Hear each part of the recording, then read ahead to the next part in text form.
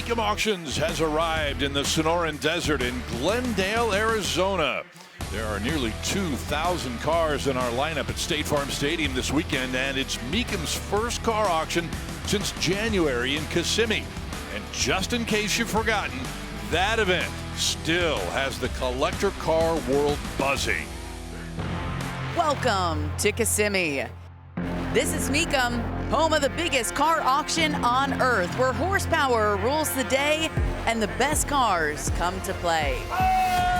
This is Mecum's version of the Super Bowl.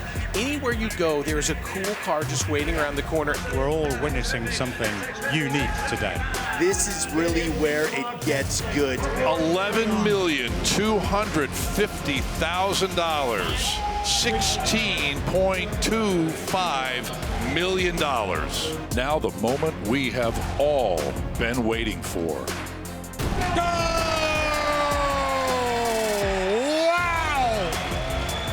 This 13-day run has smashed multiple records, once again solidifying Mecum's position as the gold standard in the collector car world.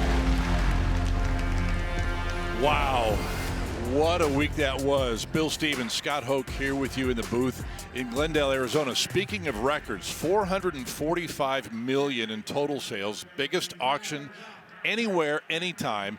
$259 million just on that final Saturday alone. That's the largest single-day total in Mecum history and in auction history to boot. That Bianco Speciale, the 62 Ferrari 250 GTO, an all-time Mecum record, $35 million. But other Ferraris, a 2003 Enzo brought over $17 million. A 95 F50 over 12, the LaFerrari Aperta $11 million, and we had two of the most expensive Camaros from 1969 ever sold, both on the same day, Bill. I want to hear you say "wow" like you did in Kissimmee again. That was Matchett. That was Steve Matchett. No, it wasn't. Yes, it was. I can't believe it. He was over the moon with all those Phil Bachman collection cars. Oh, well, my goodness. It was something to behold. Well, you know, we always compare the Kissimmee auctions to the Daytona 500. Sure. You know, NASCAR's biggest race, first race of the year, both in Florida, us and them, and it sets the tone for the rest of the season. Well, here we are in Glendale. Let's call this stage 2. And there are some really good cars in this lineup, too. Yeah, of course, muscle cars, of course. European Exotics got a bunch of those. Also, affordable cars. So don't feel like you're going to be priced out with all the big ticket cars we've got. Well, back in Kissimmee, we had all three versions of the Ferrari GTO, and we have one here in Glendale. For that, let's check in with Chris Jacobs. Thanks a lot, Scott. Yeah, that Ferrari theme that was established in Kissimmee is continuing here in Glendale thanks to this car right here. As you mentioned, Ferrari put out 3 GTOs. This is the third of those, the 599 GTOs, so named because they made 599 of them in 2011. Corsa Red over Nero, powered by that 6-liter V12, making 661 horsepower, backed up by that F1 Superfast sequential 6-speed transmission. This is essentially a street legal race car. Now, that one in Kissimmee went for nearly $4 million. What will this one sell for? Well, we're all going to find out together on Saturday. Rutledge Wood, what do you got, my man? Well, Chris, you know, we saw down in Kissimmee a Mark IV white turbo Supra that was made by Toyota, break records. We might see another one happen. This is a Mark III Toyota Supra, turbo again. It's got that legendary 7M GTE underhood. It's got a 3-liter inline-6 turbo. This car, beautiful, originally for the Canadian market, 8,400 kilometers on it, which is roughly 5,200 miles here. And as you take a look inside that beautiful, soft burgundy leather, it's got the 5-speed. This is really the fun one, but it's also the target top. So I think we're going to see, as younger collectors get into the market, these beautiful Japanese models like this one in such great condition continue to grow and grow in price. Someone's going to get a shot at this one on Saturday, guys. All right, Rutledge Wood, yes, that was that moment in Kissimmee with that Supra that went to the moon, well over $200,000, was just craziness. All right, let us begin the proceedings here today with a couple of two-wheel masterpieces, if you will. 2013 Harley-Davidson FXS BSE, a CVO breakout soft tail here. Boy, that's a show bike. Oh, my Look goodness. at the detailing on this. And I want to mention that the exhaust system on this bike, courtesy of two of my old friends, Terry Vance and Byron Hines of Vance and Hines, two of the greatest motorcycle drag racers of all time. Of course, they do aftermarket pieces for Harley Davidsons, and that exhaust system is courtesy of Vance and Hines. Very cool. $9,000 high bid for that 110 cubic inch V-twin, twin cam V-twin. So that will head to the bid goes on, and rolling into place next. Oh, what a classic this is. 1965 Harley Davidson FL. Yeah, all dressed up. Got the V-twin panhead, 60 horsepower in this bike, 4-speed transmission, but that's not really the story. It's the appearance of these motorcycles. The called the full dress, I guess. Is that the way they describe these? I think that's the term that I've heard. Full dress, you might consider having, you know, the big fairing, the big windscreen up front, and maybe another bag on the back, a utility bag, and all of that. That would be technically maybe a full dress bike, but this is good enough. This is okay. All right, okay. I wasn't too far afield. No, I didn't know where you were going when you said a bag on the back. And I was thinking, no, I'm sure he doesn't mean that. Oh, dear. We're 5 minutes into the show.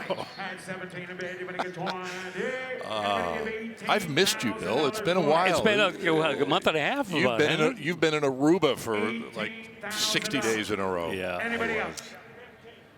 Anyway, $17,000. Beautiful machine. You want to sell it? 1965. And not particularly expensive. No. To get into a bike that looks like this. Exactly. You've got that fantastic Harley Davidson vibe, the look.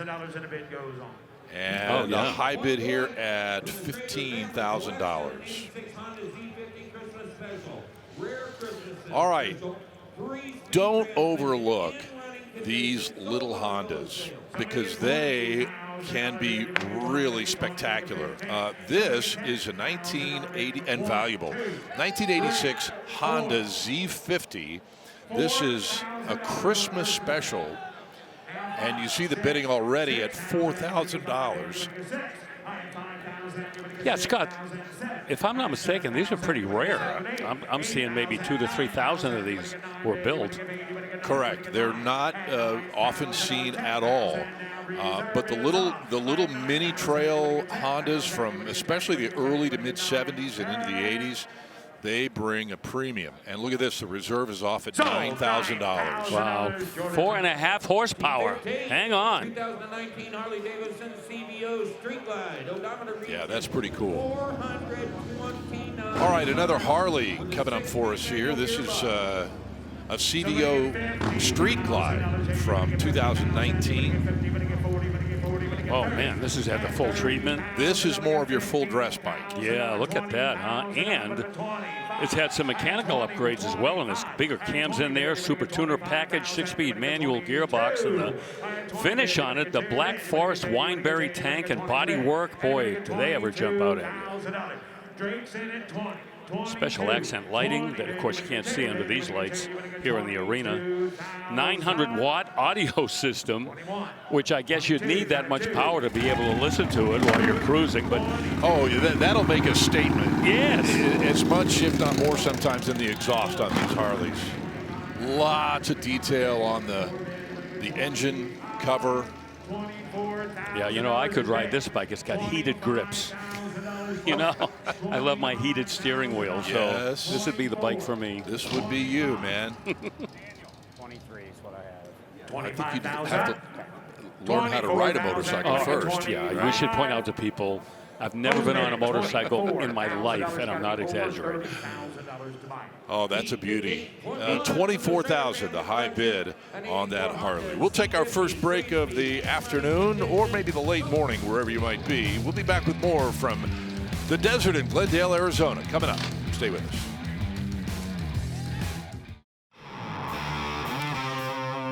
Welcome back to our opening day of coverage from State Farm Stadium here, Glendale, Arizona. Scott Hoke, Bill Stevens, Rutledge Wood, Chris Jacobs, and this little beauty. It's a 1965 red Corvair Monza. Yeah, not going to sell. It's going to go to bid goes on. But, Scott, I'm telling you, this might be the car that is suddenly, out of nowhere, going to start heating up in the market because these cars have just sort of flatlined for so long. High bid on this Monza, $10,000. Speaking of heating up, man, it has been a scorcher here in the desert. It's the forecast is for 100-degree temperatures the whole time today we're out here. And yes. tomorrow and Saturday, even into the weekend on Sunday, I think. Oh, my goodness, it has been warm. Yep. Here is a 93 Corvette that is on the block right now, and a bid of $6,000. Boy, that's immaculate, huh? 1993 with the 5.7 liter V8, 300 horse with a tune port injection. This one with an automatic, of course, manual was available too, and some tasty options: power steering, and, air conditioning. The windows are power, AM, FM stereo, the dual power seat with memory option as well, and power locks. And take a look at those beautiful polished wheels that really offset that black rose exterior paint. You said it. It's a looker. Right. Gonna put that on a conditional sale. We need to call the Black seller. rose metallic, actually fairly rare, under 1,000. Yes. Painted that color in 93. We don't see that very often. It's beautiful. No, and then we had ruby red come in, kind of similar to that, but I think this one has got a little deeper metallic to it. Okay, we're told a conditional sale on that Corvette. So we will move to the next vehicle, which is a 98 K1500 pickup from Chevy. Yeah, selling at no reserve. It's got a crate motor in it, a 350, 5-speed manual transmission. Of course, 4-wheel drive truck as well with 373 gears in the diff, 20-inch wheels, kind of upgrading the appearance somewhat. And there you see the interior. Kenwood stereo system is sitting in there as well with a tilt steering column and out back. It's got the spray-in bed liner on the short bed. Hey, Ted. Well preserved, well presented. All right, someone quickly connect 19. We're at 20, sir. 20, sir. Boy, hard to believe that's a 28-year-old truck, too.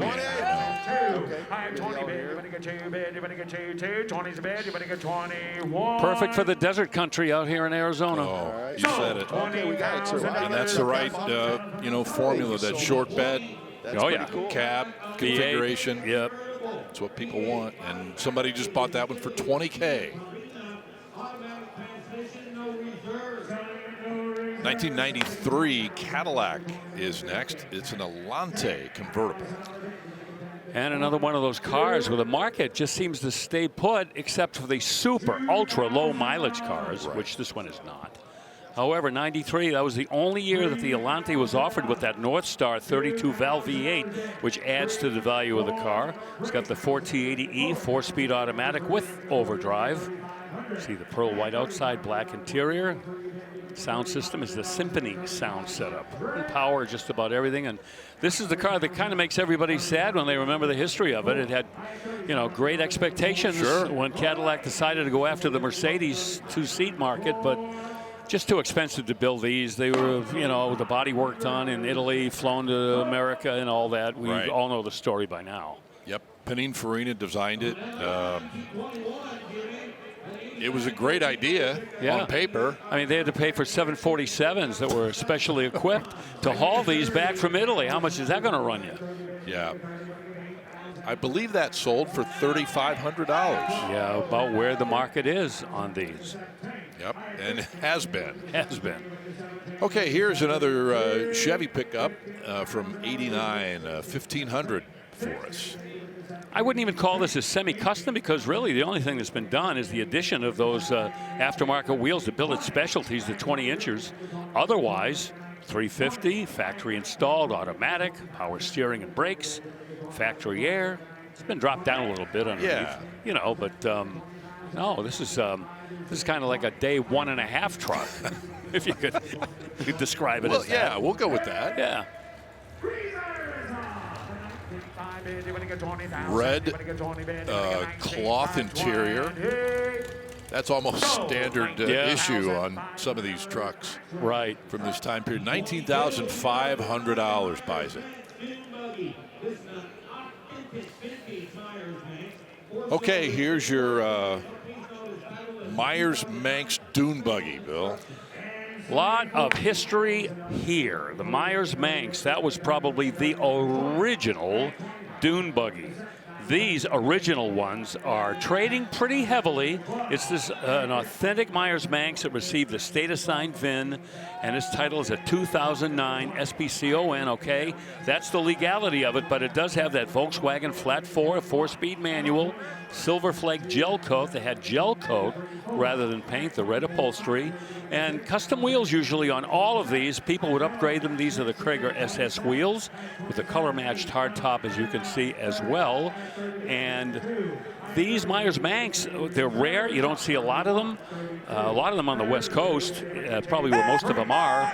And not a lot of horsepower, but I want you to just keep in mind that these weighed 1,250 pounds soaking wet. So you don't need a lot of power to get them to get up and go.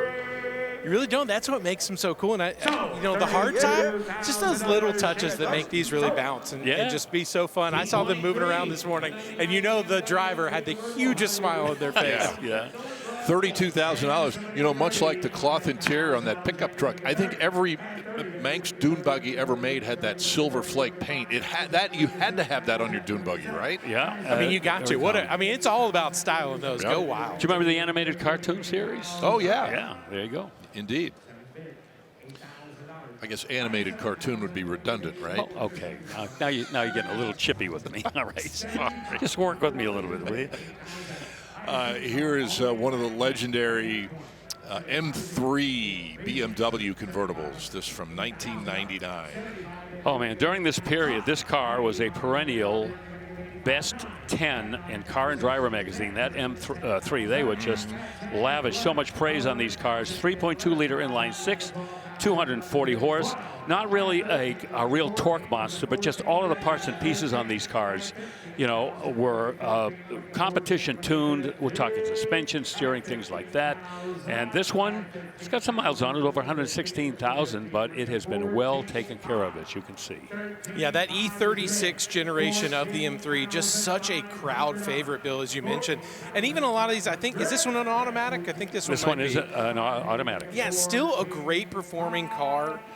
People really love these, and it's funny, they've become very popular not only in, you know, road racing for kind of smaller groups, but this is a great car that people could get a beat up one, restore it, have a little fun with it. Still a lot of parts around for it. Yeah, I can remember when this series of the BMW debuted, the suspension, everything about it had been very well engineered. Even the non-M3 cars were real performers.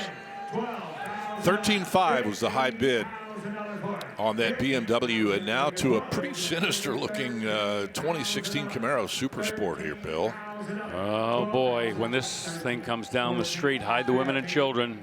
6.2 liter, 455 horsepower, 455 pound-feet of torque. This was the first year for the Generation 6 Camaro, which eventually ended the whole Camaro story. And we're all waiting to see if maybe they bring the Camaro nameplate back. Professionally designed and built roll bar in here, and I want to point that out because that's kind of a special thing with a car with this kind of performance in it. But it's got the four-wheel discs, and you see the custom spoiler on the back as well. A little bit of a kind of a Yenko tribute on there as well. Looks pretty nice. I saw that. Yeah, very subtle but very cool, and that gentleman's going to take it out of here for 15 grand. Good deal. You bet. Here's one we don't see too often because they're really rare. Yeah. That's easy. It's a 1950 Ford Ute. And they built less than 50 of them in 1950. Yes. So named after Scott's old girlfriend, Ute, which he was nice enough to share with me before we went on the air. It would be Ute. Ute, was that it? Ute. Okay. She's very German and a great friend of mine since college. Well, yes. she may be tuned in. So anyway, yeah, this was actually modified in the early 2000s. It didn't look like this when it rolled from the Ute factory. Got a front clip from Toyota there. 350 crate motor with twin turbos on it. Probably between 400 and 500 horsepower in this little truck. 9-inch rear end with traction lock. And it's got air ride suspension in the back. And I'm looking at Rutledge, and you're kind of looking at, you look like that dog that's looking at the stereo speakers and tilting his head, doesn't know what he's looking at. Sometimes it's hard to know when to jump in. That was a really good example. I think you're thinking of Nipper and Chipper, the RCA dogs, right? Yes. I think I got the name. Guys, right. There's another Anyway. Ute. Take a look. Yeah. Well, sort of. 66 Ranchero, now they were calling it. That's right. Still in the utility kind of vehicle area, right? This was the half car, half truck. Yes, and Ford Ranchero debuted in 1957, actually built Chevy to the market with a car/truck. The El Camino debuted in 59, but this is known as the Camchero. It's got an IROC Camaro conversion using the drivetrain and interior, so it's got that 305 cube V8 with only about 215 horsepower, but that's what was happening back in the mid-1980s. 700 R4. Overdrive automatic transmission, and it's not going to sell at $7,000. And we'll see if anybody ponies up to take what certainly is a collector's item to see what they've done with it. And that's not going to break the bank either. No, $7 grand. Not at all. Okay, 1964. Big old here. 98 convertible. Boy, General Motors was in its heyday in the mid-1960s. In fact, they had such a large section of the marketplace that they were afraid that the government was going to come in and say, hey, guys, you got to back off a little bit. You're selling too many cars. And this is one of the reasons everybody loved these big, full-size Oldsmobile 98s. This was the flagship of the fleet, 345 horsepower. 394 cubic inch V8. Knew everything on this. Complete restoration about 10 years ago. It's got an automatic in it. Top is new. Interior's new. Power seats, window steering, and brakes. That was another thing that General Motors just had everybody else covered on, and that is power accessories. Wow, $10,000? What an absolute steal. So far, that's the steal of the day. I'm telling you, there are going to be really good bargains perhaps today here in Glendale. Right now, let's check in out in the middle of the playing, back in the end zone at the other end. Staging lane, Chris Jacobs. I scored, Scott Hoke. You knew my first staging lane preview would be a Mopar. 1970, my favorite year. This is a Road Runner, and I'm surprised the consignment sheet doesn't say custom because it has been modified, most of it being under the hood. Now, this car left the factory as an N code 383 high performance, but that is a 440 plus the 6, and it's been warmed up to 512 cc's. So bored out there, very nice powertrain, backed up by a 5-speed Tremec pistol grip transmission. Also has the N96 air grabber hood on there. This is also kind of a rare one too. This is a factory AC 1970 Roadrunner, and just love the color too. Limelight, of course, over that black interior. You got the deck lid spoiler on there, Krager wheels. Looks like it still retains. Nope, we got front disc brakes there, drums in the back. So nicely warmed up overall. This one's going to be coming across the block a little bit later, so stick around. We got tons more coming at you from Mecum in Glendale.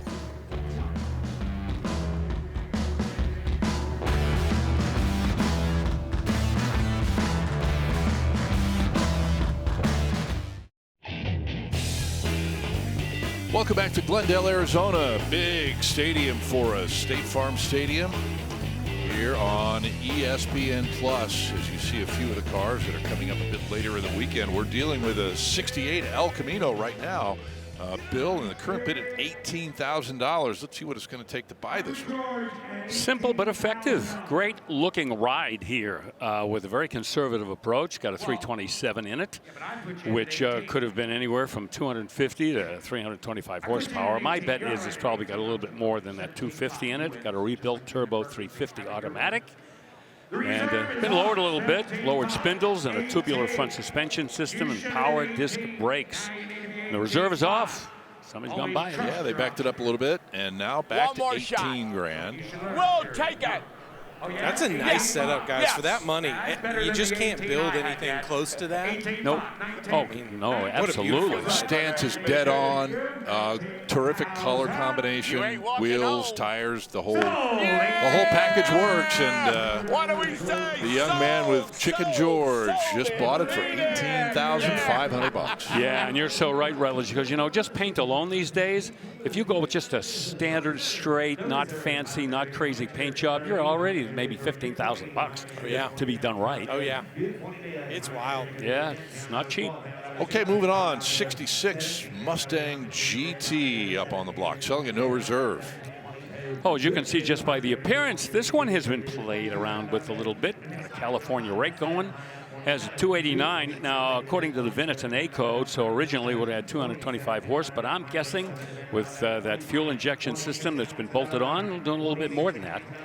Automatic transmission, Kenwood stereo inside, and you see the style steel wheels, and those are OEM wheels and look probably better than a lot of aftermarket rims you could put on that car. Shelby stripes, contrasting with that overall gray metallic paint. No reserve, and we're probably right where this is trading at these days.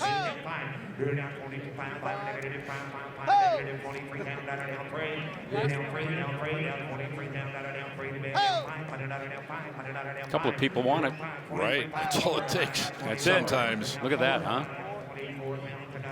California black plate. Yep. Did you mention that? I didn't, but yes. We'd love to see that. It's a really solid setup for somebody to get into the market, make some changes if you want. You can change the suspension, brakes, whatever. But like you said, with those OEM wheels on there, the perfect kind of rubber to fender gap ratio, that's a really solid ride. Yeah. Go to the cruise night in that, and you won't be embarrassed.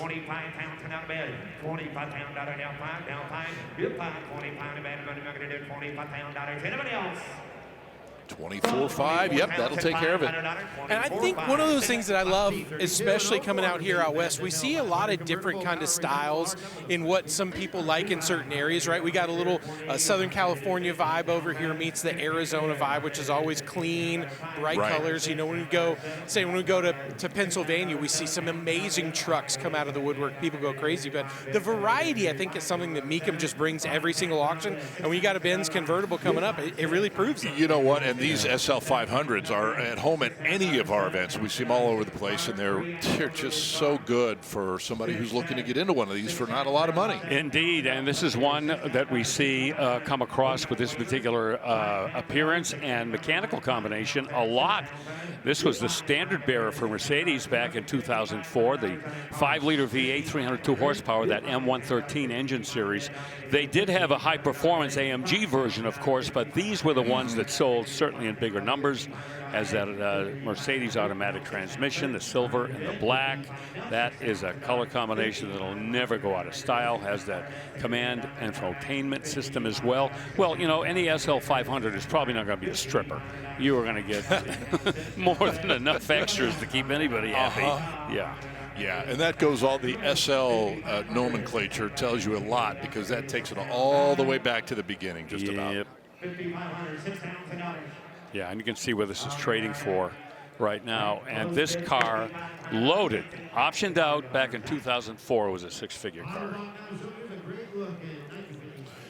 Well, 5,500, believe it or not, will not be enough. So it's definitely in that affordable category. It's just a matter of what the consignor's willing to take for it. Yeah, it might take twice that, actually, to make the consignor happy from where we are. Okay. Well, Rutledge down there looking at that 55 Chevy pickup. That's a clean ride right there. Mustang 2 front end, 20-inch reels front and back. Got a big block, I think, in there, Bill. It has a 400. That's a small block, but it acts like a big block. Sure. You know. Now, do you have a Fun Time soda that color? I do. As I say, it looks like the orange creamsicle from Fun Time Soda Pop. You're right. I knew that. That'd be the perfect delivery vehicle. I like this one. It's got some subtle little changes. There's a third brake light kind of on the back of the cab that's been fringed in a little bit. Yep. A little more modern, kind of a billet style tail light lens on there. But this is a really pretty truck. Reserve's already off. And again, somebody that's got a 56 F1 in pieces, this is a much better buy than the stuff I look at home sometimes. I go, what am I doing? But yeah, it's a great ride. It's got a Holley carburetor on it. They didn't go with fuel injection. It's got headers with cutouts, the turbo 350 automatic, and that bed in the back, that is varnished wood with a stainless rub strips there. Really pretty. The gas tank has been relocated. As we all remember these 1950s Chevy pickup trucks, the gas tank was behind the seat. So one of the first things that builders do is they move it out back, which is not only, you know, to help with the build, but also for safety purposes. Yes. You know. And as much as I love a fleet side bed, boy, the step side on these early 50s trucks just, boy, it's Don't they look good? perfect. Yep. All right, that one has found a new home. Let's see what happens to the next car as well. A total custom here. Well, let's say maybe a light custom. Yeah. On a 66 Chevy 2 Nova.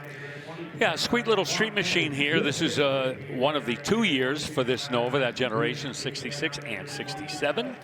Restoration was finished a couple years ago. It's got a 350 crate and a serpentine belt system. By the way, serpentine can be pronounced both serpentine and serpentine. Did you know that? Yes. Somebody corrected me the other day, and I said, oh, no, you can say serpentine. Yeah. You know, it's funny. I hear serpentine more than I hear serpentine. But yeah. both are acceptable. Both are correct. Such as often and often. I don't like often, but it's acceptable. Yeah, I know, and that one kind of makes me cringe. I know. Yeah. I know. Oh, this has had some really clever work done to it. Headers with cutouts, aluminum radiator, Heights supplied the front clip on it with power rack and steering. That turquoise really popped under the lights. Sweet. That's really cool. Yes. I was going to say that you and I ought to do like a vocabulary segment on the Saturday morning cartoons or something. I want to do that so much. Oh, boy. Let's go after impactful. Let's get rid of that order. Oh, boy. Yep. 1962 Studebaker Gran Turismo Hoke. Look at that. That is the 289 cubic inch Thunderbolt V8 with 225 horsepower. Of course, as JK always pointed out, and we love that man, that 289 is bespoke for the Studebaker. It's not the Chevy, the Ford 289. Right. Totally different. This one has the Borg-Warner automatic transmission. Brooks Stevens designed this body. Now, people automatically think that Raymond Loewy was designing these cars, but Loewy was out of Studebaker in 1956, so Brooks Stevens jumped in and did a lot of design work for Studebaker, legendary designer. Well, you saw some patina in the engine room, a little bit on the exterior as well. No harm, no foul. This one is another conditional sale, we're told, $22,000. So next up is 2011 Expedition, from an Expedition Limited from Ford here. One of the largest selling SUVs in this particular weight class is the Ford Expedition. This one, loaded to the hilt, leather inside. By the way, the 310 horsepower 5.4 liter V8, also heated and cooled front seats, power folding third row seat, rear air conditioning, upgraded sound systems, got nav, the backup camera with parking sensors. They checked everything off when they ordered this truck. Alloy wheels.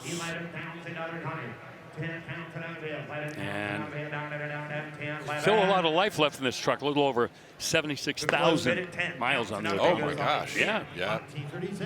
That'll still run a bit, and 10,000 is where we will leave it. Yeah, nowhere near what I think that ought to sell for. Well, from the imposing size of the Expedition to a little Nash Metropolitan from 1959. I think this could fit in the rear rear cargo of of the Expedition. I know. Yeah, whenever I see these, I feel like giving you a hello, boys and girls. Like you need a helium tank to talk all of a sudden? I love the Nash Metro. Y'all have figured out that for some reason, being a big dude, I love tiny cars. I don't know. It just makes me feel so free. But the Nash Metro has been on my list. I keep convincing myself if I had one, I could just park it on my front porch, so it wouldn't need a garage space because it'll fit. Right? That seems totally economical. Yeah. Absolutely. Well, long before the big micro car craze began, this was the one that started it all back in the 1950s. The Nash Metropolitan. What a car. What a piece. 18,000.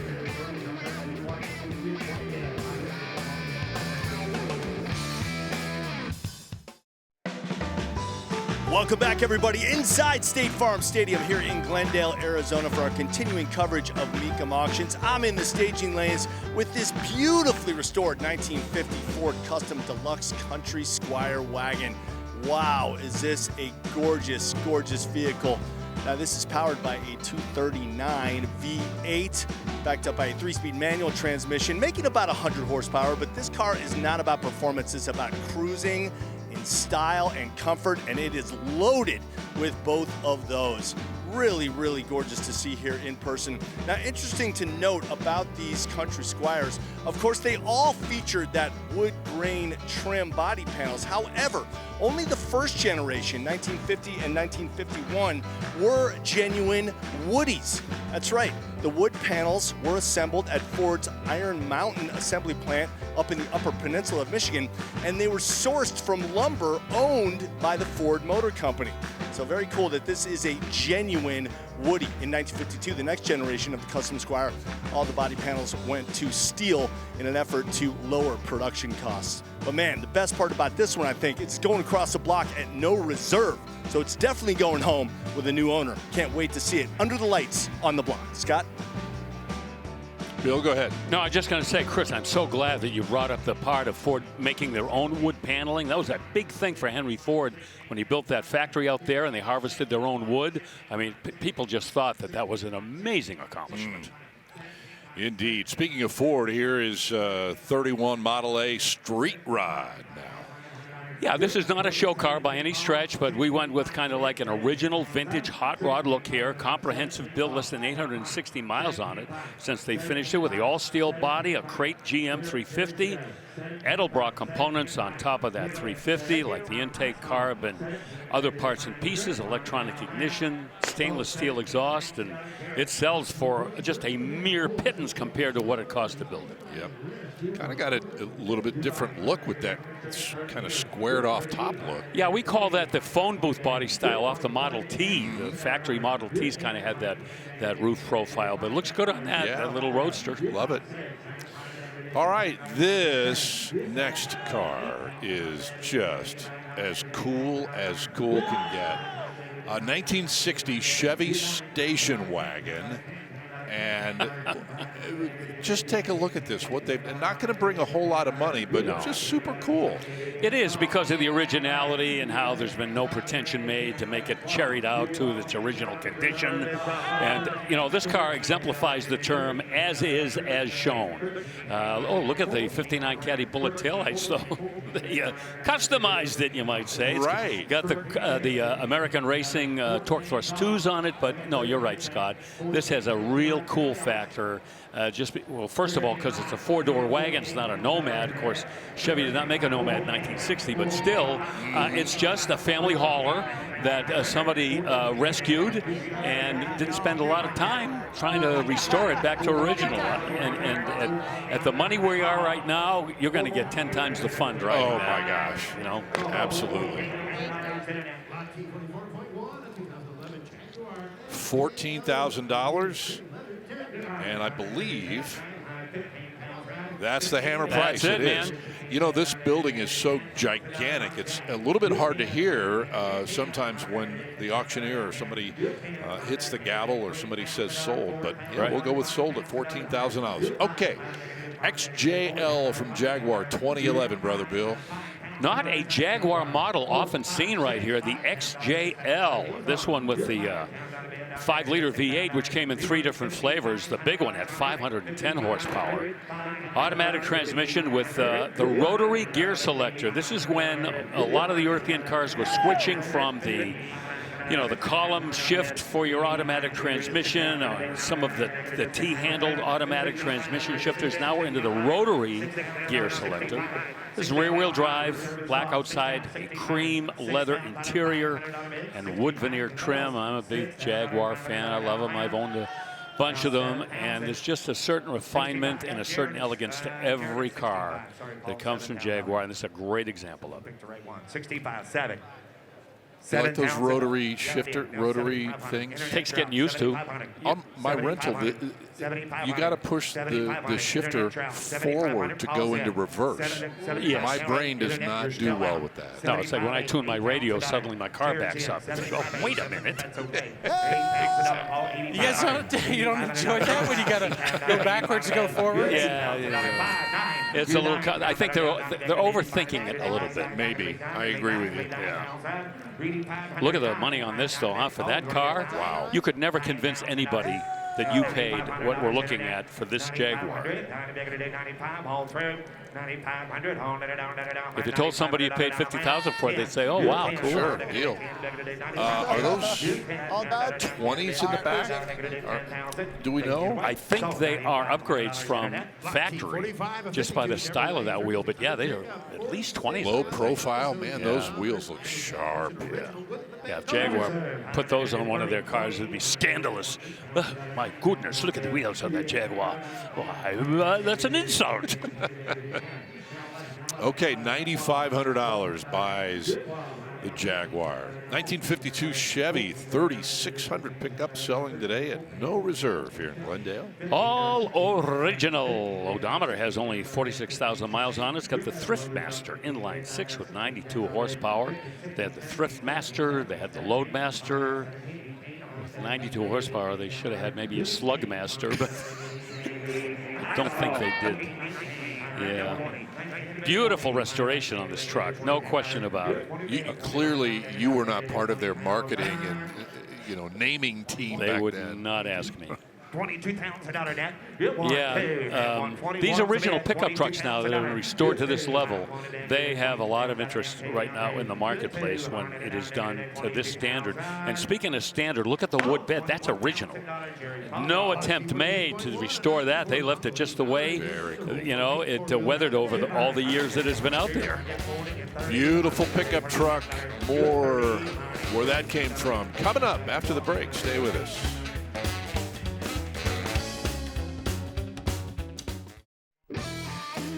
A couple of amazing Porsches coming up on Saturday.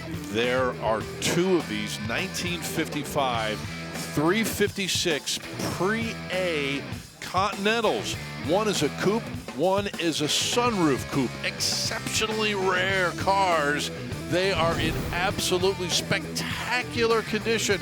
Chris Jacobs and I had a chance to look them over a little while ago before we came on the air. I cannot wait for them to cross the block on Saturday here at Mecum Glendale. 2 of those going back to back on Saturday. Money, money, money, money, money. Big, big money. Yes, sir. 1980 Camaro Z28 on the auction block right now here in Glendale, Bill, and we're looking at $20,000. Custom job on this one, not original by any stretch. Got the Chevrolet Performance Crate V8 with a Holly Avenger ProFlow 1000 Series 4-barrel. That'll give you all the gasoline you want when you punch that throttle. It's got headers, dual exhaust, automatic transmission, and a factory AM/FM 8-track stereo in there. I cruise along there listening to my Blondie 8-track. Call me. Yeah. And with all that, it still didn't sell. I thought I would certainly convince someone to buy it, but I came up short. Well, $20,000. It's still out there.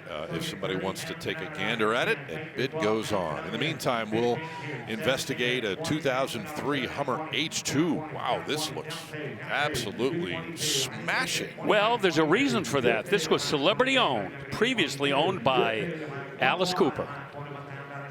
I'm not kidding. Yep. I never doubt you. Okay, well, here you go. And a few little custom touches in there that Alice Cooper asked for. Well, of course, it has the standard issue 6-liter V8 automatic transmission, 4-wheel drive, 22-inch wheels and tires. This one with the power sunroof, factory CD player, and you get a signed copy of the title with Alice Cooper's name on it and a signed photo. By the way, you know what? I think it was owned by Alice Cooper. I would paint black around the headlights. I thought about that. Yeah, no, you didn't. Yeah, I really did. Really? Okay. Oh, yeah. All right, yeah. so you're as twisted as I am. Maybe. It's just from hanging out with you as much as I do. That's what it is. No, this is really, really well presented here. Oh, God, yeah. Yeah, this is loaded, too. This old Alice, he went all the way on the options here. Right. The roof crossbars on it, the chrome brush guard, cruise control. Fuel cap, door handles. Yes, sir. Body side stripes, steps. Just about anything on the option sheet that you could check off, he did. You're going to get 22.5. Not yet. It's only $1,500 difference. 22, 23. Everybody's looking to get 25. Okay. I'll give you a check for 21. I'll charge you $1,000 to sell it. Okay. Okay, well, school is out. Good. That was good. Is that going? That was good. Bid goes on. In other words, $22,000. Yeah, you know what I was just going to say, someone's already on their way to the bid goes on desk to buy that truck, but it might actually go into overtime here. Well, I was going to say they've reopened it for a second, and now Russ Conklin closes it at $22,000. Okay. A little bit of a false alarm there, but that's okay. Often, hey, a car will sell when we go into overtime. I think it's a good way to put it. Yeah. In the meantime, a 1949 Chevy Coupe up on the block, selling at no reserve. This is an older restoration, I can tell you, and maybe if you're familiar with the custom car community, you can see there are certain touches on the car that tell you that this goes back a little ways. It was completed back in 2018, but the exterior of the car really has a retro vibe to it with those graphics. This one has a rebuilt and fuel-injected 350 in it with a turbo 350 automatic, and the driveline actually got upgraded about 3,000 miles ago. Red with the graphics, gray cloth interior, that tweed interior, that is ubiquitous, as we like to say. Did some work on the front suspension, that's all independent. Power brakes with front discs and rack and pinion steering. And a nice set of wheels there, a nice choice of wheels. And a trailer hitch. I bet this And car spent a little trailer. time on the road with maybe perhaps a matching trailer behind it. Yep, good call. 13.5. Slammed a little bit, got a lower ride light on it, ride height rather. Got cruise control too. 15.5. So you know that you can build a hot rod. It really looks cool. You put a big motor in it, you put a real hot paint job on it, but it's dreadful to drive. The drivability is just insufferable. But then you see builds like this where you get power steering and brakes and a cruise control and air conditioning. All the stuff you want. Yeah, it makes it more livable. Heated steering wheel, maybe? Oh, gotta have Just that. for you? Yes, gotta have it. Okay, 1957 Continental Mark II Sport Coupe. And that's what we're looking at now. Oh, Let's boy. push in on this one. What a great story behind these cars. Very rare. This is the 2-year-only model of 68 Sport Coupe. And 3,000 of these were produced between 56 and 57. But this particular Sport Coupe, only 444 made. They only made them in 1957. They came with, for the time, a very big and powerful engine, a 368 cube V8 with 300 horsepower. But these cars were hand-built, very expensive to construct. That's why they were not mass-produced. They stickered for more than a Rolls-Royce back in the 1950s. And they are such a collectible automobile now for prices that do not keep people from jumping in. That's the irony of all this. Yeah, when a Continental was just a Continental, And if you were at Amelia Island a couple weeks ago, you would have seen 2 56 Continentals created by Chip Foose. I don't know what he was. Restored back to stock. Yeah. One customized, turned it into a convertible. They did not come from the factory convertible. Chip did his magic on the 56. Absolute gorgeous car. I saw that online, and you were a roving reporter on Instagram down there. I was a drooling reporter. You were that. High bid here on this Continental, $27,000. Haven't seen a Chrysler letter car in a little bit, but here is one, a 300H from 1962. Yeah, H, no I. People didn't want to confuse it with the letter L, so there was no I, but there was a H, J, K, and L, and that was the end of it. Of course, they brought the M out back in the 1990s, right? And that, you know, was a mere shadow of the original high-powered letter cars from the 1950s and 60s. This has the 413 wedge, which you might have seen, and they switched from the Hemi in 1959. Originally, these letter cars all had Hemis on them. This had the dual 4-barrel carburetors with an automatic transmission, and again, going head-to-head with General Motors and all of their performance full-size cars. Power steering, brakes, windows. It's got that Astrodome instrument cluster that kind of looks like the, I don't know, like a church cathedral of some kind, which is how it got its name. Power bucket seats, all in leather, and it sells. It does indeed. $27,000. Man, every time I see one of these, I think of the McCacken show a number of years ago. JK and I did the reveal on the very first Chrysler letter car, which is a race car that ran on the sand at Daytona. Yep, the B300. Oh, man. It was super cool. Right? I think 54 or 55. Yeah, it was the B300, and then they went to the 300C, and then back to the 300B, or vice versa. So that's why I never really talk about them too much. I go right into the quicksand. Yes. Here's a 66 Galaxy now, and we're approaching 20,000 on this one. Good reason, too. It's got the 428 in it, 345 horse, big block, and 462 pound-feet of torque. This will rip the tires right off of that big boy. Automatic, custom black paint. That's not the OEM black paint, that's custom. Yeah, don't know if it's showing up on their build. As it rolled by, there's this ghosted-in root beer flame job on the nose of the car. That's really great effect. And yeah. Gotta love that stance with those Krager SSs on there, too. Yeah, that's why this is trading where it is, close to $20,000. Hey, I got to tell you, coming up tomorrow, looking at a black Ford here from 66. We've got a 65 Fairlane 500 with a K-Code engine in it, and it's a post car. It is absolutely spectacular. That's coming up tomorrow, by the way.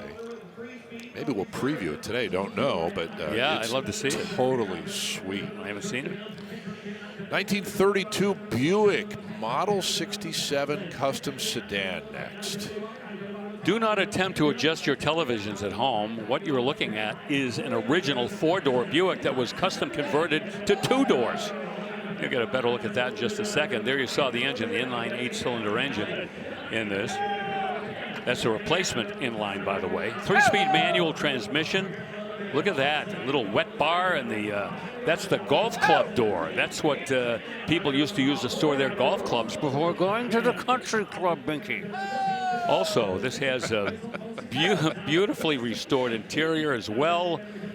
And look at the money on this custom Buick. This is, man, you can fish that out from underneath your sofa cushion and buy this. $17,000, no reserve. Next time you and I play golf, Chris, I'm going to call you Binky. They got 18 now. Okay, Muffy. 5 to you or 19. I'll meet you on the tee. Yeah, how well done is this? 18.5. Conversion. Right. Oh. I mean, it looks like a town car. You know, we've seen town cars where they have the half roof over the back seat. Right. But, yeah, it's a pretty interesting way to treat a 32 Buick. Sells for $18,000. All right, how about we get into the Mecum Power Band for a minute. 2010 Mustang Roush 427R. Last model year for that Roush 427R with the 4.6 liter, 435 horsepower V8 that has been supercharged. Root style supercharged, by the way. It is intercooled. Fuel injectors have been upgraded. Roush exhaust and air induction, 5-speed manual with a short throw shifter. Those wheels, by the way, are 20 inches. And the competition gray exterior with the graphics package offsets the black leather upholstery with granite suede inserts. Western gray stitching, see it right there. Not going to sell for an outrageous amount of money, but it's got a lot of performance left in it with only about 46,000 miles on it. 25.5. As the hood bubble proudly disclaims, not just supercharged, Bill. It's Roush charged. Yeah, that's a good point. That man knows performance. You know, on the road, on the track, and in the air, one of the preeminent owners of B-51 Mustangs. 25.5, come on. High bid up there in the upper left-hand corner. Alex McLaughlin as that man. Yeah, we got And that man has that car. Well done. Thank you very much. Boy, that is a bargain bin price for that Mustang. 25.5. Wow. Yeah, that's pretty cool. That's going to be a fun car, man. You get it out on the roads, out away from town down here. Whoa, baby. A lot of whoop-de-doo in that car. This is another cool wagon that we're talking about. 1962 Falcon wagon on the block. Oh my. How this has escaped the welding torch of customizers is beyond me. This is the perfect platform to go nutty, and nobody did. Has the original 144 cubic inch inline 6. That had an 84 horsepower rating. Could get one of them with 101 if you really wanted to go nuts. 3-speed manual, but all original. And a 2-door wagon, not a 4-door. Not a 4-door. This is the quintessential, their only original once vehicle. It's so cool to see it in this condition. Yeah. Yep. Look at that. Untouched. Red wheels, red interior. My, oh my. And they'll be heading over to the bid goes on desk, I'm sure. Yep.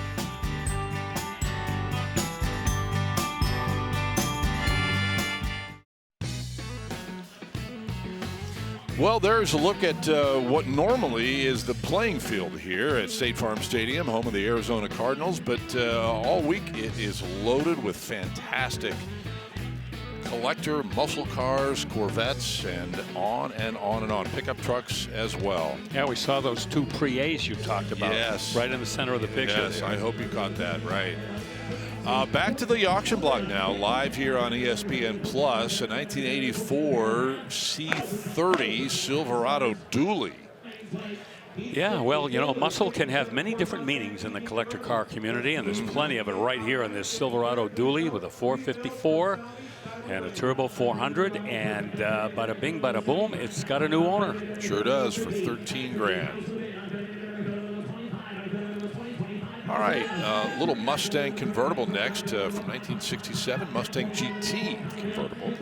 Yeah, it's been given the Shelby treatment. Not a true replica, but certainly a lot of Shelby styling cues on this car that might fool a non-expert. It's got the 289 in it.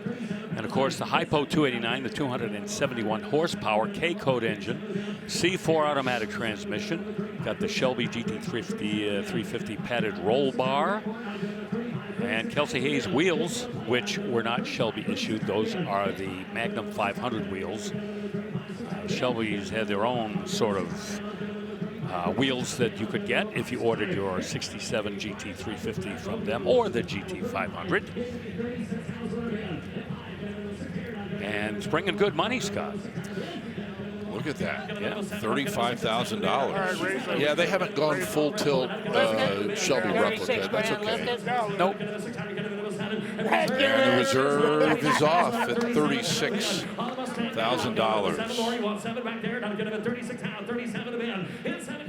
little bit of a traffic jam on the block here in front of that dually. That's why the car is parked directly in front of our vantage point here. Hey, I want to correct myself. I thought those were Magnum 500s. Those are style steel wheels on this Mustang. And it sold for 36.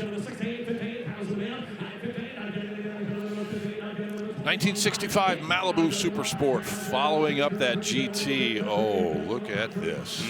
What a beauty. Deep, dark blue paint.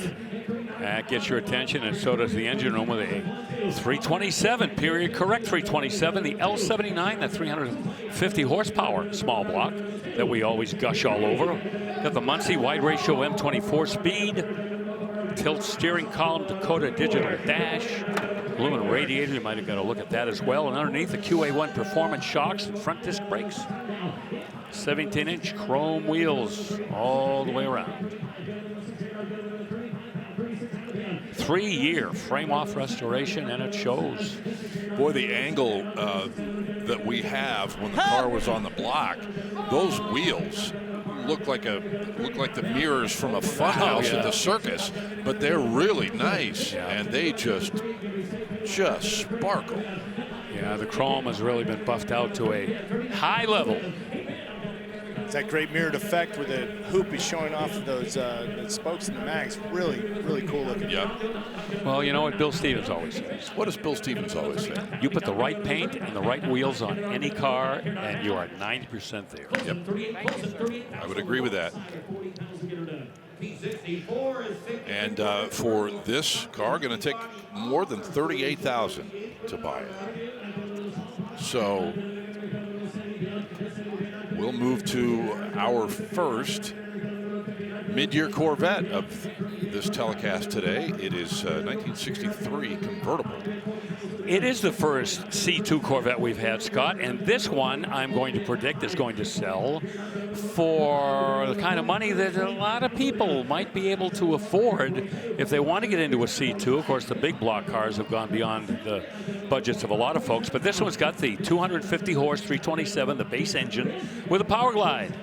And that might bring the bidding down a little bit, as people, in most cases, prefer that manual transmission. Silver blue's the paint, white vinyl convertible top under the blue bucket seat interior. We talk about that engine and transmission combination too, and you couple that with the fact that it is not the split window coupe. Oh, and now you're absolutely right, Bill. Yeah, the convertibles here always are a good next best thing to the split window coupe. And interesting that this car does not have factory air conditioning, which we see a lot of.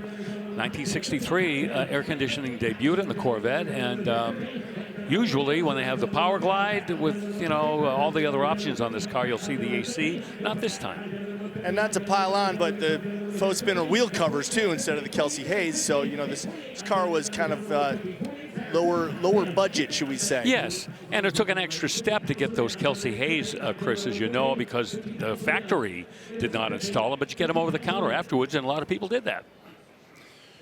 Still working on it, coming in under 50.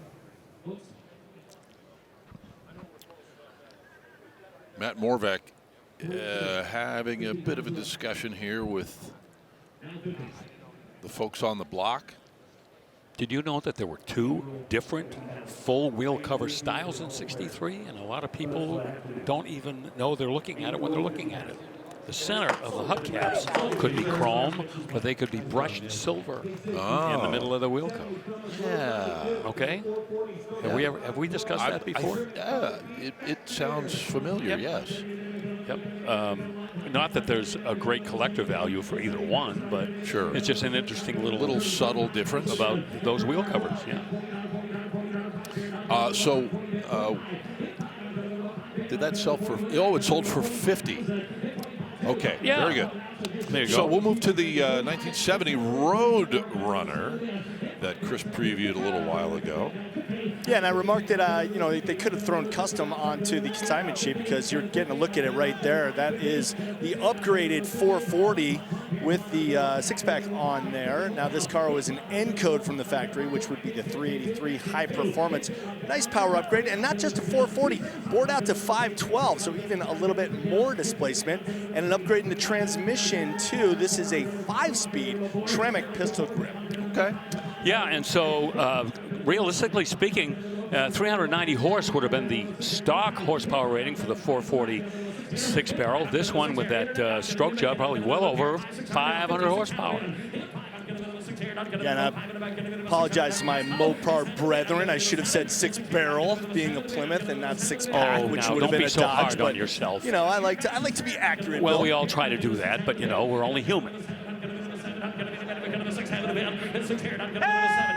Also includes that N96 air grabber hood. I like the fact it's got factory air too. Yeah, which is on the rare side of the car, and also a little bit of a customization on the paint on the hood. It's that gloss stripe where you would normally see the more matte appearance. Oh yeah, good call there. There we get a good look at it. Yep. Thank you, John Atkinson, over on our jib camera. They also tweaked the suspension on this. I don't know if you mentioned this, but it's got Hotchkiss torsion bars and adjustable tubular A-arms too. So you're right, a custom, but still maintains a lot of its original flavor. And it hammered for $58,000 as we check in with Rutledge Wood. Scott, it's going to be Bricklin o'clock tomorrow. That's right. We have not one, not two, but 7 total Bricklin SV1s. And as a former Bricklin owner, I am so excited to see these cars cross the block. They are funky, they are weird, and these are in incredible shape. Someone's going to go home real happy. I hope 7 people, because these are selling for no reserve. That's right. It really will be Bricklin o'clock. We've got so much more coming at you here from Mecum Glendale at the State Farm Arena.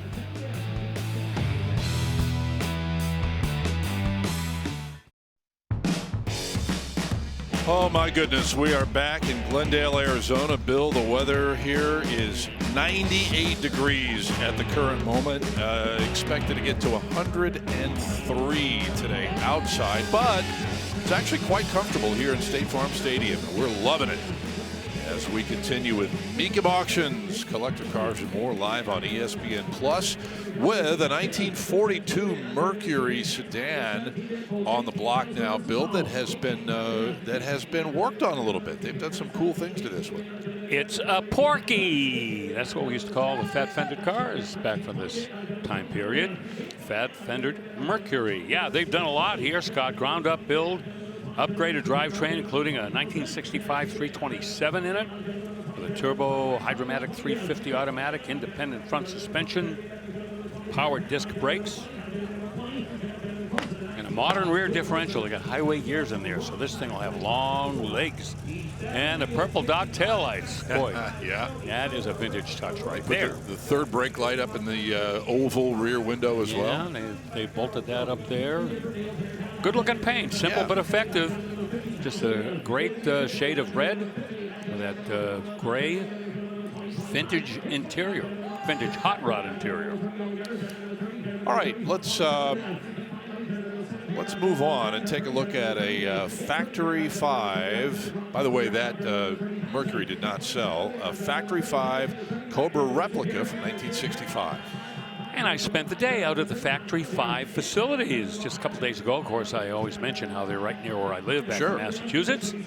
And these cars have become, these replicas have become hot rods. They are no longer cars where the builders or the owners are going for strict authenticity. Everybody has their own approach. You can go authentic if you want, but the engines, drivetrains, paint, interior, they're really a blank palette. And people come up with a lot of individualization when they do their Cobra replicas. This one kind of leaning toward the original, although it does have a 351 Windsor in it, which original Cobras obviously did not have.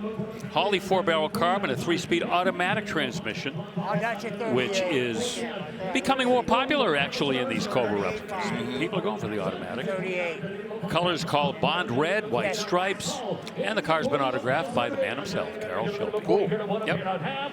The largest selling Cobra replica company in America right now, Factory 5. Been doing it a long time. Dave Smith, quite a Shelby enthusiast, not only because he sells these cars, but knew a lot about Carroll Shelby. He's writing a book about Carroll Shelby. So, speaking of old Shell's autograph, you found something in your, like a shoe box or something the other day, right? What was that? A business card from 1966 for a Ford dealer that rented Shelby vehicles.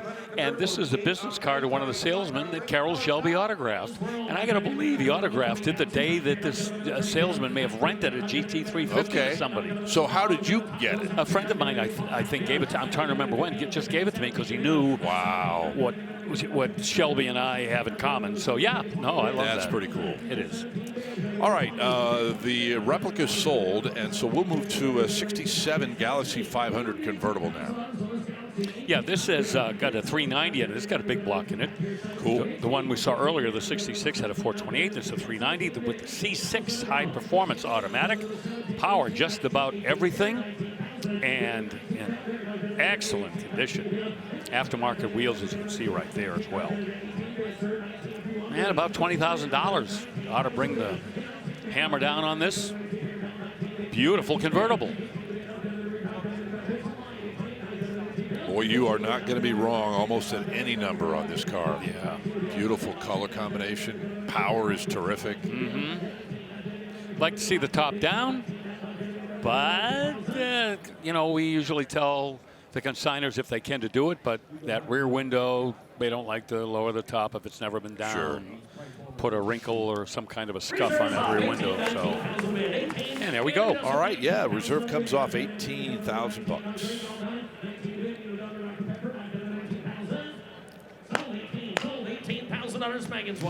There you go. That is the final number. Okay, 1969 Morris Mini, a left-hand U.S. car here that is pretty unusual. Well, it is, but I must tell you that if you were going to make a list of the cars that are probably the most beloved world over, the original Morris Mini Cooper would definitely be on that list. That little inline four-cylinder engine, the four-speed manual transmission, a car that distinguished itself in rallies and hill climbs and club-level road course racing. The handling just spectacular. And again, not a car that is going to scare you with its horsepower, but it's just its responsiveness and just the cool factor. Just that it's a Mini. And of course, the new generation Minis don't really don't have a lot in common with the original cars, but however, they do carry over some of that charm that we see in this one. This one's got the Mini-like wheels, the blue metallic paint. And not a lot of these, Scott, I guess, the left-hand driver here in the United States, we don't get a lot of them here at Mecum. Right. Every now and then they pop up. There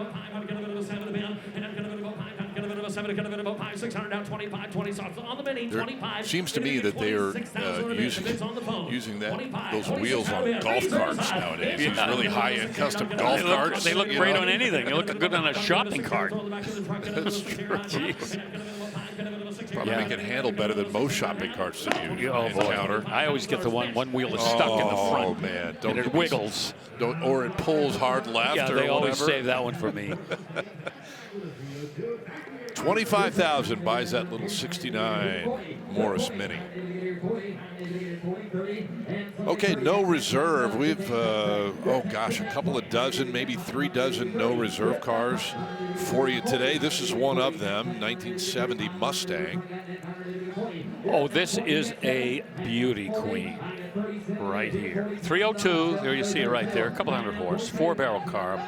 It's got headers on it, that'll boost the horsepower a little bit. Factory air conditioning as well with the automatic transmission. My guess is it's the FMX automatic in there. And it's got Shelby-style traction bars and a Monte Carlo bar. You might have seen that in the engine compartment. And it just really has the look with those torque thrust wheels, the raised white letter tires, and you know the metallic green paint that would have been called lime gold back in 1970. And this is not a Mach 1. This is not a boss car. It's just a standard Mustang, and it sells at no reserve for close to $50,000. You know what? I'm really not surprised. The appearance of this car is its selling point. That's a head shaker. Yep. It's like, wow, just as you pointed out, it's a Mustang. And a 302. Yeah. You know, it's not a Cobra jet or, you know, nothing that's going to rip the pavement, but just it all works. Everything works together. Here is 2006 Corvette up on the block next for us. All white, black interior. Yep, 400 horse LS2 with a 6-speed manual. Love that. Got the 3LT preferred equipment group and the Z51 performance package too. So it's loaded up a little bit. It's got nav, leather, heated seats. And this one's showing about a little over 43,000 miles on it. This is a coupe, but it does have that removable top. And a high bid on this Corvette at $20,000.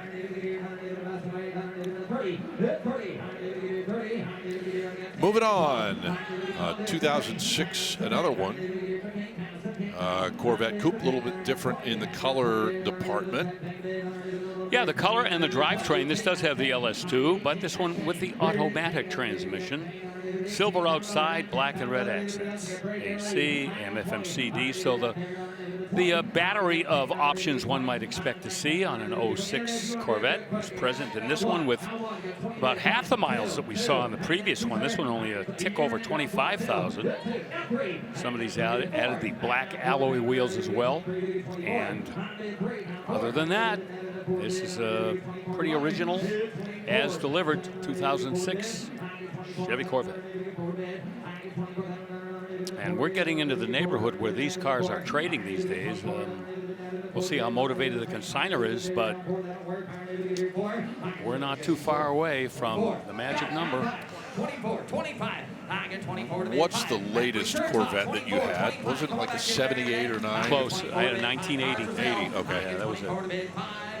Not very fast. It's all right. I only drove it at night when other people with fast cars weren't out. But it was pretty. It was a very, very pretty car. Yeah. $24,000. That is the hammer price for this 06 Corvette. 1968 Chevy C10 next. Let's take a look at this. Kind of double click on it for a minute. I got to come up with a nickname for this paint scheme, Scott.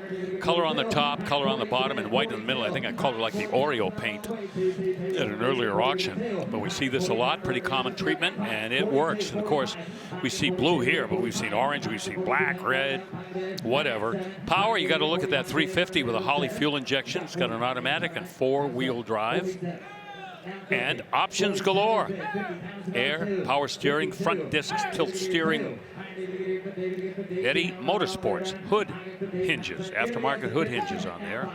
Also aftermarket ignition from MSD and a fuel cell. And it's going to sell, I bet you, anywhere between here and 60. We're going to get a gavel.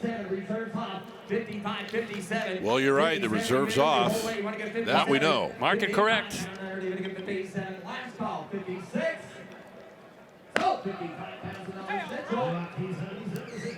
All right, going to the second row there for $55,000. Beautiful pickup truck. Oh, man. You don't have to go too crazy to have a pickup truck that's all looker. Here's a 1965 Ranchero. They have done some upgrades in the engine room. We can start there. Boy, all of these Falcon-based Rancheros are coming out of the woodwork here in Phoenix. Second one, I believe, we've had. This one a year earlier than the one we had previous. This has had a 5-liter V8 dropped in there with an automatic with overdrive. And some other little things, little upgrades and tweaks. You see inside, you see the factory-style air conditioning, that under-the-dash air conditioning unit. Some chrome here and there. It's got disc brakes been added. And the wheel choice, like Magnum 500s to this reporter. All right, a hammer on this Ranchero, $14,000. We're a little more than 90 minutes into our program today. Still plenty to come from State Farm Stadium here on ESPN+.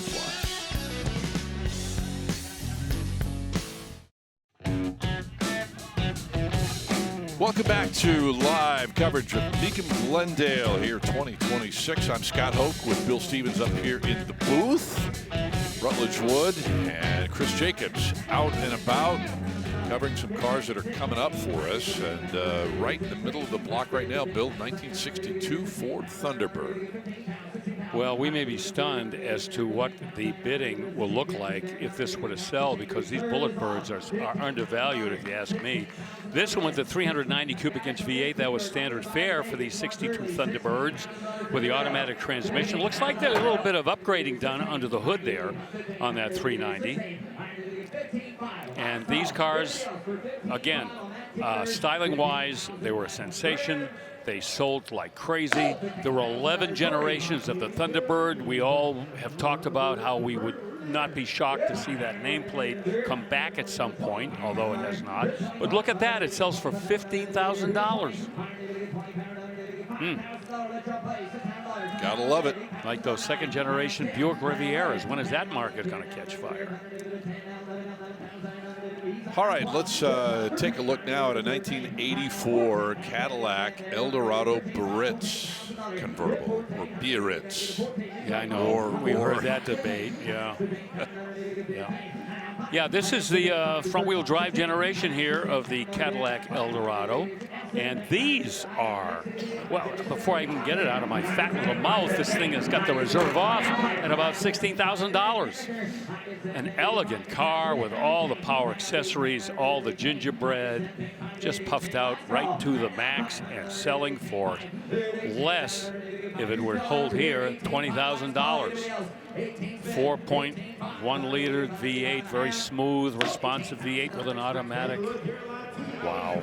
Good catch for somebody right there. 40-plus-year-old, more than that. Well, 40-something-year-old car, 84. That doesn't look like it's that old. No, hell no. And the mileage isn't super low. It's over 59,000. Man. Okay, well, don't adjust your set. Here is another Eldorado Buicks. This is kind of the similar, a little bit similar color combination, but back to 1979, this one. It's Cadillac Eldorado Buicks o'clock, which I don't think has ever happened. Maybe not. Oh, boy. This one has a 350 cubic inch V8 and an automatic. And just about everything we just saw in the other one. Okay, that was a convertible. This one has a sunroof, or a moonroof, as I like to say. Yes. On this one, so a little bit of a difference here. And the Landau vinyl. The Landau, yes. That looks like stainless around that convertible top, the sunroof. Oh, yes, is that right? Yeah, stainless steel trim. Yep. Exactly right, Scott. You hit it. 14,000 is the current bid. That's an unusual car right there. And it's got the white belt, white shoes, kind of Buddy Epson trim package here. Which I don't think that was officially listed on the option sheet. No, I made that one up. But you know, older people gravitated toward this particular design and trim level. They did. Buddy Epson may have had one. He may have. Could have afforded it. Sure. High bid of $13,000. Where have all the Mavericks gone from the 1970s? Well, you're looking at one of them here. Well, there we go with a really proper engine transplant. A Ford Racing V8, probably about 400 horse. Aluminum heads and headers, 10-to-1 compression with an automatic transmission. And, you know, if we go back to 1977, where performance was not something that Detroit was spending a lot of time coming up with, let's say that the oil embargoes and the price of gasoline and the safety lobby and all of those things did not conspire, we probably would have had some pretty hot Mavericks coming from Ford. They probably could have thrown a small block or, you know, a 428 or, you know, go right down the line, but the timing wasn't there. So if you wanted something like this, you had to do it yourself. You see the side exhaust there? Yeah, a la GT350. Sure. Right there. $12,000. 12.5, 13. Yeah, a little bit of money went into this build here with the engine swap and the speed equipment on the engine. This has got air conditioning that's been added, auto gauge meters, aftermarket tachometer in there. All right, hammer price $13,000 for that 77 Maverick. We've got to take a break. Coming up on the other side, a big announcement about a new event for us. Stay tuned for that.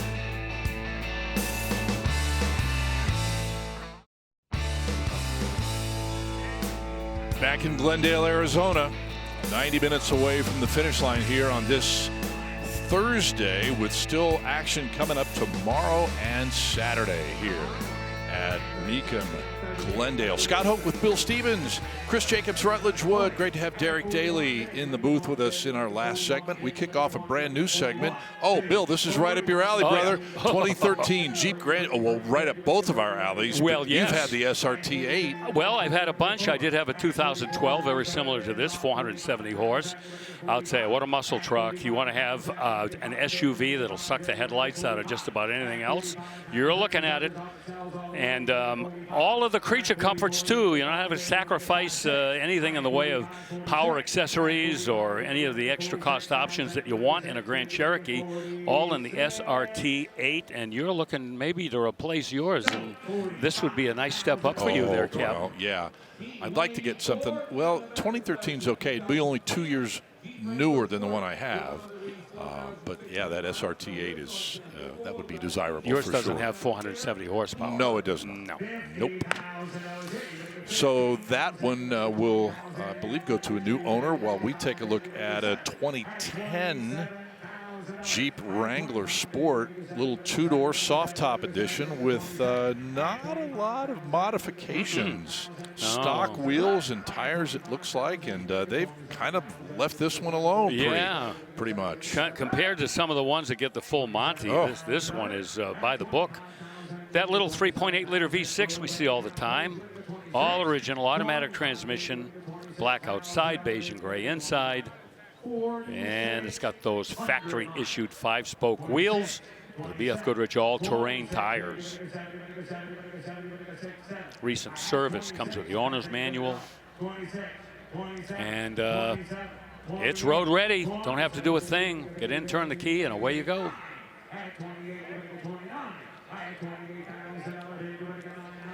$28,000. Odometer reads a little over 4,600 miles.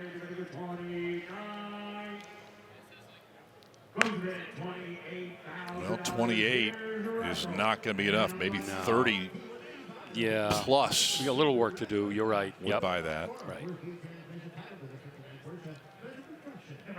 All right, so we'll take a look at this 1959 Speedster replica.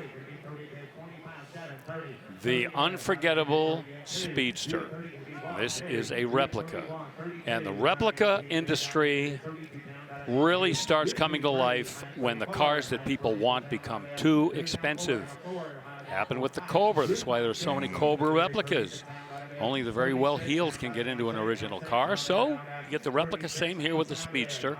We see these trading well into six figures, the original ones, rightly so, highly desired the world over. It's got the 2332cc flat 4-speed manual transmission from the folks at Pro Street, 4-wheel disc brakes, interior is leather stitched, and the Fuchs style wheels. Yeah, look at that. Not too far afield from an original car. Well, speaking of the Speedsters, we have some even earlier Porsches, 2 real pre-A 356s, Continental editions that are coming up on Saturday from 1955. Didn't see them, but they're not the twin grill in the back. No, they're cars. not. No, those are even higher up the food chain. The body, that's a different body type. Yeah. Later on. In any case, those are real, and those are going to be really expensive when they come to the block. In the meantime, here's a 72 C10 pickup truck. Another C10, this one with an LS 6-liter, a step side bed, and the 4L60E automatic transmission. Transfer case, so that tells you front and rear wheels are driven. Spray in bed liner. Some new pieces underneath, leaf springs, bushes, and shocks. And the differential lockers have been recently rebuilt as well, so a lot of that maintenance work has already been done for you. And we're into the mid-30s. Side mount spare, blue metallic paint, black and houndstooth inside. We're doing pretty well today in terms of sell-through on these pickup trucks. True. There is a pickup truck-loving audience sitting out there. And I was also going to say that the affordability scale is very much in our favor today. A lot of deals to be had today. Yep, we've seen a bunch. In this case, high bid $36,000. 1968 Pontiac Le Mans is next, and you see the GTO badging. So kind of a GTO replica here. Yeah, it's kind of a mishy-mashy kind of a GTO. It's not even a GTO, it's a Le Mans. Oh, yes. You know, 455 in it. That is not GTO issued in 1968, but it's been built up. Aluminum heads, Edelbrock intake. Valve covers are all spiffed out, as you might have seen. 3-speed automatic transmission behind the motor. Red and white color scheme. The original Hurst shifter sits in there. A couple of other things under the hood. Want to mention the MSD ignition and the ever-present aluminum radiator, which is such a great addition to any engine build to keep things cool. High bid here at 33 on that Le Mans from 1968. And our next truck is an R30 Silverado from 1988. Ooh, this is coochie, huh? 454, the one that came in the truck when it was new. Odometer reads over 93,000 miles, but I'll tell you, not giving away its age on the appearance of it. Throttle body fuel injection, brand new 700 R4 automatic. This has airbag suspension. Those wheels, 20 inches. 22 inches is what I meant to say. Yeah, a lot of very subtle touches on the truck to dress it up, and boom, reserve is gone.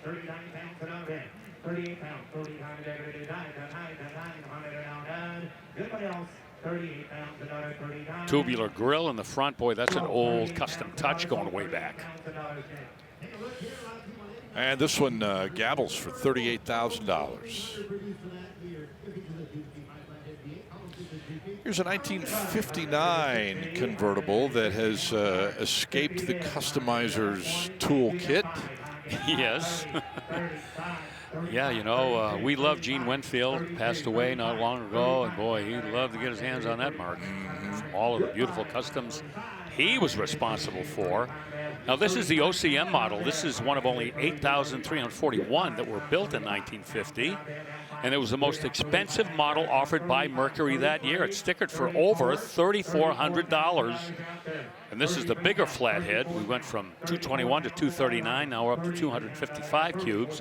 Column shifted 3-speed. The color's called Murata Yellow. Tan convertible top. Some originality, some restoration. Obviously, that car's been resprayed at some point.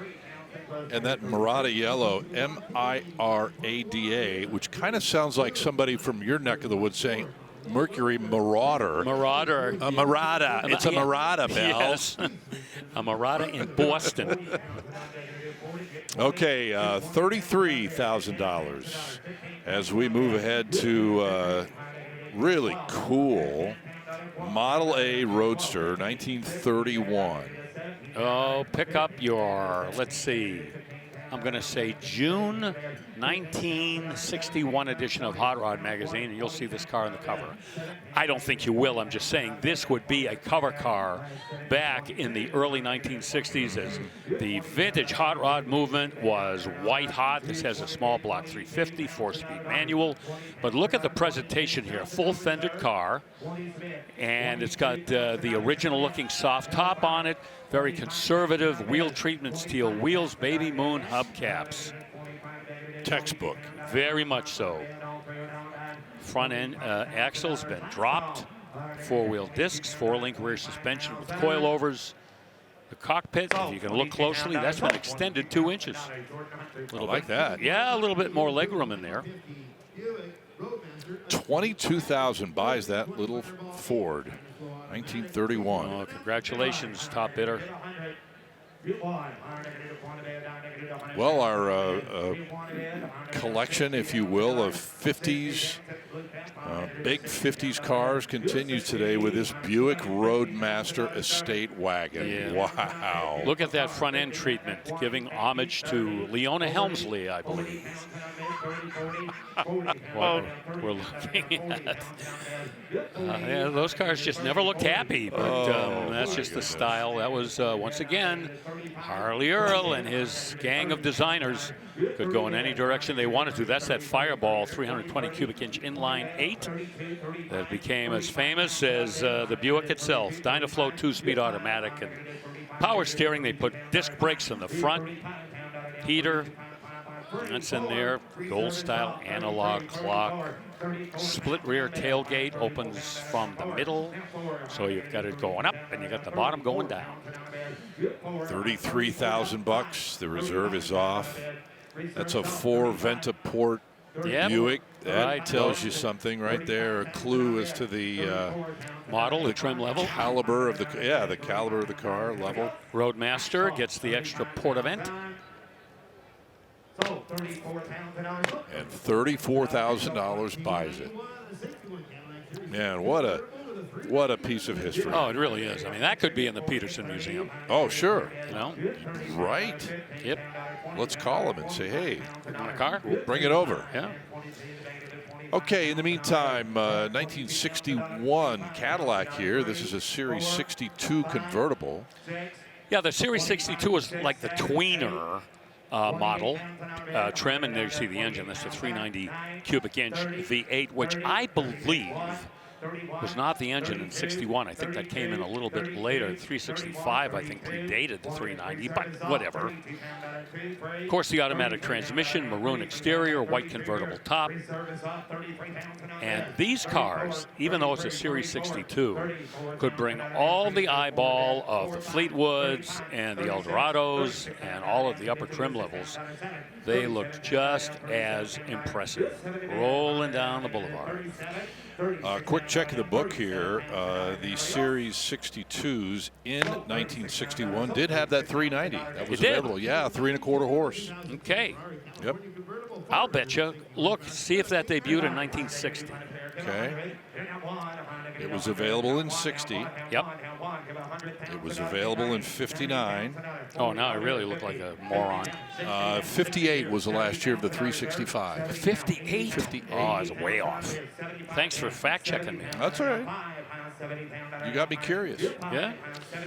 All right. I don't know what that Cadillac sold for because I was looking up the engine displacement, but that's okay. Well, I'm grateful that you took the time. No worries, man. That's why we're here. It's a team thing, you know. 2010 Ferrari California on the auction block. Your entry path into Ferrari ownership right here. And remember, there's no me in Mecum. Oh, no, wait. Yeah. Back to the Ferrari, 460 horse, 4.3 liter V8. Yeah, for so many years, the Ferrari, their signature was that V12 engine. And, you know, getting into the modern era, boy, they really perfected that whole V8 architecture with all kinds of different versions of the different displacements rather. This one was 7-speed automatic, carbon ceramic disc brakes, and other things such as the dual zone climate control. Lots of creature comforts. power, retractable hardtop touchscreen entertainment system. Leather here, leather there. 20-inch alloy wheels. High bid at $80,000, and you were talking about that the V12 and Enzo fame. As if memory serves, it was almost as if he was saying it's not really a Ferrari if it doesn't have a V12. Yeah, you know?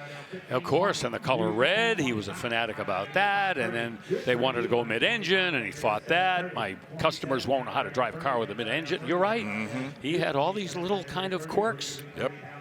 All right, before we get to the next car, time to take a look down that 303 staging lane. Great partnership between Mecum and 303 to keep your car and these cars looking as good as they possibly can. And right now, let's check in with Rutledge Wood for a preview of what's coming up.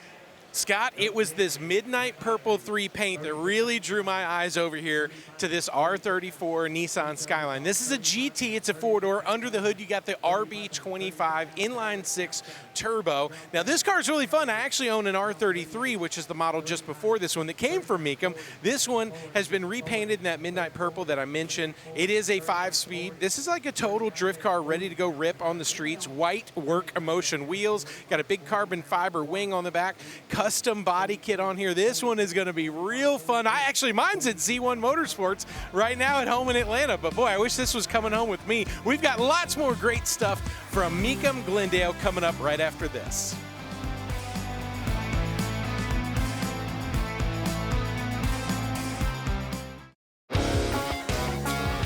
Well, as I mentioned, big news not long ago on a new event on the Mecum calendar. Yes, indeed, we're heading to Nashville and the Nashville Super Speedway in September of this year. Oh, it's going to be a big, big deal. On-track experiences. We're going to have musical acts. They're going to be fabricating and welding demos. Ray Ripple is going to be there for that. September 23rd through the 26th in Nashville. I cannot wait. I used to live there. Really? I did. When I worked for Diamond P Sports back in the 1990s, yeah. Okay. That's when Opryland was there, the big theme park. It's all gone now. Will we be able to visit the home? That I'm doing tours of my former home.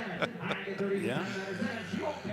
Hey, right. And how about this? A 76 Ranger, an F-250 Ranger that would be right at home in Nashville, don't you think? Yeehaw! Yes, sir. And you know what? A lot more here than meets the eye. This has got an overhaul 460 big block in it, but MSD ignition. They put vintage air in this truck and all kinds of other little upgrades, tweaks, and modifications. And yeah, it looks pretty original from the outside, but it's not underneath its skin. All right, let's move on. No reserve here for 1948 Ford Super Deluxe convertible.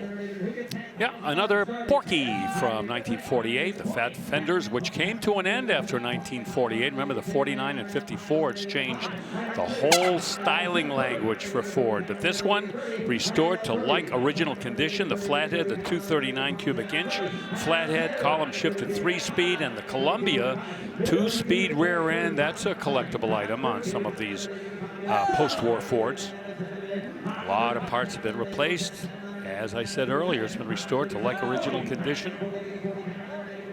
Color-keyed wheels, you can see them right there. Big, tidy, whitey white walls, front and rear bumper guards, rear fender stone guards. All of these parts, by the way, on these Fords, easy to get. The aftermarket and the parts network for these Fords is extensive. So restorations aren't really as challenging as they are for some other cars. Hammers for $37,000. And now to the 1950 Ford Custom Deluxe Country Squire wagon. I think this is the one that Chris gave us a little walk around earlier. Yes, you are correct. Flathead in it, that 239 cubic inch V8. That was the upgraded flathead. The 221 was prior to that. This one with 100 horse, column shifted 3-speed, and the woodwork. That's the story on any Woody, and you can see how well that has been restored. Of course, the interior, that is factory fresh.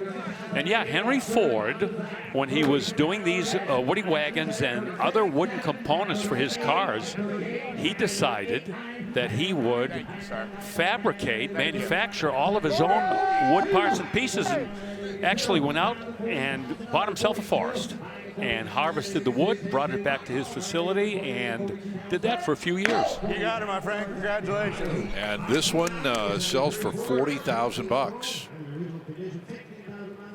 That is a beautiful car. Oh, that is a lot of labor-intensive man-hours into restoring all of that wood. You know, it's an interesting question. How much more or less would it take to restore the wood than it would the rest of the body panels? Yeah, you know? I think the wood would be much more might be right. intensive to bring to that level. You might be right. Okay, 73 Ford LTD Brougham now. Odometer reads just over 16,000 miles. Highly original. Has the 400 cube small block that wants to be a big block. Automatic, air conditioning. Yeah, all the power stuff you'd expect. Full-size turbine wheel covers. White wall tires. And this is, well, again, the bidders beat me to it. I was going to say this is not going to be an outrageously expensive automobile despite its condition and presentation. And there we go. Out the door, just over 12 grand, Scott. As Bill Stevens likes to say, that color, brownie, brownie, brownie. It's a fast game. If you want perfect slow, for the early 70s. That's right. Not done yet. Just gaveled actually All at right, $13,000. So an extra $500. Really quick. Yes. I saw a movie online, streaming movie, called Just Cause, okay? And the sheriff in this movie, played by Lawrence Fishburne, was Tanny Brown. Seriously? Yes. Oh, that's hilarious. I was breaking up. Oh, man. That's good. Okay, 2006 Cadillac XLR V.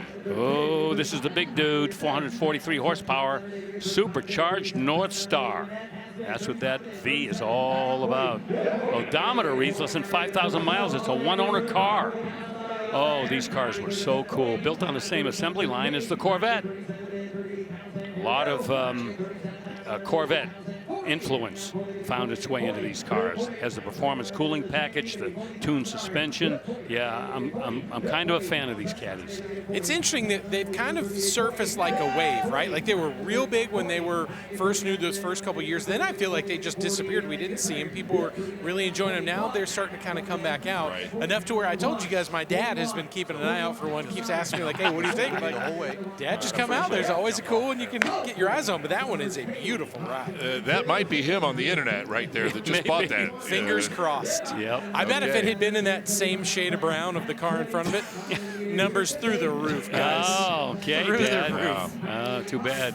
40 grand for it. By the way, you know, you're right about the Corvette similarities. Just look at that side view. You can so much see the Corvette lines in there and the relationship. Yeah, absolutely. Really good point. And that design language right there, that kind of led the way for Cadillacs that came after it.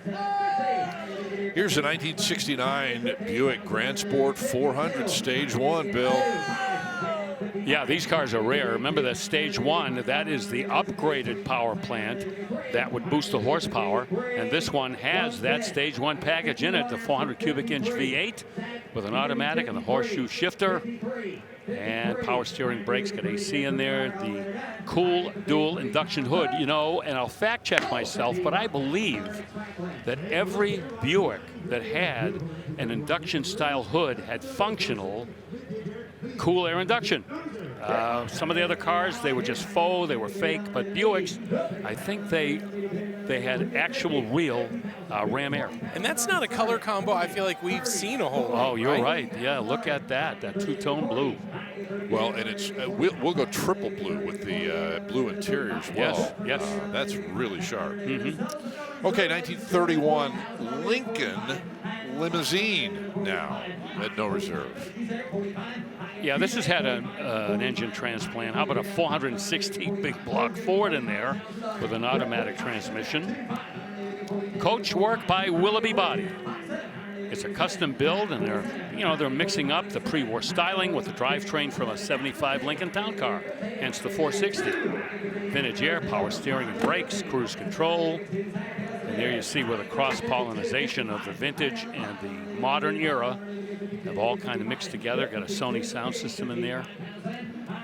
That'll make that a little roadworthy, a little bit more roadworthy. Yeah, that's what I was going to ask Bill. Is that a newer frame on there as well from that later Lincoln? I think they just dropped the engine into the frame that was in that car. I mean, it looks really well done. Yes, it does. Aluminum body. Yeah, Rutledge, what might answer your question is the wheelbase, because I'm not sure that Lincoln Town Car would have a wheelbase compatible with that. And this is pretty long. You know? Good yeah, call. the wheel placement I don't think would work out. $57,000, no matter how you draw it up. That has found a new owner here today. Very cleverly done. Here's a 1993 Lincoln Mark 8. Yeah, I'd like to see a lot of 1931 Lincoln parts put into this Lincoln. Why can't you go the other way? How about the dual spare tires on either side? Dual That's side really mounts. great on this one, wouldn't it? Yeah. Yeah. Oh, you saw that 4-cam 4.6 liter V8. That was a revolutionary engine for the Ford Motor Company back in the 90s. This a one-owner car with just over 12,000 miles on it, and boy, somebody wanted it pretty badly. That bidding went right up and got into the mid-teens. I think this is a perfect example of when you see a set of Vogue tires on a car with gold stripe with that chrome wheel.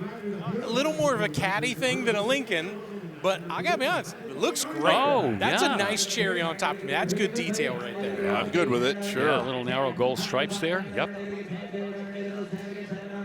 All right, so we'll move from that Lincoln to a 1940 Mercury convertible sedan next. Yeah, the 40 Merc kind of played second fiddle to the 40 Ford, which has become such a darling of the hot rod crowd. But this one here has been restored back to original. One of a purported, according to the consignor, 979 that were built in 1940. The only year of production for these Merc convertibles. The flathead, the 239 Cube, rated at 95 horsepower in this 1940 version. And the earlier one we saw had 100 horse. 3-speed manual on the column. Black convertible top with red trim, dark red interior, blue dashboard. So a lot of color coordination on Mercury that we're looking at. I know you love a good top down, but boy, you really see the shape of this, and the four-door really sells it with it up. It's kind of funny. It can be so model specific. Yeah, only certain cars can maintain their attractive profile with the top up, and maybe this is one here. Well, that one sold for $22,000. And since we are in the Valley of the Sun, how about we check out a 1954 Mercury Monterey Sun Valley? I love this car. These are so trick. This is the top trim level for the Monterey in 1954. Very rare, less than 10,000 built. You'll notice that top. We'll see it in a second here. That's very reminiscent of the Crown Victoria Ford. There you see it right there. 256 cubic inch V8. But this was the absolute, there were, throughout this time period, there were specialty models of Fords and Mercurys. But this, the Sun Valley, was the top dog in 1954, and we never see these. And they Bill, are very rare. I think what we're seeing when we look at a car like this with that beautiful kind of almost Tiffany teal mix there of the green, but then the contrasting green on the hardtop, the green glass in the roof, that was just such an era where colors were so important. It wasn't just white and gray and black cars on the road where it feels like it is today. You said a mouthful. Just look at Harley Earl. I mean, he was the art and color director at General Motors. That tells you all you need. Well, this one sells for $26,000, and a beauty it is. Well, we are once again here in 2026 very, very pleased to be partnering with National Parts Depot as NPD celebrates its 50th year in business. Right now, let's go to Chris Jacobs for today's NPD preview. Chris? Yes, sir, Scott. Well, in the Camaro world, there are really two camps, the Gen 1 Camaro lovers and the Gen 2 Camaro lovers. I happen to be in that second camp, the Gen 2. This is 1970, the first year of the Gen 2, and it, of course, has that Z28 package that includes the hopped-up 350 turbo fire, making 360 horsepower. This one beautifully restored in this Mulsanne blue over blue interior. Of course, along with the Z28 package, you got the increased suspension, the 5-spoke rally wheels, and, of course, the 4-speed manual transmission was the standard. You could option it out to an automatic transmission, but really, what fun is that? No one wants to do that. Get another look at the rally wheels down there. Of course, deck lid spoiler and the rally stripes, another couple features in the Z28 package. And this one, again, just a high quality restoration. If you have a Camaro, either a Gen 1 or a Gen 2, and you're looking to restore it, Bill Stevens, what reading material should they have? Oh, we're looking at it. Yes, the NPD National Parts Depot catalog. And I always like to point out that the man at the top, Rick Schmidt, is a dyed-in-the-wool car guy, and so he is always making sure his catalogs are complete when it comes to your restoration. Yep, and you can see the website down there on the left-hand corner. You can go there, find out more. You can call them if you like as well. Their phones are always open. And that is our NPD preview for today. A 1942 Mercury 29A Woody is bringing good money here. 64 grand, Bill. Well, we're talking some rarity here. When we talk about Woodies from the Ford Motor Company, obviously we think of Fords. But nope, Mercury, they were on board.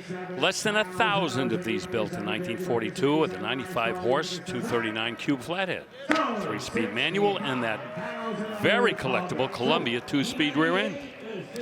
And it gavels for $65,000. That is number one on our top seller list thus far today. Yeah, clearly a top seller of our Woodies that we've seen so far. Indeed. All right, 1962 Olds, 98 up next. Oh, I can see Jim Anderson, a father knows best, pulling into the driveway with his Oldsmobile, probably trimmed out just like this. He's got the 394 V8 with 330 horsepower, so you know what? Old Jim Anderson could get on it if he wanted to. This has the 10.25 to 1 compression, ultra-high compression engine, hence 330 horse, which was a bundle in 1962. Automatic transmission, air, power steering, and brakes. The original owner held on to this car from 62 to 87. And just a pinch more green to it than I think the lights are really showing in here. Beautiful shade of that car. Mm-hmm. Sold it for 20 grand as we move to 2004 Lincoln Town Car next. Yeah, this is a rather subdued conservative townie here. 4.6-liter V8, automatic transmission with overdrive. Color's called Silver Birch with a parchment leather inside. All the extras, all the options. It's got everything. Special high-end sound mark, audio system, dual zone, climate, 8-way power seats with lumbar. Chrome wheels, leather and wood steering wheel. You got the controls and the steering wheel. And that's something just about the beginning of the 2000s. We saw more and more of that coming into OEM service, the steering wheel controls. Of course, the Edsel kind of pioneered that back in the 1950s with the automatic transmission controls and the steering wheel, but I digress. Bill, you know, this was built on that Panther chassis that people knew for so long. The Crown Vic was built on there, the Mercury variant. Marquade, yeah. Just what it's wild that these cars are just so tough. Anytime people ask me first car for a 16-year-old, I'm like, it either needs to be a Camry or a town car or a Crown Vic with a brush guard on it. I mean, those are curb rated at 30 miles an hour. That's impressive. You'd appreciate this. Do you know that these things are now like the King of the Hill and demo derbies? Oh, yeah. You know, they're incredible. Look what Cletus McFarland can do with a pack of them. Yeah. I've been invited to go race those Crown Vics. I go, I don't know, man. That'd be fun. Yep. We'll see. 2009 Mustang GT convertible for us here at No Reserve. Triple black convertible, Bill. Yep, can't go wrong there. And Scott, another car that's not ultra low mileage, but low mileage, just over 12,000 miles on the odometer. Oh. Got the 4.6 liter V8, 5-speed, automatic. And we got options. We've got your leather trimmed heated front bucket seats, the Shaker 500 audio, AC, power windows, locks and mirrors, cruise control.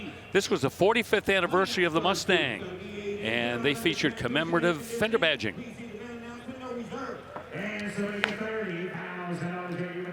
Yeah, triple black. Ooh, that's got the look. Yep. 1951 Pontiac Star Chief will be in line right behind that Mustang. Oh, I love these 1950s era cars that we're getting here. Boy, they are so throwback. And some of the modifications are really well done, like the 350 cubic inch, 320 horse crate motor in this 51 Star Chief. You ready for this? Consignor estimates over $140,000 was spent on this restoration. Oh. Yep. It's won some best of class awards, and rightly so. Automatic transmission. They did some rack and pinion power steering upgrades and a tubular front control arm setup from Ride Tech with coilovers, serpentine belts. Yeah, I got to stop. You got to throw that in. Yeah. Oh boy. Judging by the two speakers on the package tray, or in the package tray, they may have done some sound upgrade as well. Yes. Not for sure on that. No, I think you're right. Also, it has Chief Piston Slap up there on the hood, that lighted hood ornament that wasn't there for a long time. That was a few years that they did that, but looks great at night when it lights up. If it lights up, right? Was that a question mark? Sometimes did they work? Like anything else. Yeah, can't be too sure. The work light under the hood. Yeah. That was a toss-up. Glove compartment light, you know, go all the way around the car. $67,000. Just bought that 51 Star Chief. That's a lot of fun. Oh, it is. Wow, that is heavy bread, though, huh? A lot of money put into it. Indeed, over $140,000. So let's move to another Pontiac, Bonneville Bonneville convertible from 1958. Oh, big year for the Pontiac Bonneville. Yes, indeedy. There you see the 370 cubic inch engine, and for 3 consecutive years, when Bunky Knudsen took over Pontiac, each year they increased the displacement of those V8s. All about performance. This one with the automatic, of course. A lot of power accessories, including the Wonder Bar, push-button radio. And by the way, that 370 set the stage for the 389 that came in shortly thereafter, and that was the workhorse motor for Pontiac Ford, you know, until they decided to increase the displacement on their engines to go up to 400 cubic inches. But this is kind of where it all began. Bonneville's had fuel injection in 57, they had tri-power in 58.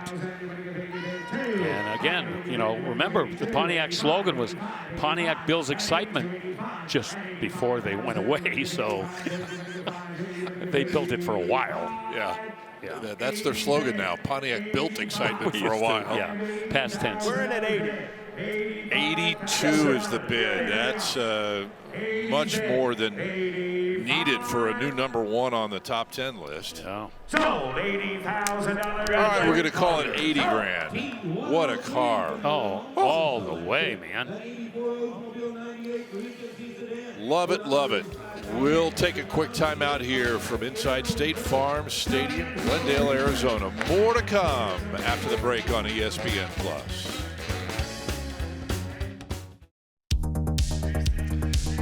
We are back live here in Glendale, Arizona, inside the home of the Cardinals, State Farm Stadium, with the 1981 Ferrari 308 GTB-I.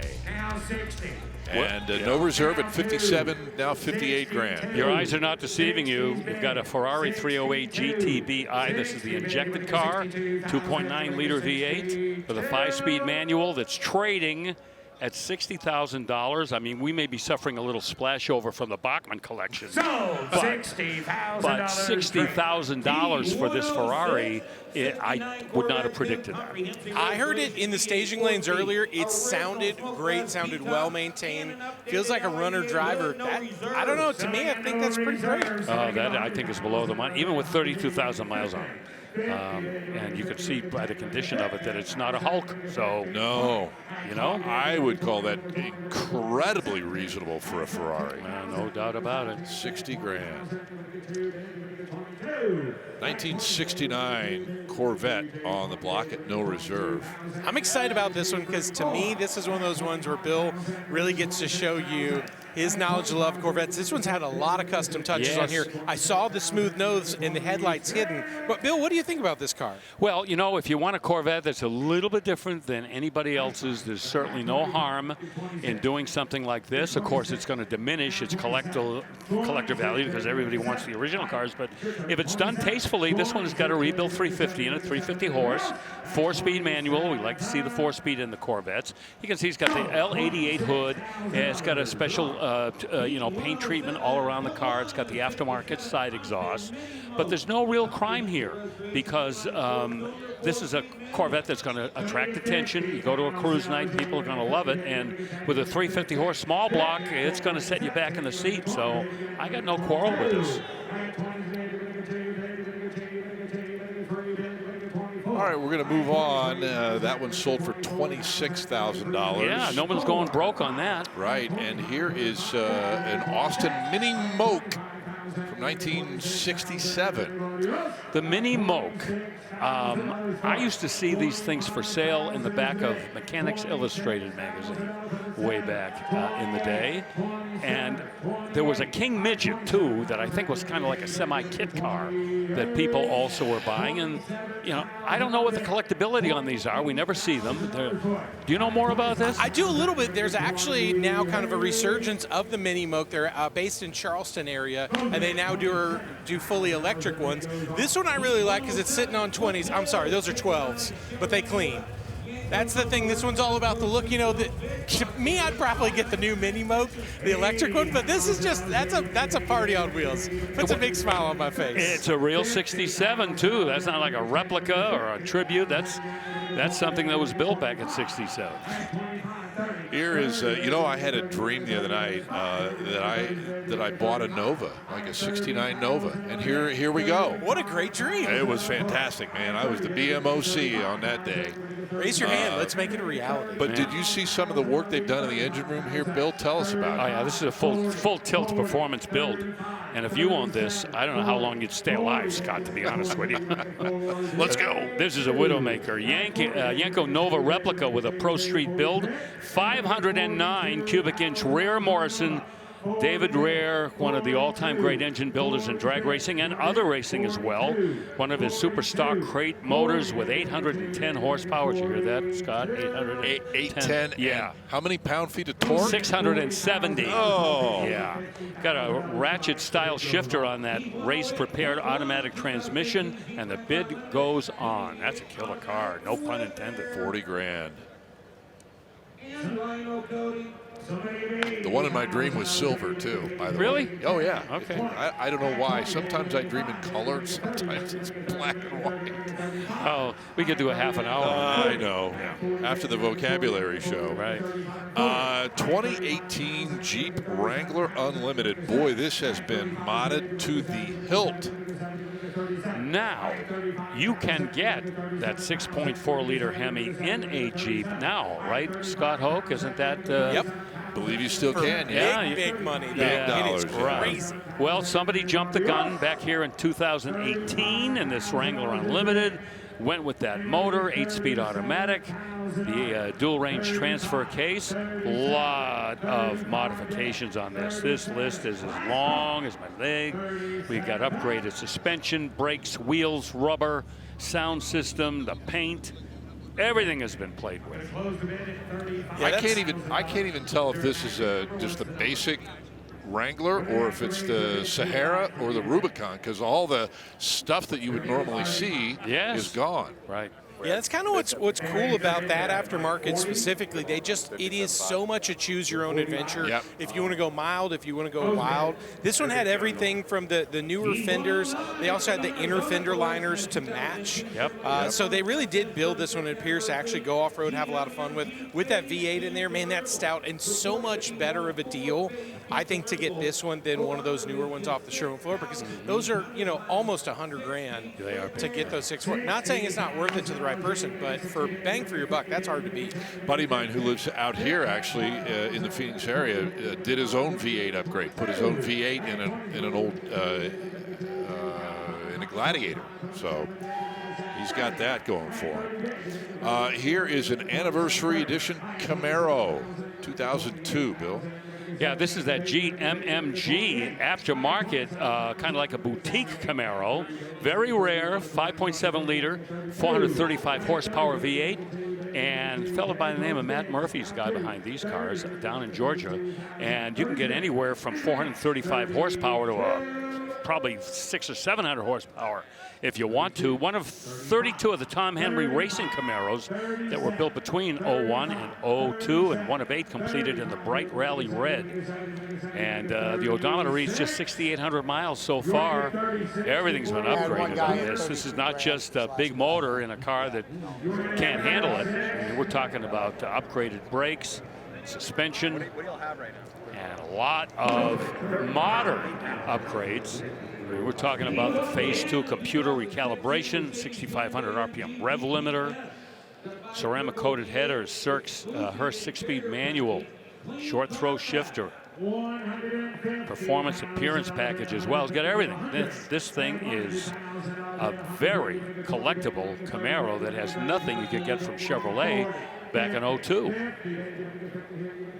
All right, moving on to 2016 Mercedes-Benz AMG. You mentioned that on a SL 500 a little while ago.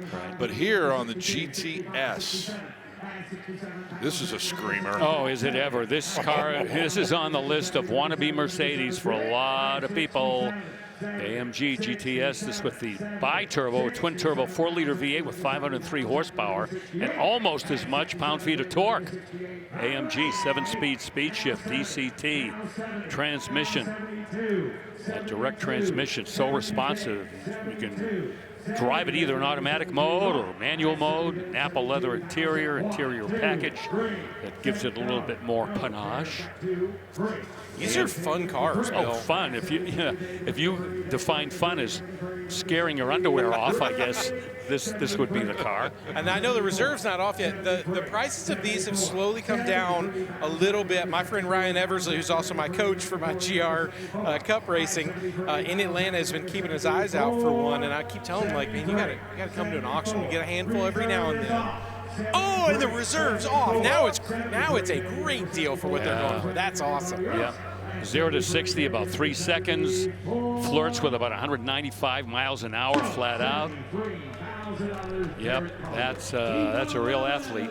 That's well built. I mean, well bought and well built. And well built. Yeah. Hand built. Oh, well, the MSRP has got to be well into 6 figures.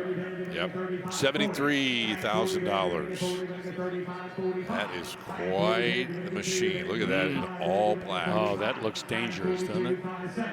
1956 Chevy 210. Post car now. 2-door post. Yeah. Yeah, and you've heard you've heard the expression "no expense spared." That would describe this.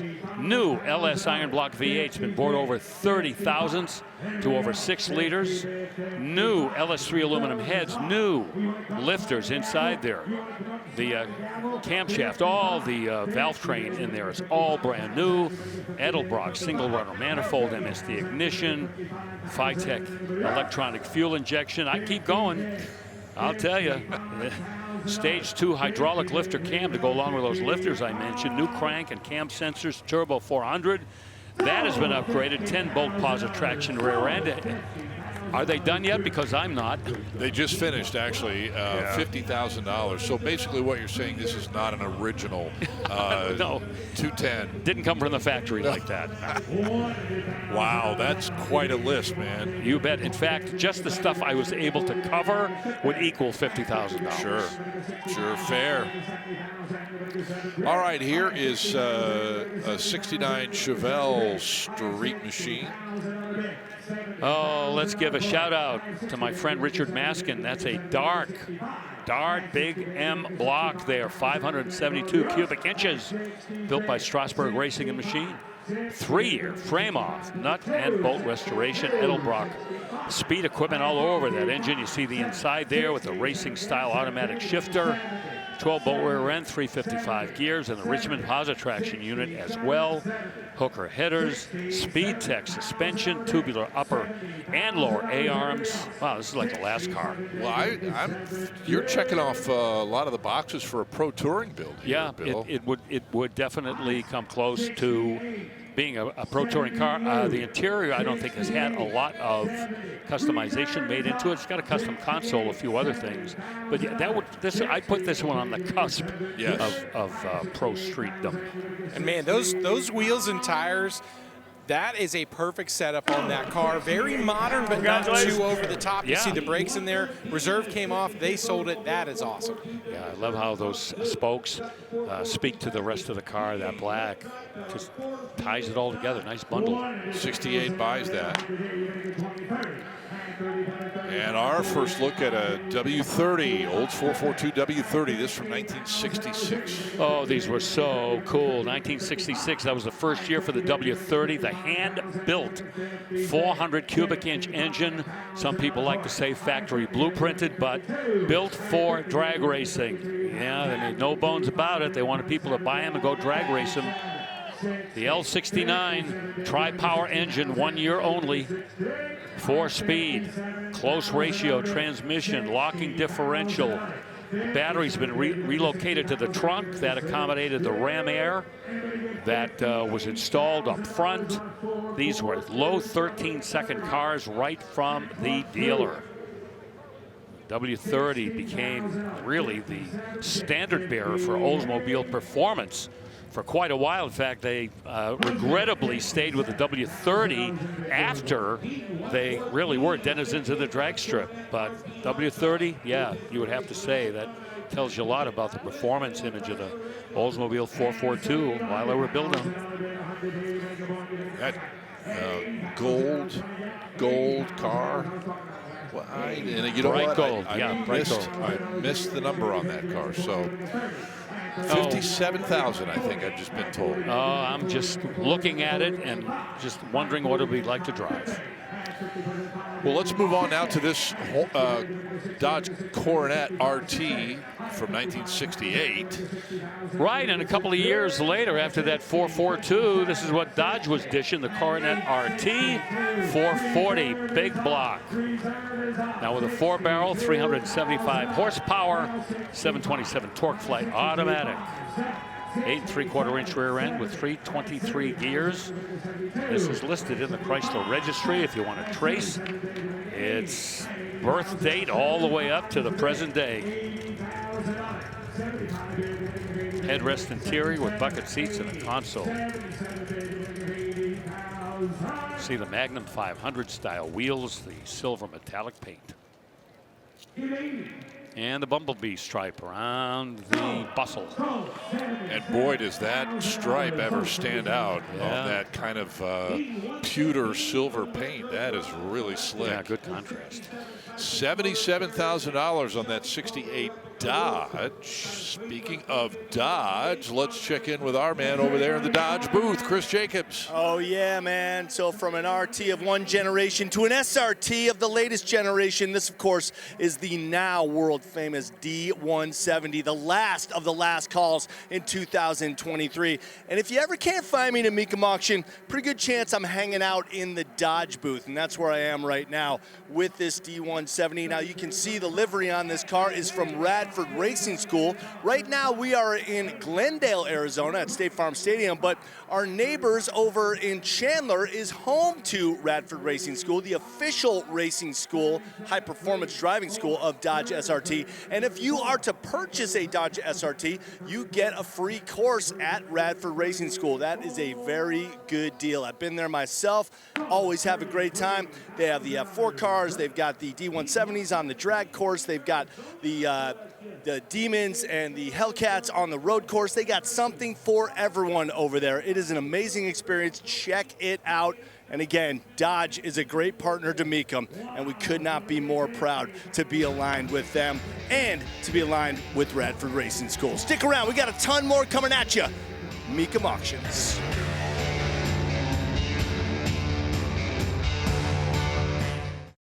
The Peterson Automotive Museum is a Southern California institution shaped by the region's long-standing influence on hot rodding, design, and automotive culture.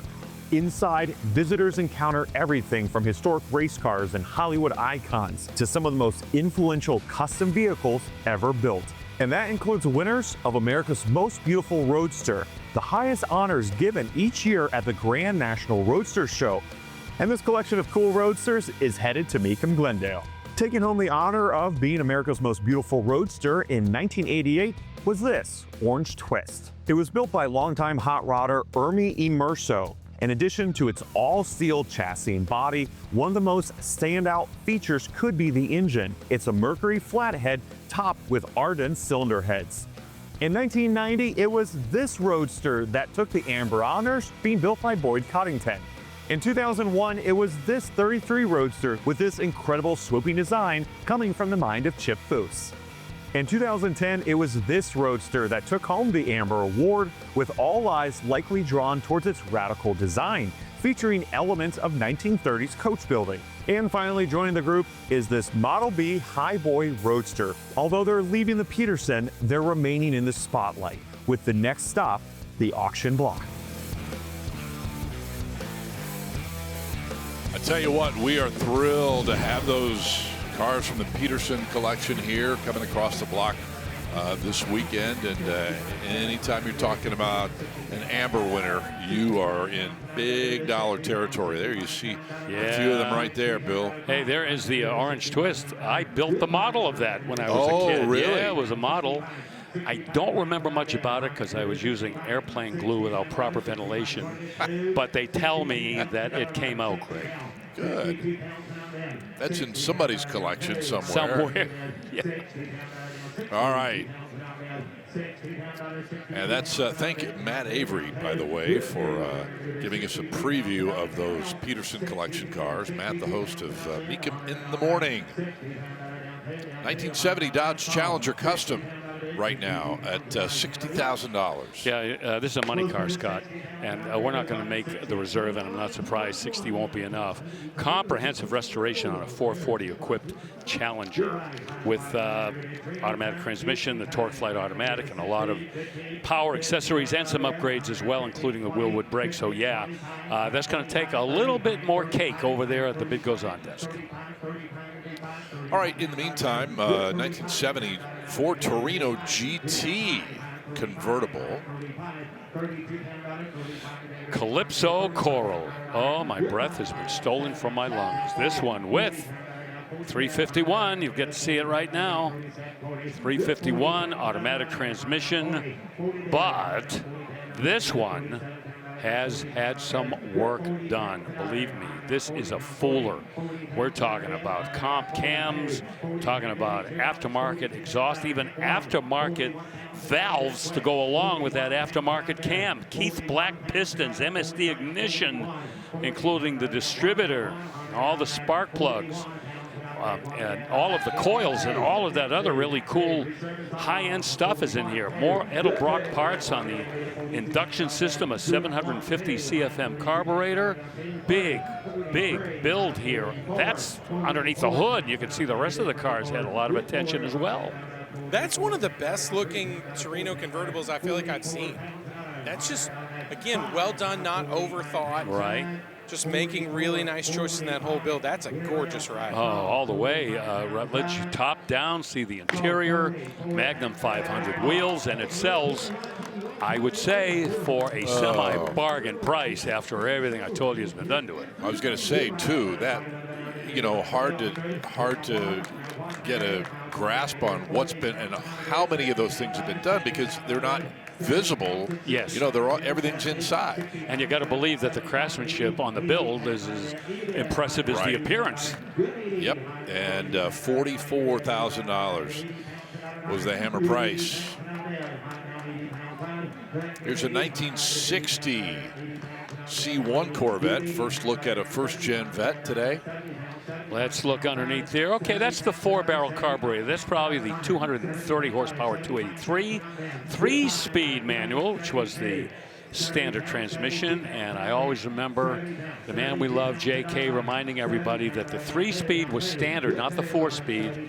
And the 4-speed came in 1957 as an option. Removable hardtop, red leather interior, I said, which would have been an add-on. Remember that leather option that came in C2 Corvettes. Spinner wheel covers, wide white walls. Posit traction, that came in 1957 as well. $75,000 is the current bid. Yeah, we'll see if maybe we can make a deal on this as we're in the neighborhood. See how motivated the consignor is. But it's flirting with market correct right now. Won't do it. What do you think, 80 or above? Yeah, somewhere between 8 and 9, I would say. Okay. Have they completely closed it? Did they reopen it? Yeah, that's what I mean. It's kind of getting to the point where the consignor might reconsider. I think they've moved on. So we'll leave that at 75 and take a look at a 63 Impala Super Sport now. Oh, this is one of the cars I wanted when I was a kid. Let me tell you, I love full-size cars with a performance powertrain. This with a 327 in it, that is the 4-barrel version, but that looks like an aftermarket 4-barrel on there. 4-speed, bucket seats, center console, great color scheme. You got the red on the outside, matching interior, and the full wheel covers, which I still to this day think some of the most attractive full-size wheel covers from classic Chevrolets. White wall tires, and this is bringing some pretty impressive money already. We'll see if they can work it up to the reserve. We used to have my family used to have when I was a little kid, a white Impala, light blue interior. Maybe it was a very, very, very light blue exterior. Anyway, not a super sport. I think the cubic inches started with a 1. So oh, wow. It was, I'm kidding, but there was no threat of performance in that car at all. Well, those are the ones that sold the most. I know. The bread and butter cars. I know, that, truly.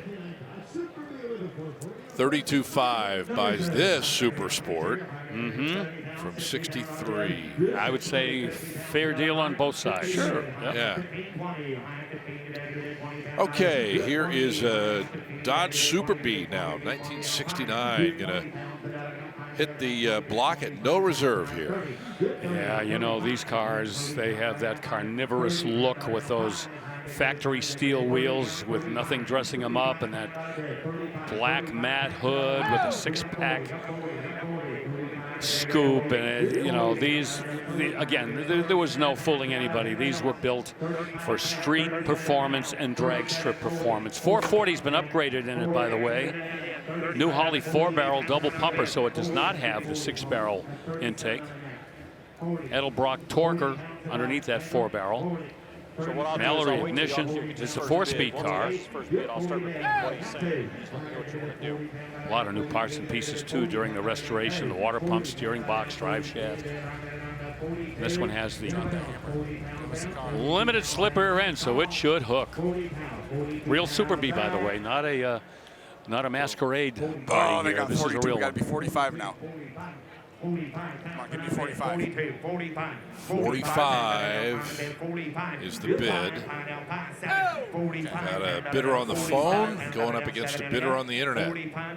47 pounds and on a bid. 45, 47. There we go. We got it. Congratulations. Going to the phone, that's Daniel Hatchett, one of our consignment agents. And an outstanding photographer. Oh, yes, he is. Yes, he is. Doesn't do so much of that anymore, as he's focused on helping buyers and sellers. And in this case, the hammer on the Super B, $45,000. 1967 C10 pickup truck in, I'm going to call it Tin Man Silver here, Good Bill. one, yeah. Yep, this is where it's, this is courage.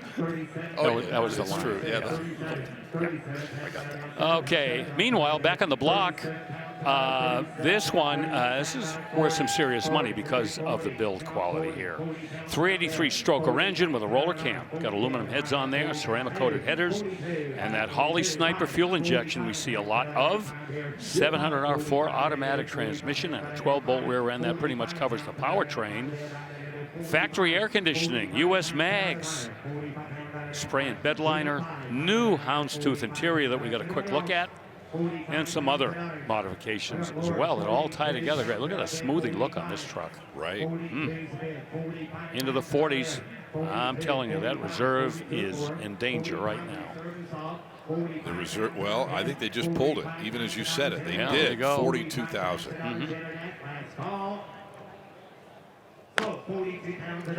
Very cool. Very cool. Slick build. And somebody's going to enjoy that pickup truck a lot. Here's an El Camino next from 1967. The new El Camino, which Chevrolet will be announcing any day now, has this car to thank. This was the generation of the El Camino where, I'll tell you, it had the styling, it had the power. Back in 1967, you get a 396, you had L78 in one of these if you wanted. This one with a 396, got a cam in it, 700 R4 automatic again. Dakota digital dash, 12-bolt rear end with 373 gears, and a perfect wheel choice. 5-spoke American mags with the color match spokes and the chrome center cap. Just an ideal looking truck. Just missing a few more dollars. Yeah. Going to leave it here at 52 to get to the bid goes on. 1969 K20 Chevrolet now. High, wide, and handsome. Yep, it's a 350, providing the power, limited slip, and the differential with a dual range transfer case and a 3-speed automatic. Dakota digital gauges again in this, and the I-Did-It tilt steering column as well. So the aftermarket contributing quite a bit into this build. Alpine handled the stereo, big rubber from Falcon, dual exhaust, locking front hubs, and 15-inch rally wheels. Simple white paint and blue interior. It's got the diamond plate utility box in the bed. Looks like it's ready to go to work, but I don't think anybody's going to really stress that truck out too much. 45 pounds and out of bed. 45 pounds and out of 45 pounds. 45 pounds and out of bed. 5 down, 5. Yep, 6. 46 down to you, sir. 45 pounds. 46 pounds. 46 down 7. Yeah, we're getting there. 47. Down Yeah, 47. ever so 46. slowly, but that's Deliberately, okay. yeah. 48 pounds and out of bed. Russ Conklin has things well in hand. Down 50. Down 50. 47. Down 53. Down 53. Down 53. Negative 53 pounds and out of bed. It'll sell in the 50s, I would guess. That would be market correct.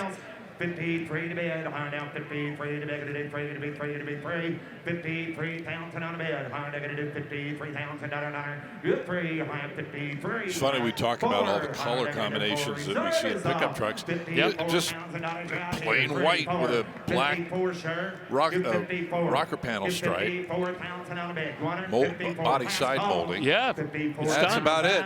Nothing splashy about this. Walk away, put the paint away. Yep, 53,000. And I think a little thumbs up there from that gentleman.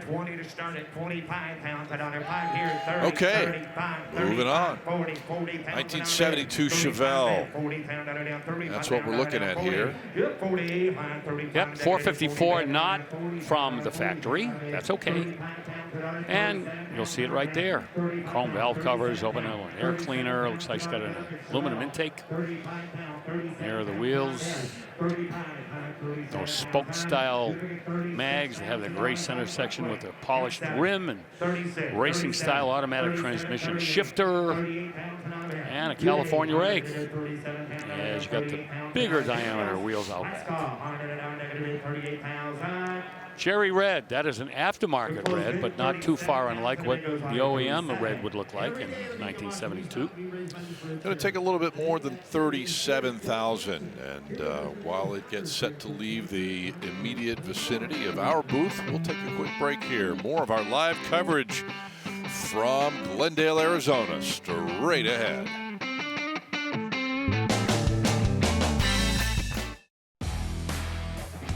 Welcome back to State Farm Stadium in beautiful Glendale, Arizona. The sun is shining. It is hot outside and the deals are hot inside. We are having so much fun today. Amazing variety of cars just like this one behind me. Take a look here in the State Farm booth at this beautiful 1964 Pontiac GTO. It is a 4-speed. We're talking tri-power underneath the hood. I mean, this thing is gorgeous. It's Hurst equipped, that big shifter inside, red line tires, 389 under the hood, putting out 348 horsepower. I love the look of this convertible. Of course, I started thinking about the movie Tommy Boy. They just have a thin candy shell. I'm surprised you didn't know that. This thing's beautiful, guys. It is really well done. It also comes with the original retail installment contract dated April 7th, 1964. Power steering, power brakes. Someone's going to be real happy when they take this bad boy home. Guys? Looks great over there. Look at that Hurst badge on the back end. Looks great in that State Farm booth. By the way, Rutledge mentioned the heat. It's 102 outside right now as we approach 2 o'clock here in the Glendale area. And a terrific Corvette. A couple of really, really high-end, more modern Corvettes in this lineup today. Bill, this one just sold for $65,000. Oh, this is a Hennessy car, John Hennessy. There's a guy that should be on the automotive terrorist watch list with the cars that he turns out, and the SUVs and everything else he gets his hands on. 700 horsepower out of the supercharged 6.2-liter V8 and a 7-speed manual transmission. Oh, I want to be him for one day, just to be able to build some of these. I'd settle for being able to drive one of those. That too. Look at that. It's just magnificent. Oh, man. Color, wheels. Yep. Okay, 2014 Charger SRT 8 Super B Satin Vapor Edition. Nice. 470 horse, 6.4-liter Hemi. Yeah, one of 1,174 SRT8s that were produced in 2014, and one of only 409 Super Bs produced that year, and only a handful in the Satin Vapor Edition. 5-speed automatic, and not a lot of miles on it, just over 12,000. Big touchscreen in there, Bluetooth navigation, Brembo brakes, haul you right down. That'd be a car that'd be fun to just sit in, never mind drive. It's just a real warship. That Satin Vapor is kind of like the Tester's model glue that we used back in the day, huh? Yeah. Woo. Oh, I love it. That was potent. Oh, yeah. Anybody who's ever put a model together right now just went, yep. Yeah, I remember. Yep. Know that one. 23,000. The bid goes on. We were talking about that a little while ago. built models. Not even to mention the spray paint that we used. Oh, yeah. All right, let's move on. We have this 1964 Buick Riviera on the block. Well, you're probably tired of me telling you how undervalued these cars are. You might have noticed it said 465 on the air cleaner. That's not the horsepower, that's the torque. Buick did that for a while. It's got 340 horse out of the 425 cubic inch Wildcat V8. Factory rated, yep, that's what they came with from the factory. This is not a car that's been hot rodded at all. Magazine cover car on this, custom paint, little gold flakes in that gold. I think we'd call those Supremes, right? Those wheels were, I believe the style was called the Supreme. Supremes. The white walls. That interior, this one, you know, we're lucky enough, Mecum puts all the different lots of all these cars available, and I love looking through there before we come out. This one was jumping off the page every time. Just what a beautiful ride that is. And, you know, look at the selling price. I rest my case, $27,000. They got that in the paint alone, for sure. You got that right. All right, next up is a 1960 Pontiac Bonneville, second late 50s, early 60s Bonneville that we've had. This is a four-door hardtop, and the windows are down, and you can see in a minute how much room there is inside the cabin of this car. Yeah, we'll see that interior, which was one of the hallmarks of General Motors back in the 1960s. Wow. Not only the appearance, but the quality and the accessories, and that 389 they've got a quick look at there. That was that workhorse engine for Pontiac for so long, and of course we're pre-Super Duty. And of course, that 389 became a 421, and on and on and on. Automatic, of course, power steering and brakes. A tri-tone interior you've got a good look at, too. Yeah, that interior is almost a dual living room couch interior, isn't it? Yes, that could seat 10 comfortably, or close to it. Tell you what, we've mentioned it countless times about the relative affordability of a four-door like this than their counterparts. Yep. This was the car that when a family was going out to buy a sedan, you know, they weren't asking about horsepower. They're talking about how much room is inside and what kind of power accessories we can get. Yeah. So $15,500 will make that deal happen. I mean, they weren't even asking about mileage because gasoline was 28 cents a gallon back then. Exactly. Absolutely right. Okay, 59 Chevy Bel Air next. Yep, this has got the 348. This was the motor that introduced General Motors, specifically Chevy, into the big block era. The 348 became the 409 not long thereafter in 1961. This one with a power glide, power steering and brakes, the Delco AM radio.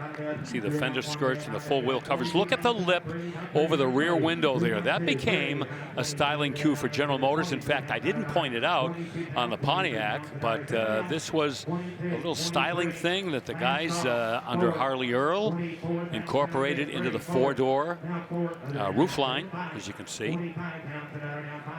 Crown, sapphire metallic, and snow crest white. 24 pounds, 45 pounds. You have last stop, 25 pounds. Yeah, the 348, that debuted in 1958.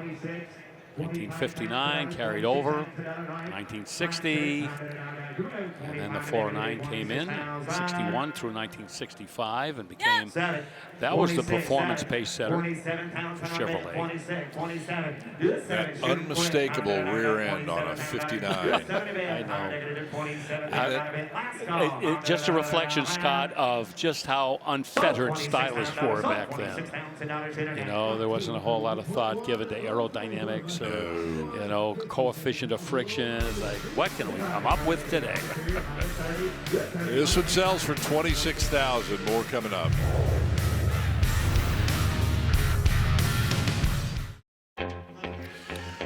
Oh, we've got a beauty coming up for you tomorrow. 1958 Packard Hawk. Very limited production, only less than 600 built. This is number 266 in the run, but it's an AACA National First Prize winner about 25 years ago. It's been to Amelia Island, 289 V8 under the hood, and a factory McCullough supercharger, and a long list of other goodies to go with that car. We'll see it tomorrow here at Mecum Glendale. Can't wait to showcase that one for you live here on ESPN Plus. In the meantime, one of the modern generations of the Ford Thunderbird here, $15,000, and it sold while we were talking about that Packard. Now on to a 2009 Mustang Roush RTC. Another Roush car, another 4.6 liter, 435 horsepower V8. Supercharged, of course, and one of 60 in the touring coupe category with a Tremec 5-speed manual transmission. Heavy duty, indestructible 8.8 inch limited slip rear end from Ford with 355 gears, factory air. Roush, of course, not only does the engine upgrades, but suspension as well, and this Mustang has them. Leather interior, the Shaker 500 audio system, and 20-inch forged Roush chrome wheels. And these were serious street machines. And still are. You just don't have to give away much to anything else right now. Reserve is off on this one at $25,000. We are just past 2 o'clock here in the Valley, and that's 5 Eastern time. We're live on ESPN Plus. And only a couple of days away from the first day of spring. Oh, yeah. That sound good? It does. Even though we get... If it weren't 102 out and it feels like the middle of summer. I know. I mean, there's a footnote there that we need to mention. Boy, the folks back east have been dealing with all kinds of crazy weather lately. It has been crazy. 91 Bentley Continental convertible next up, Bill. Yes, sir. Own a Bentley and don't go broke. Because here you go with a 91 Continental convertible in Magnolia and Magnolia. Look, you can almost smell that interior when you look at that, huh? Yep. Fuel injected 6.7 liter V8, 3-speed hydromatic automatic. That walnut burl trim, oh my, the Wilton wool carpeting. I tell you, you feel like you are in the upper crust sitting in a car like that. 41,000 miles plus on the clock. Chrome 15-inch wheels, and you know what? We would not be able to drink in that interior if the top was up. I'm so glad it's down. That's the way to sell your Bentley. I would do that. We're close. We're close. But if we got to 75, you'd sell it? I have to net. Okay, you have to net 75. Okay. I had 71. I can net you 70. I know it's not what you want, but... Okay. That's me not taking my commission. I understand. I understand. Well, they're trying to work it out here. Frank Mecum with the consignor. Yeah, I think another bid might, tip the scale. We'll wait. Yep. I don't think so. Maybe right. Last call, $73,000 that I have. Going to close at 72. Tell you what, we had 91 is in spectacular condition. I mean, just find a good mechanic that knows their way around a Bentley, and that's you're off to the races. Yeah, that would be worth owning. You're right. So close. Going to be in need of a few more dollars, as you said. At 72 is where we'll leave it. 1966 Chevelle at no reserve now. With something that Chevy didn't do in the 66 Chevelle, and that's put a 454 in it. And they couldn't because the 454 didn't come out until 1970, so we can't blame them.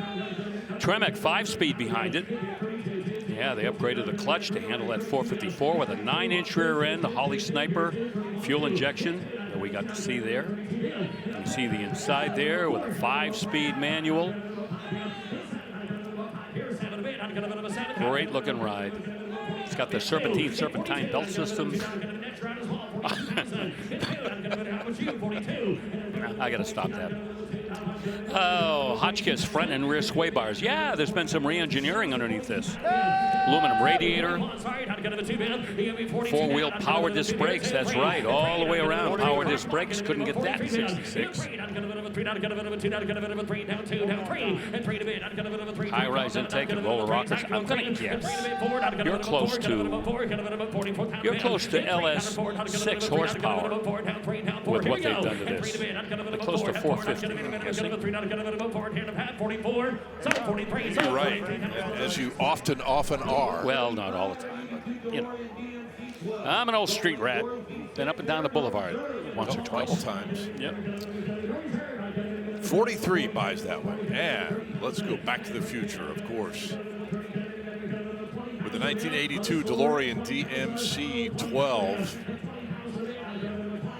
Yep. March 19th, 2005. John Zachary DeLorean passed away. This is the anniversary of his passing. Oh, it is. Yes, it is. So, fittingly, we have one of his automobiles that has been the subject of books and movies and folklore and all the way up to Back to the Future. 2000 were produced in 1982. As production was very short-lived. Of course, the 2.8-liter V6 engine, that stainless steel outside, leather interior, Lotus engineered suspension. It's the way they came. You know, it's interesting. You think about these cars, these DeLoreans, and what might have been had it not been for Back to the Future. You know what I mean? It would have been a footnote in history, and we wouldn't value the car as much as we do today. We grew up watching that movie, and we wouldn't see nearly as many of them. No, exactly. They were star-crossed, no doubt about it. That's a really great point, Scott. You think about cars and trucks that have been in movies and TV shows and how it really changed the trajectory. It makes you wonder what some of those would have been like without. I mean, we talk about Christine when we see one of those cars, sure. But without that movie, I don't know if it has the same vibe. Yeah, exactly. I mean, you could say that in any number of cases, but maybe, I don't know, maybe none more prevalent than the DeLorean and Back to the Future. Don't know. All right, let's check in with Chris Jacobs now for a look at a car that's coming up. Thanks, Scott. Well, when is a Mustang not a Mustang? When it's a Mustang station wagon. Check out this wild build. And you know what? Very well done, too. I was giving a very close eye to the metalwork here, and you really don't see any flaws at all. This is really great metalwork. It doesn't look like the original wheelbase has been stretched. It doesn't look like the original length of the car has been stretched. They basically just added this second section on here, and if you get a look inside, on the roof of the car on the inside, you can see that's probably the section line right there where they welded on that wagon-esque piece onto the back. But again, very, very well done. And then check it out up in the engine room here. It's not just your typical 289 under the hood. No, this is a 429 powering this wagon. So it's got some get up and go as well. Very, very unusual build. Very cool. Very eye-catching. And I'm sure it's going to get a lot of attention when it goes across the block. And if you stick around with us on the other side of this break, you will see it. A lot more from Arizona coming up. Stick around.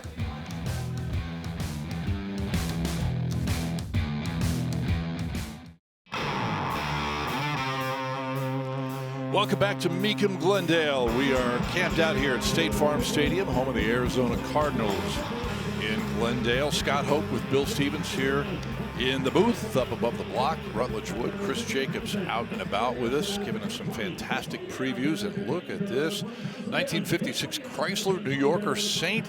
Regis on the block, Bill. Well, I'm going to make Corvette fans a little unhappy here, but I have to mention this. This has the factory 354 Hemi from 1956. It's been completely rebuilt. And Corvette, you know, they make the statement that 1957, they had the 283 horsepower, 283 cubic inch fuel-injected engine, the first car to have 1 horsepower per cubic inch. Yeah. These cars had a 354, and the top engine option had 355 horsepower a year before the Corvette. So let the argument begin. I'll stay on the sideline. But anyway, there's no taking away from the fact that these cars right here, at the beginning of the letter car era, this is not a letter car technically, but it certainly changed the face of high performance coming from Detroit. This one with the push-button torque flight, power steering, brakes, seats, and windows, and see the beautiful wire wheels. Man, oh man, what a looker. This is the tri-tone paint. And bidding at a ridiculously low $28,000. So people, that ain't gonna do it. What do you mean stay on the sideline? You've never done that. I like to start a fight and then walk away. That's what I do.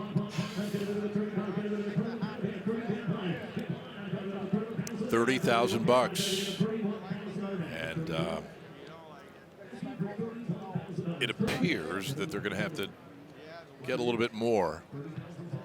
Oh, yeah. Unless we have a very motivated consigner, which could happen. Good point. I would say we're below the money.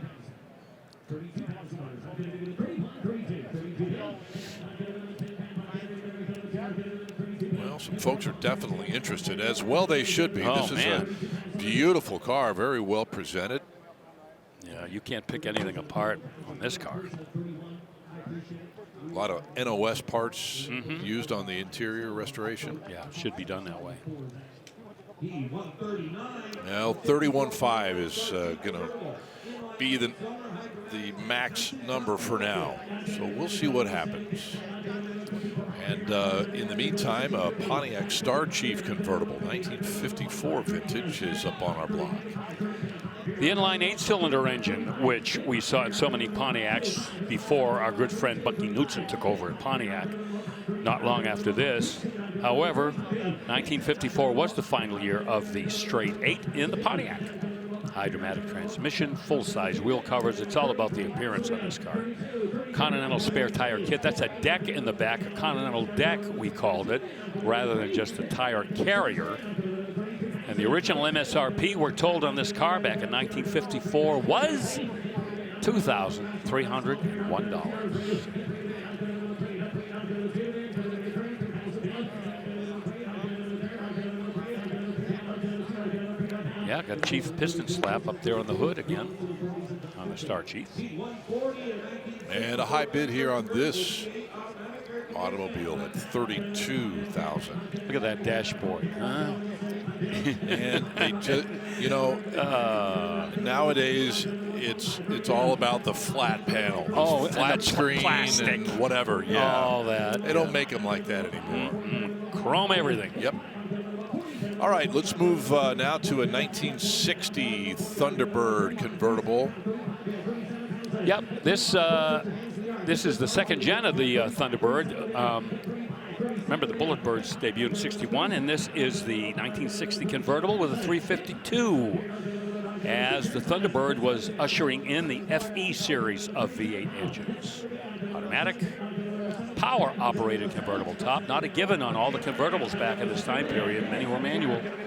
Power windows and steering and brakes, and this has that Continental spare tire, and that's the carrier that I kind of mentioned before when we saw the Continental deck on that Pontiac. This is the carrier. Yep. Right. Good comparison there. Yep. So the Squarebirds, 1960, with the 3 taillights. That's one way to tell that it's a 1960. Boy, these Thunderbirds, man, went through a growth spurt, like going from elementary school to high school in just a couple of years. Yes, they did. Yeah, remember Big the time. Baby Birds, Square Birds, Bullet Birds. Then we had the Bunky Birds when Knudsen was with Ford, and then we had the ones in the 1970s that looked like Lincolns. Yeah, the big 4-door versions. Yep, all over the place. Okay, here is another Ranchero, Bill, from '65, a Falcon Ranchero. This might be the slickest one we've had so far. Look at that. A 351 with 385 horsepower. Yeah, all restored. Look at the interior. Look at the dashboard there. That smoothly look with the aftermarket gauges and that binnacle there. It's got a Curry 9-inch rear end out back and underneath. Sanderson headers on that 351, a Road Demon carburetor. And boy, there's a great shot of it rolling up there. You see the yellow paint, the 5-spoke, aftermarket wheels. Bill, those mirrors kind of hint to a sort of a 90s kind of a build vibe, right? I really, all those like kind of California style mirrors, I really like that. Yeah. Those are great on there. Yeah, perfect size too for the vehicle. You know, they don't really overwhelm you. Yeah, and the money's not overwhelming right now. Not at all. Boy, we're setting a world record for Rancheros here today. That's true. That's true.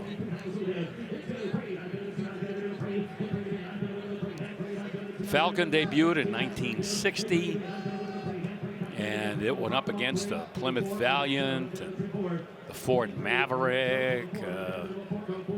Trying trying to think of some of the other cars in that time period that were going for that super economical. I guess the Corvair you'd put in that category as well. Not being sold for performance. The early 60s Chevy 2s. Chevy 2s you would have seen in there, because they had 4 cylinders when they first Sure came did, out. yeah. 25,500. 25,500. 25,500. Figure that out later. I'm going to be 25,500. 25,500 down. I'm going to be 5. I'm going to be 5. I'm going to be 5. I'm going to be 5. I'm going to be 5. What's that? Guess you put the old Dodge Dart in there too, back in the 1960s, early 60s. That was part of that whole category. Well, we're going to close at 24.5. It takes inexpensive, more to buy. not a lot of flash, not a lot of, you know, extra cost options, just basic transportation. Well, and even what the Falcon led to, the Mustang. I mean, you could do that in a 6-cylinder too. Yeah. With no real performance bent, so to speak. No, the first year the Mustang, I'm willing to tell you, they sold more of the 6s than the 8s. Yeah. All right, so they're still working on that. It's going to be a bid goes on car while we take a look at this custom Mini Cooper from 2002. Yeah, we had a real Mini Cooper earlier. I think it was a 67, and this was the reincarnation of the unforgettable Mini Cooper. It was bigger, it was heavier. It really wasn't going for the same kind of audience that the original cars were. These are a little more plush.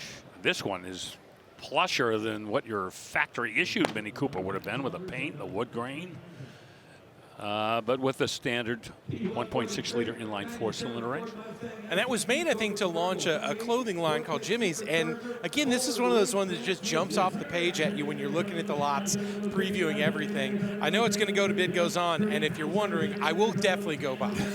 I'll put out a vibe, put out some feelers, guys. That one's way cool.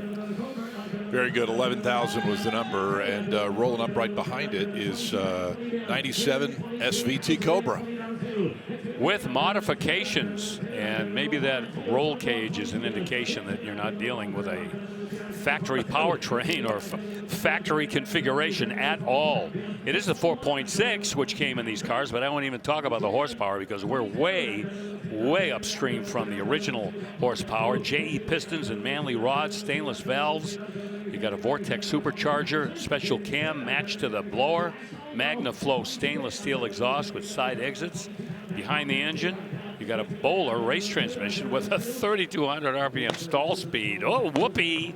Bill, look at the dish on those rear wheels, how deep that is. This car is not wide-bodied. No. Massive stereo in the back, had the side pipes. Whoever built this spent a lot of time and money on that build, that is for sure. You got it, Rutledge. Narrowed rear end, which allows those big wheels to tuck underneath there with 430 gears and limited slip. Oh, that will launch. That'll launch hard. Ooh, that is a smoke show and a nice traffic light, isn't it? My favorite words.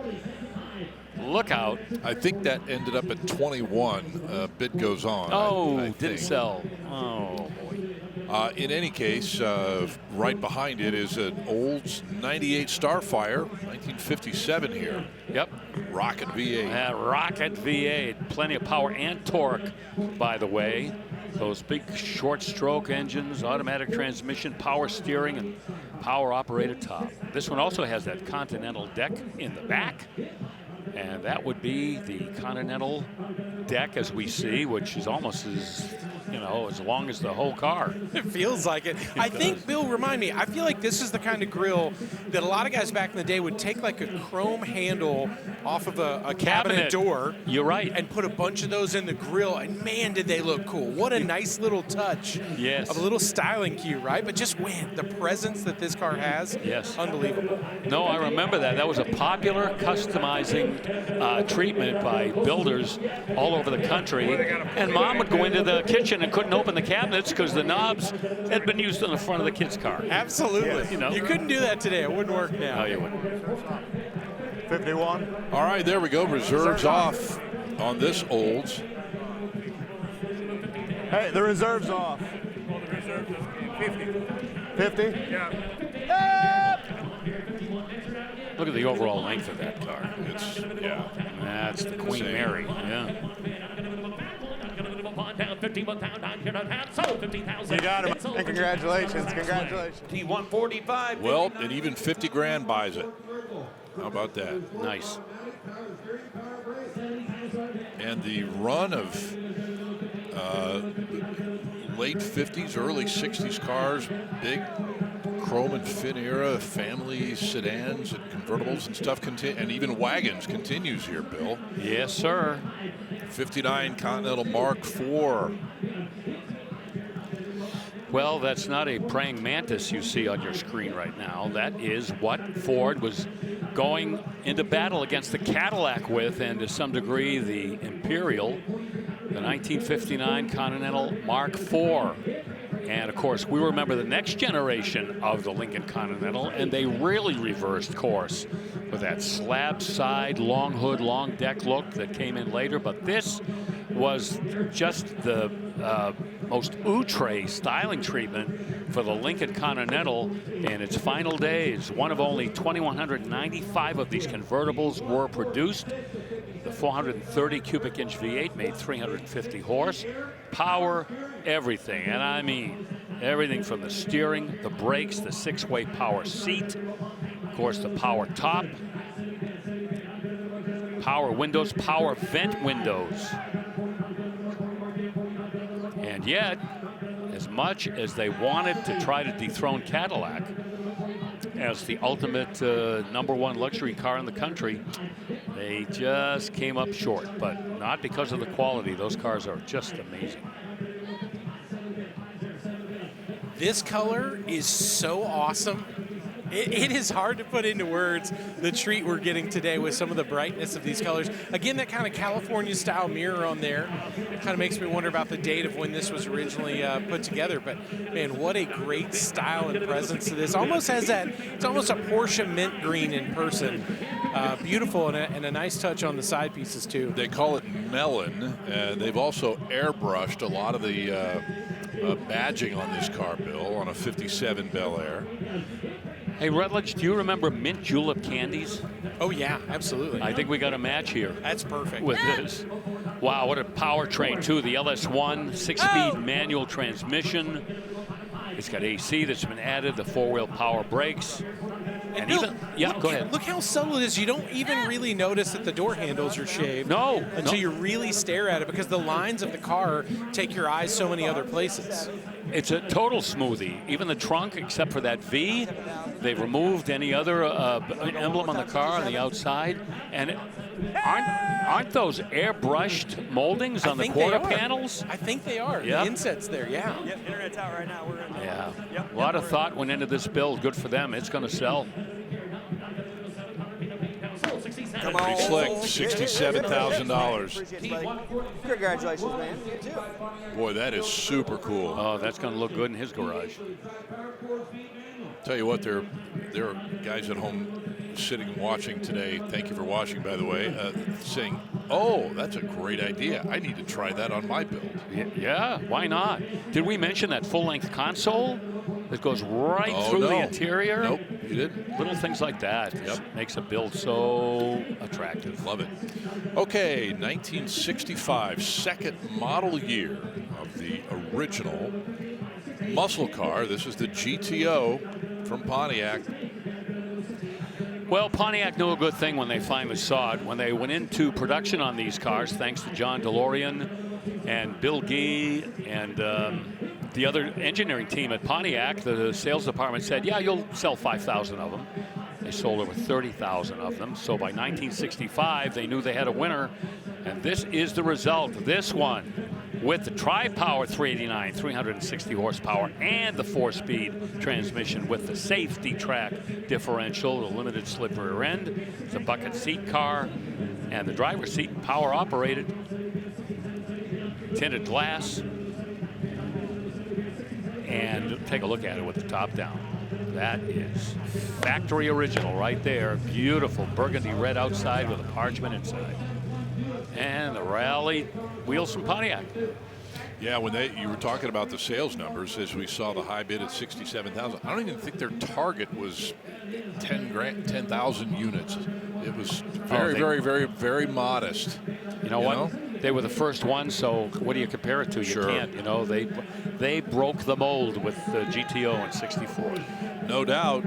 Let's right now move on and check in with Chris Jacobs. Thanks, Scott. If you're looking to get into the hobby, you don't want to break the bank, but you want something really cool, this may be the car for you. 1969 Super B, and it appears to be a survivor. Looks like definitely has had a repaint on the exterior, but take a look in the engine room. That is the 383 right now. This is an H code, which is the high performance 383, and it does have the N96 Ram Charger intake. Now, if it's a Dodge, it's a Ram Charger. If it is a Plymouth, it is an air grabber. Same system. But again, super, super cool. We get a look at interior here. Red column shift, bench seat.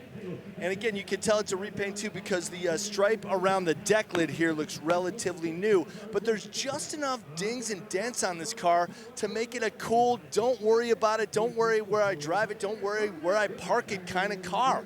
And man, 69 Super B, you cannot go wrong in the muscle car community as far as cred goes. And the best part is, it is going home with the new owner because it's selling at no reserve. Stick around with us. It's going to be crossing the block in just a little bit.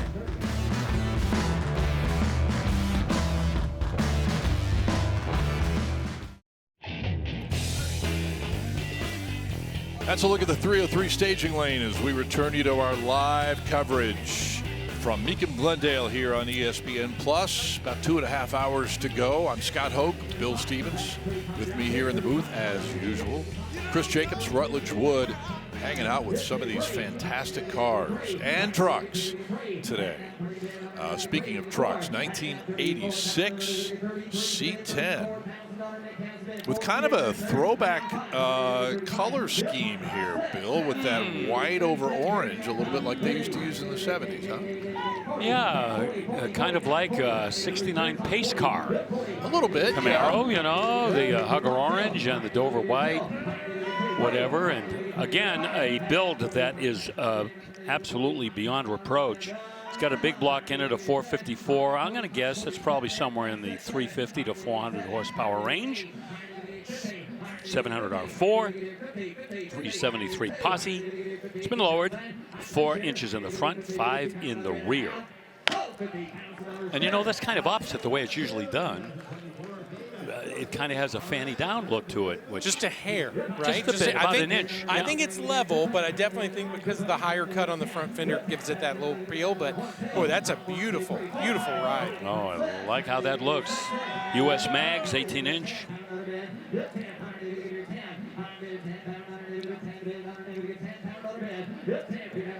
And it's sold for $50,000. Whoa. Okay. Money. Yes, here we are in the desert, and your off-road motorbike, if you want to take it out there. It's a 2024 Beta 450 RX. So, but never ridden, and they say never ridden, but our buddy Chris is on it right now. Do you have an eraser? Yeah, Chris, exactly. Chris gets to ride all the cool stuff. He really does. You're exactly right. And you know what? We get a ton of cool motorcycles that come through every Mecum. We had a bunch this morning. This one is way up there on my list. Little 450 4-stroke single, and the bid against $7,000. 5-speed transmission. Yeah. KYB supplied the suspension. They're rock solid. Not a bike you'd normally see on the street. No. It is for the trails. That's whatever. Totally an off-road bike. Yep. Hey, our buddy Ralph Shaheen would probably tell us all about what these would be like racing, as he does that motorcycle racing coverage all the time. He knows that stuff in and out. Sure does. Great little machine here, and somebody just picked it up for $6,500, and that young man might be on that bike in competition at some point. Who knows? Red, white, and blue. God bless America. All right, we move on and take a look at this 1970 Cutlass Supreme Indy 500 pace car. 350 cubic inch V8, and this was the pace car for the 54th annual Indy 500. I kind of slobbered that, didn't I? Let me go back. Let me try that over. Take two. Yeah. It's the pace car for the 54th annual Indy 500. However, Cutlass Supreme convertibles were used as the festival cars. And of course, we always ask Scott Hoke, the winner of the 1970 Indianapolis 500. Oh, that's an easy one. Al Unser, the first of back-to-back Indy 500s for Al Unser. Okay, thank you, sir. This is festival car number 25, used to transport Richard Lugar, who was then the mayor of Indianapolis. Went around the track before the race began. High bid here at $60,000. Since we're talking about the Indy 500 pace car, you know who's going to drive the pace car at this year's Indy 500? I'm cheating. I heard you mention it before. The head coach of the Indiana National Championship basketball team. Football team. I meant football. Basketball's coming up in a couple of the weeks. The round ball is the basketball. Yeah. Correct. That would be Curt Cignetti, the head coach at Indiana University. Undefeated. First ever national championship. Here you go, Bill. We'll transition right into this 91 ZR1 for you. Well, in 1991, the ZR1 had 375 horsepower from the factory, but there were a lot of people who said, you know, that's just not enough, so let's do this. Let's throw in some JE pistons, Oliver rods, Lenati crank, and cylinder liners. Let's do a cold air intake from K&N. Let's do a special crankcase ventilation system, do aluminum radiator to keep it cool with an Edelbrock intake and match boarded heads. And let's dish out 546 horsepower and 488 pound-feet of torque. Now we're talking. 6-speed manual is all those ZR1s had during that generation. And it sold for $21,000. Oh my! Even with all that stuff you just mentioned. Even with all that, and it's black, and it looks sensational. Oh man! What have we come to? What has happened to the people of this country? Okay, 21 for that ZR1. A 1969 Camaro Super Sport is right behind it. Yeah, this has had a heart transplant. We got a 5.3-liter LS1 in there right now with an automatic. Blue, of course, and white is the paint scheme that we become so familiar with the Z28s. This is not a Z28. It is a real SS. And we're at close to $50,000. Rally wheels, raised white letter tires. They've thrown digital gauges in this as well. A little upgrade there. Okay. Yeah. We'll keep working, but I mean, we got 50 right now. You got a lot of action on it. Let them know it's for sale. I got 50,000. That's Blake Baugh talking with the consigners. And the reserve is off. Yep. I don't know what the consigner was looking to get, but that is the kind of money that a car like that, not a Z28, not a numbers matching automobile, the kind of thing that people pretty much evaluate as to how much they're willing to spend. So at 53, I would approve of that. It's a pretty good benchmark for, you know, other vehicles that are very similar. Comps, exactly right. It's what we use. All right, 57 Bel Air is next. All different. All the bills on these shoebox Chevrolets, all done differently. Everybody can pretty much fulfill their own expectations. This one has a 350 horse 327. Now, we're not told what the horsepower, no, we know what the horsepower is, but we don't know if that is an L79. But anyways, it doesn't really important because it's a beautiful engine swap. Muncie close ratio 4-speed with, got a comp cam, by the way, in that engine with a Holley 650 CFM, aluminum intake, got headers on there, Flowmaster exhaust, all the things, you know, pretty much according to textbook we have seen done to this. Put on power pack heads on here, which are pretty rare.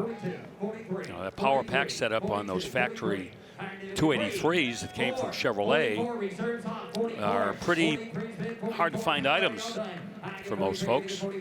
Mazda, red metallic, pearl white roof.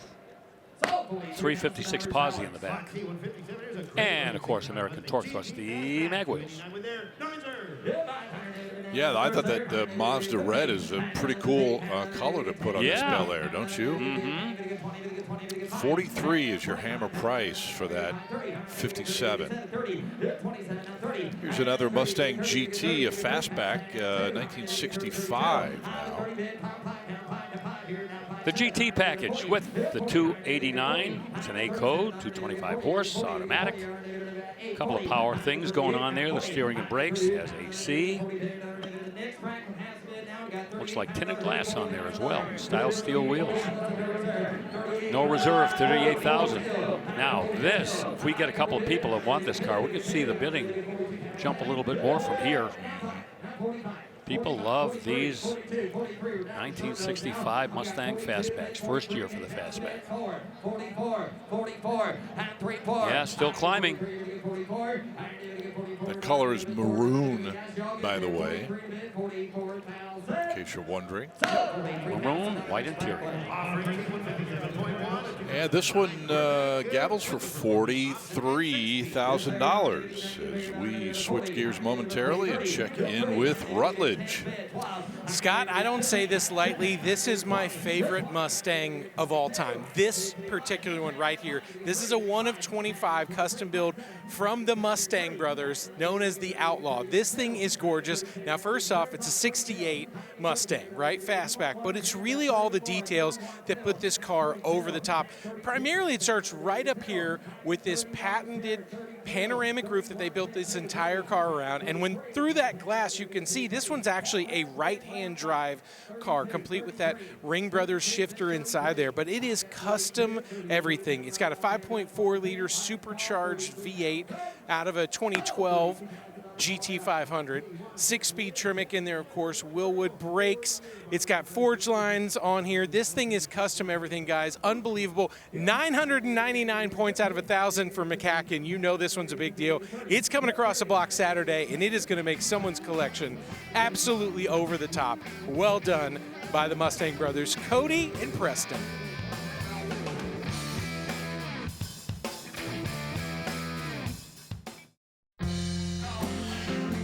Oh, look at this terrific crowd here at State Farm Stadium, Glendale, Arizona. They've come in out of the heat. It's 102 outside at last check of the weather, and having a blast in here, and so are we. Glad you're with us on ESPN Plus on this Thursday. We have, let's see, that Chevy Styleline Deluxe wagon. They just finished the bidding on that one at 36, and that was the high bid on that car. So we move now to a 2016 water car Panther selling at no reserve. This one's got a little bit of history to it, too. Well, there's a lot of story behind this. It actually reminds me of Skeletor. But it's known as the world's fastest street-legal boat. It's a boat.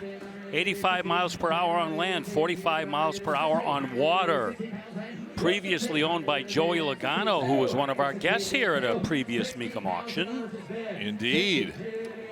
And guys, I actually called Joey about this week. I said, all right, I got to know what's the scoop. And he said, well, it's a small boat, so it can ride a little bit rough. And it's okay on the road, more power than you think. He said, but it's a car that goes in water, and that's pretty awesome. I loved his honesty that it's still the simplicity of just that. Well, you can blame the Amphicar for leading some of that to this vehicle. Right. You know, that predates this by quite a bit. But anyway, yeah, a lot of very high-end parts that went into the build on this, too. This is not some cheapy-doo kind of a boat car hybrid. It's pretty impressive the way that they constructed this. And it just brought $65,000. Yeah. I'd be interested to hear what Joey thinks of that. That's pretty funny. So, yeah, 65,000. Cool. All right. Here's a 1949 Dodge Power Wagon stake bed truck. We get power wagons every now and then, but not often do we get the stake bed pickup body like this one. Got the little 230 cubic engine line 6 with a 4-speed manual and 4-wheel drive. Got that old dual stick transfer case for shifting into the 4-wheel drive. And right, you know, according to Hoyle here in terms of the restoration, nothing on this that you would call modified or changed or personalized. This is pretty factory correct. High bid at $22,000. While we have a minute, I want to give a quick tip of the cap to our good friend Derek Daly, the former Formula One and IndyCar driver, who's here in the house, came up and said hello. And back in the day, Derek was on this crew on our Mecum telecast in the very first season back in 2008. And get this, he spent 8 seasons on the IndyCar series. He, of course, the father of Connor Daly, who will be racing at Indy in April or in May at the 500. But anyway, Derek's very first IndyCar race, 1982, here in Phoenix. Oh, that's at the so perfect. Miller High Life 150. Back in 1991, I wrote and produced a series called the IMSA Grand Prix Hour, and the first show I did was the 1991 12 Hours of Sebring, and Derek won that race. So I go back to 91 with him. Yeah. Well, we're looking at a 1959 Fairlane 500 Skyliner here. Yep, the hardtop convertible, 352 V8, 3-speed automatic, and an excellent restoration. Get a load of that maroon paint. Boy, that's like glass. 23 won't do it. Off to the bid goes on.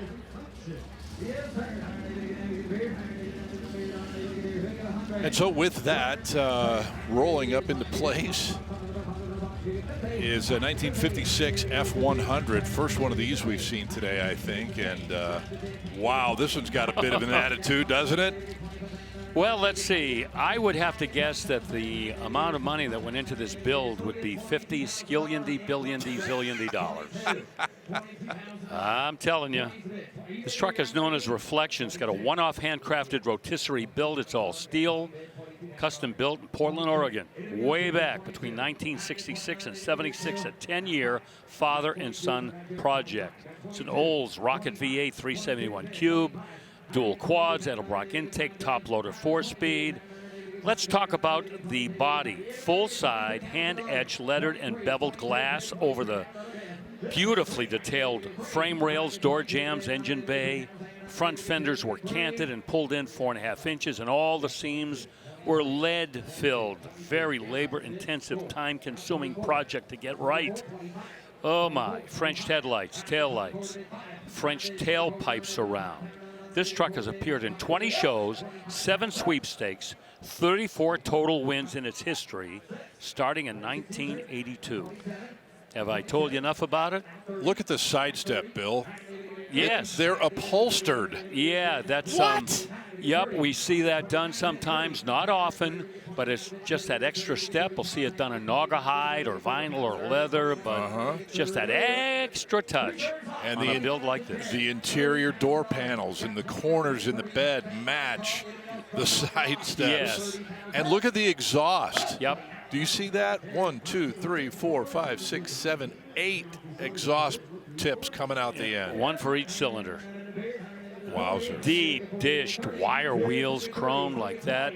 And that truck sold, you say it, Scott. I don't think I can. I think it was 29,000. Yeah. Wow. 29,000. That is, man, you. That's science fiction.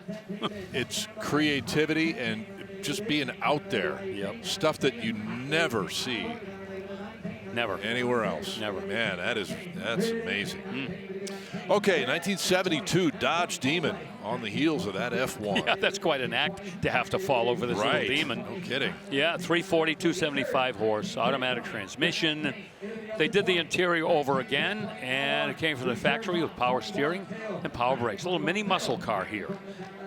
You know, not designed to go against Ram Air GTOs or Cobra Jet Mustangs. But if you wanted a car that could combine comfort, maybe a little economy and some performance, back in 1972, your choices were pretty limited. This was one of them. You sure? $24,000. Yep, about right. Yeah, that's Paul Guck, and he is helping out with the new owner of that car, getting all the I's dotted and T's crossed.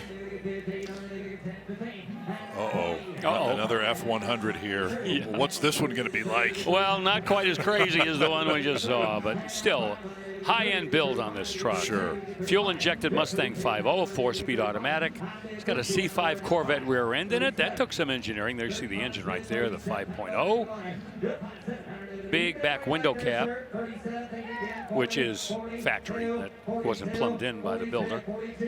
And the frame, the brakes, the suspension, everything completely rebuilt and show ready. And look at this truck, a conservative build by any stretch, and yet trading for almost twice what we saw that super custom Ford go for a couple of vehicles ago. You see that badging on the hood, that's airbrushed. It is. Really well done. Replicates what that badge would have looked like from the factory. $47,000. That's our current bid. It's going to sell too. Yeah. 48. Did you get it? 48. You're thinking about it. 47, 48,000. Yeah, and that does have a power tilt on the hood as well. Thank you very much. And 47 will do the trick here. And that will head out to a new collection. We will head out to a break and get into a brand new hour of our coverage from Mecum Glendale in just a few minutes.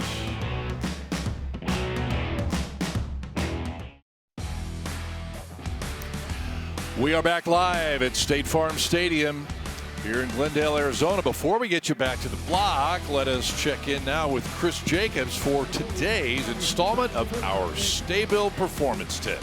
Yeah, Scott got a little fast fix for you today. If your engine is running rough, maybe your carb lines aren't completely cleared out, or maybe you got a little bit of water in there, Fast Fix is what you need. It'll clear all of that up right away. Just a small amount goes a long way. And speaking of going a long way as far as provenance goes, check out this 1964 Ford Fairlane 500K code. What an amazing car. Of course, it's got that high performance 289 under the hood, backed up by a 4-speed manual transmission. But the provenance really comes from the history of this car. It was sold originally at Tasca Ford in Rhode Island by Bob Tasca himself. The bill of sale includes his signature, and so does the purchase order. The invoice is signed by Bob Tasca Sr. And if that's not enough, a legend sells it to you. Well, a legend also later owned it. Yep, this was once in the collection of George Poteet, legendary Ford collector. Man, does this car have a lot going for it, and it's going to have a lot of eyeballs on it as it goes across the block tomorrow, Friday. Look out for this one, Scott. This one is special. We'll be looking for it. Thank you, Chris Jacobs. That's our Stay-Bill Performance Tip today, and you can find out more at staybillmecum.com. On the block right now, Bill Stevens, an important Corvette, one of those legendary LT1s, this one from 1971. Yeah, the second year of the LT1 in the C3 generation.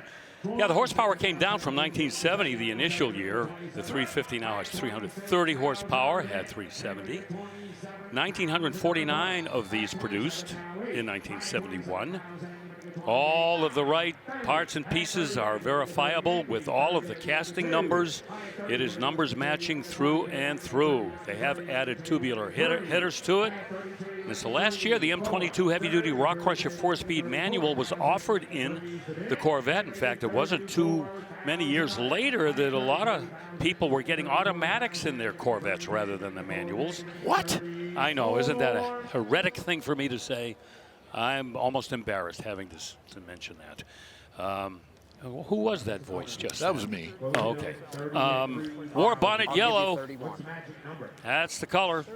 And, okay, we're going to do some horse trading now to try to sell this. You're needing Let's 33 listen. to you. That's what you say. 3 to me. 35 grand. All right, that's the target. That's Clint Hunter in the upper left-hand corner. So, 35. Along with the consignor. And There you go. Just like that. Deal done. If everything in life was that easy. You are right on the money. Okay, first look at one of the baby birds, an early bird, 1957 T-Bird convertible now. Yeah, the optional 312, 245 horse, 4-barrel engine, frame off restoration.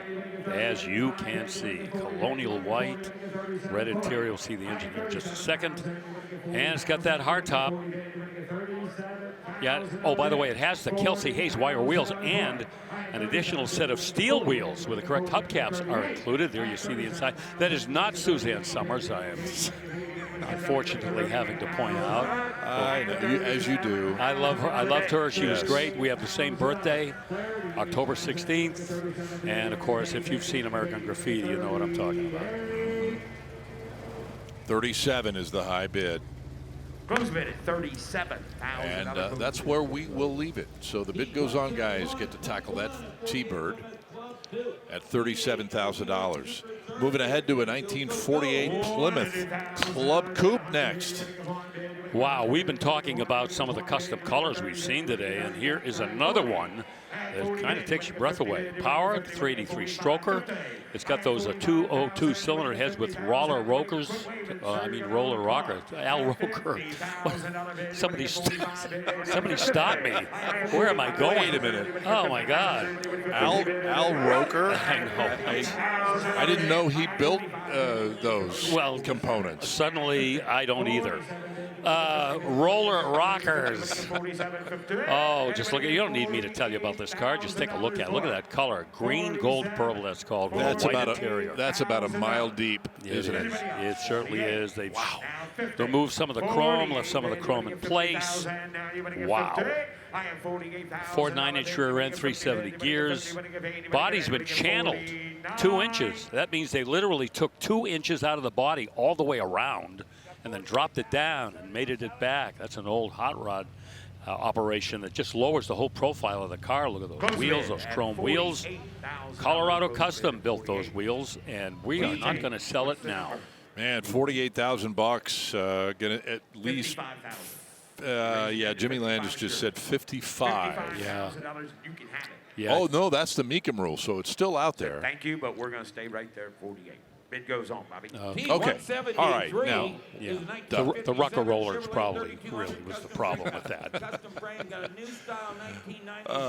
57 pickup truck next from Chevrolet, a 3200. It's been customized. Oh, go ahead. Scott, understatement of the year. Man, oh man. Custom frame built by the folks at No Limit.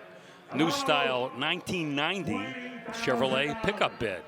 427 cubic inch small block. That's that small block base 427. An LS motor, custom built by Harks Performance, Hillborn injection. And that was converted to electronic, by the way. Hillborn converted to electronic by Blower Drive Services. Can that be? That's what I mean. All the work that went into this. Touch of Class is the shop that did the interior, digital gauges. This truck took first place in class at the Grand National Roadster Show. Yeah, just the way that hood hinged. Did you see that coming up, Bill? Yeah. Amazing. Very well done custom work. Mm-hmm. Yeah, probably a lot of other things that we can't see that truck's hiding. It's just that goes beyond the norm. 39,000. Beautiful Mecum yellow. Yeah, look at that, huh? Anybody else? Gray interior. 38 is the bid. Busting out the Budnick wheels there. Always looking good on the custom builds. Yeah. 38, 40. 38. This yellow would have gone very nicely in that Phil Bachman Ferrari collection. For sure. Giallo. It's got the cool dichotomy of the kind of modern rear end, too. You can see on the tailgate there. That's obviously off a very more modern C10, as well as the taillights, too. Yeah, that bed is from a 1990. Good pickup there, Chris. Yeah. Oh, a pickup. 38,000 buys it. We're going to take a break here, and we'll come back with a very special guest with us in the booth here at Mecum Glendale. More coming up. Stay with us.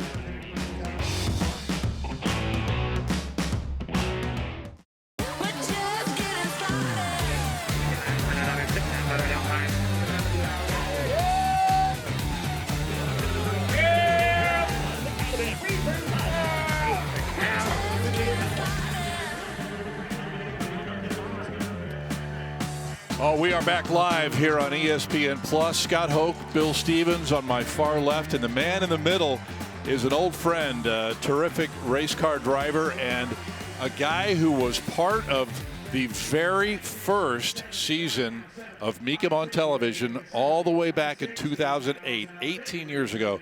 Derek Daly. Great to see you, my friend. Great to see you too, guys. I remember it well. Indianapolis. I was the pit reporter, or whatever you call these guys that walk up and down to describe the cars. So much fun. But you guys are the experts. I listen in here, and the amount of detail you have is just phenomenal. Well, when you left, they gave me your locker. I hope you don't mind.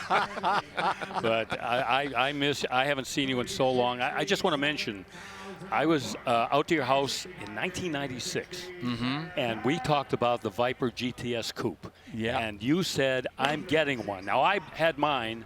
Did you ever get one? No. Oh!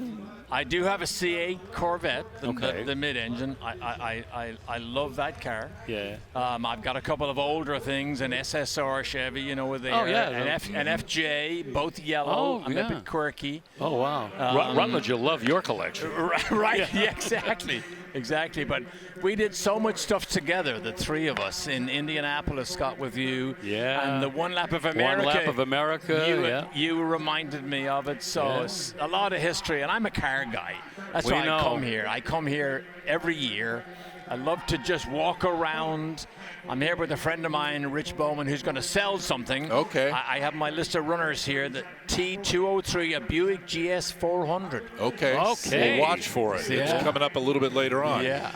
Hey, we're gonna take a look at what's coming up on the block here, which happens to be a 2011 Z06 Carbon Edition, another high-performance Corvette. But Derek, I've got, back in the day, in that first season, very modest, just a couple of hours on a Saturday night of television, and just maybe 150 cars, if that. But just recall that and what you've seen now with Mecum's growth, and putting all these cars in an NFL stadium now. And I don't know who they remember, but back then we didn't have catalogs, notes like you have now. We made our own notes. Oh, yeah. We literally walked around the cars with some experts, listened to what they said, put the notes down, and then tried to, deliver as best we can. But I mean, who would have known it would grow to what it is today? I mean, I see all the dates around the country. It's coming to Indy. I'll go there again in May. Month of May is so big in Indy for all car guys, but I'm just amazed and so impressed. Mecum is the biggest in the world now, and they just gradually grew year by year. When I started, we didn't have as many auctions as we have now, and it was almost for a while there. Every year we'd add a new one, and we just added a new one. We're going to Nashville in September. Yeah, and you two are the experts that are the common thread through the successful growth of this. So good for you guys. You're too kind. By the way, happy St. Patty's Day, by the way. Yes, thank you. Oh, yes, very true. Thank you. By the way, no reserve on this Corvette, and it just sold at that $58,000 mark. I want to ask you real quickly, Derek, about, you mentioned the Indy 500 coming up. Your son, Connor, veteran Indy car driver, he's going to be driving Indy, just his only race this year, right? So far, at this point. Yes, so far his only race. And as you know, he grew up there. Sure. He loves the place. He's led 4 of the last 6 Indy 500 strongly. He has a feel. That's his lane. He knows what that place needs. So we're all going to be back there jumping up and down and see what happens. When he was racing Star Mazda, wasn't it? Yes. Yeah. I was out at the Autobahn for one of those races, and I interviewed him. Yes. And I actually gave him some tips on being a better race car driver. You did. Good. And good. I'm sure he remembers. Yes, and look at what's happened. Yes. Look at what's happened. Yeah, that was the early days. Yes, it was. Yeah, New Jersey Motorsports Park, another one where you interviewed him. He had a lot of success that year, but yeah. It's the Bill Stevens effect, apparently. Well, and it trickles down from the tree, too. Well, and it's funny because I mentioned this earlier, Derek, your years in Formula One and then coming to IndyCar, and it's interesting that you split your time. You're kind of a snowbird. You split your time between Indianapolis in the summer and here in the Valley in the winter. But your very first IndyCar race was the Miller High Life 150 right here in Phoenix in 1982. How do you know that? How do you remember that? So what do you remember about that first IndyCar race? So here's what happened. The Las Vegas Formula One race was 4 weeks before that. Oh. So our Formula One season was over. Out of the blue, I got a call, would you like to run an IndyCar at Phoenix? I had never seen an IndyCar. I had no idea where Phoenix was. No. And I'd never seen an oval track. So I said, sure, I'd love to do it. And so I jump in an IndyCar, and I explained it to people by saying, look, a Formula One car versus an IndyCar from 0 to 100 miles an hour, Formula One car is so much faster. But from 100 miles an hour to 200 miles an hour, an IndyCar is a rocket ship. And that alone in Phoenix said to me, you know what? Yeah. I'd love to do the Indy 500. That's wild. Knew nothing about it. And it completely changed my life. Well, you know what? I'm going to tell a story real quick. Don't get mad at me. When we were on the one lap of America, I forget where it was, you dropped the keys to your rental car in the porta-john. You remember that? Come on. If you say it, it must be true. Oh, okay. A little deniability here, but I remember it well. But you recovered nicely. That was a struggle. We ran all across the country. Oh, that was 6-7 days nonstop. Yeah. It was fun though. But we enjoyed it. Yeah, it was all good fun. Yep. We're taking a look at this '62 GMC Suburban here. That's got quite a bit of patina on it for 10 grand. You've walked around the grounds here a little bit, hopefully staying out of the intense heat that's outdoors, Derek. What do you see? What do you like in this group that we have here? Okay, so when I walk in here, I'm still obviously a car guy, but a European guy still in cars. So I just watched the DeLorean go by about 15 minutes ago. 45 grand. I had a DeLorean at one stage. Okay. Loved it. I see a lot of Bentleys. Not necessarily, well, they are European, a lot of Bentleys are for sale here. The Prowler, the Prowler is on its way up here because I just went to have a look at that. About 10 minutes ago. But I'm a car guy. I don't think people understand, Bill, the hours it takes to build a car to pristine condition, to roll it across the blocks here. Because the guys who put their heart and soul into it, they don't get paid properly. You can't get paid for the amount of hours they put into some of the cars that roll across the block. It's a labor of love, and a lot of times you can tell the difference between somebody that is passionate and somebody just looking to make a profit, the difference in the way that these cars are presented. And the guys that it's part of their DNA, their bone marrow, you can tell. Yeah. But just being here. But I mean, you got a bit of a rat rod here. Somewhat. Yeah, kind of a mild rat rod. An old Suburban that hasn't been given the full makeover like a lot of them. 350 V8. It's got a little small block in it, automatic transmission. Nothing fancy, and yet the character on this truck speaks for itself. Custom wheels, and that's it. It's a lot of fun, and especially for 16 grand, for sure. Yeah. And a 1948 Packard is coming up here in just a couple of shakes. And give us a kind of a preview. You mentioned Connor racing and knowing Indy so well. Give us a kind of a preview of his ride and his situation and how he's approaching this year. So it's with the Dreyer Reinbold team. Sure. Same team he was with 2 years ago, I believe it was.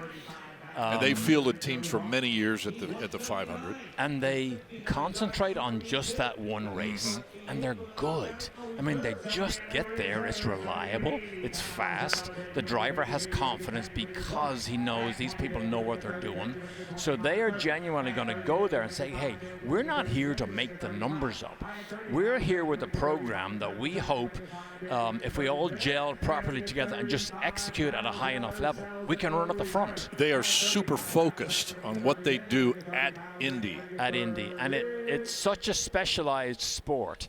I mean, people say, well, they just drive around in circles. But when you do lap speeds of 230 miles an hour, you are on the edge of adhesion in each corner, which is 4 90-degree left-hand corners every 45 seconds. Yep. And that's what people don't appreciate or understand. I mean, it's scary. When I talk about it sometimes, I can feel the tingles in my fingers because you know what the edge feels like at Indy. And when it goes wrong, I mean, it's like an airline accident. And they work for hours trying to pick up a 1/10 of a second. That's how important the setup of the cars are. It's minute. And nobody could measure a 1/10 of a second. If you give them a stopwatch and say go, you can't measure a 1/10 of a second. But if you go a 1/10 of a second faster through engineering decisions, every 10 laps you're a second a lap faster. A second a lap at 200 miles an hour, you're at the full length of a football field away from your competition. Yep. That's why the 500ths of a second or the 1/10 of a second is so vital in a place like Indy. Tell me a little bit about Alex Palou, and is anybody going to figure him out? I mean, he looks like he's just so good at everything. He is currently the best IndyCar driver that we have. Has been for a couple of years. He is precision perfect. He is emotionally numb when he's in the racing car, so you don't see him making mistakes. And when you match that with a team like Chip Ganassi Racing, who have the engineers that have been there for 20 years, fine-tuning these cars, they give him the fastest car. Now you put the most complete driver into it. Yes, that's a tough haul. That's to climb that mountain and beat him. But that's the beauty of motor racing. Oh, absolutely. That's why you need those spectacular guys, because then the chase to get them becomes even better, even more interesting, even more intriguing for the TV audience. Yep. Absolutely right. Well said. Very well described as well. By the way, Will Power is my brother from another mother. His name is William Stephen Power, and I'm William Stevens. So when I did Champ Car, we used to tell people we're related. Yeah. Nobody bought it, but I'll remind them of we said it anyway. Yeah, do that, will you? I'll remind them. I don't think he'll remember it, but I'll remind him. You and Will kind of vaguely sound alike. Not. No. Here we go with a quick look at a 65 Mustang wagon. I think this is the one that Chris Jacobs previewed. I mean, this is off the beaten path. Well, you know, I really love what Chris pointed out, because that roof extension is metal. That's not some cheesy fiberglass piece that someone came up with. That is it's real expert metalwork that extended the cabin of that Mustang and did a fantastic job on it. And even the paint and everything on it lays perfectly. And it's got a pretty stout powertrain as well. So let's see if we can sell this. Right on. 42 is the current bid. 43 now. Appreciate it. Yeah, if you missed the preview, it's got a 429 in it, 370 horse. And the high bid on that Mustang Custom is $43,000. We're going to take a break. Before we do, one last chance to say thank you, and great to see Derek Daly, the former race car driver, here in Glendale, hanging out with us, and always good to see one of the family here with us. And I'm going to try to make the race, and can you leave my sweet pass at the front gate? Yes, so that I can get up there? Thank you, buddy. Great to see you, my friend. We love you, man. We love you. A pleasure. Thank you so much.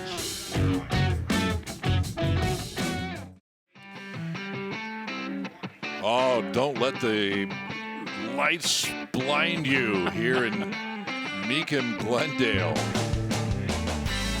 That's cool. That's a look down that 303 staging lane and some of the cars we have coming up here on the block right now, though, Bill. 2009 Shelby GT 500 KR.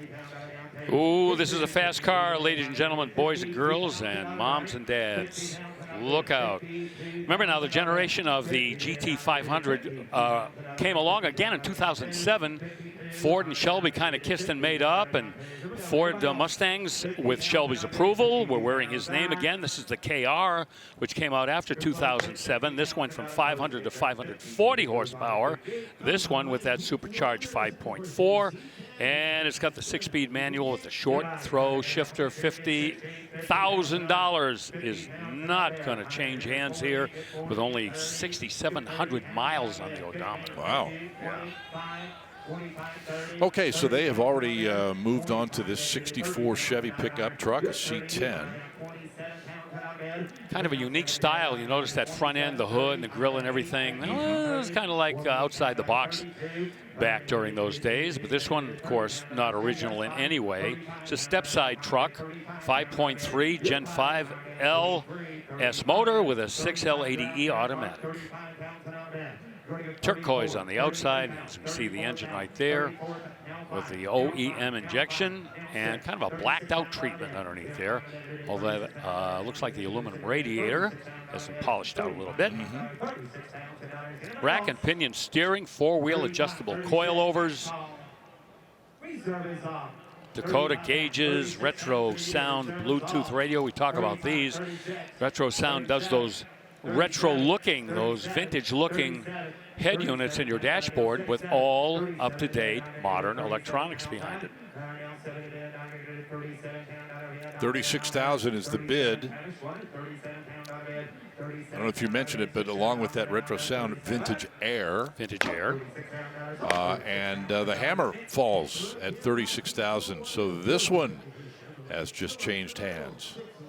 Yeah, we're doing all right with pickup trucks today. Like to see that.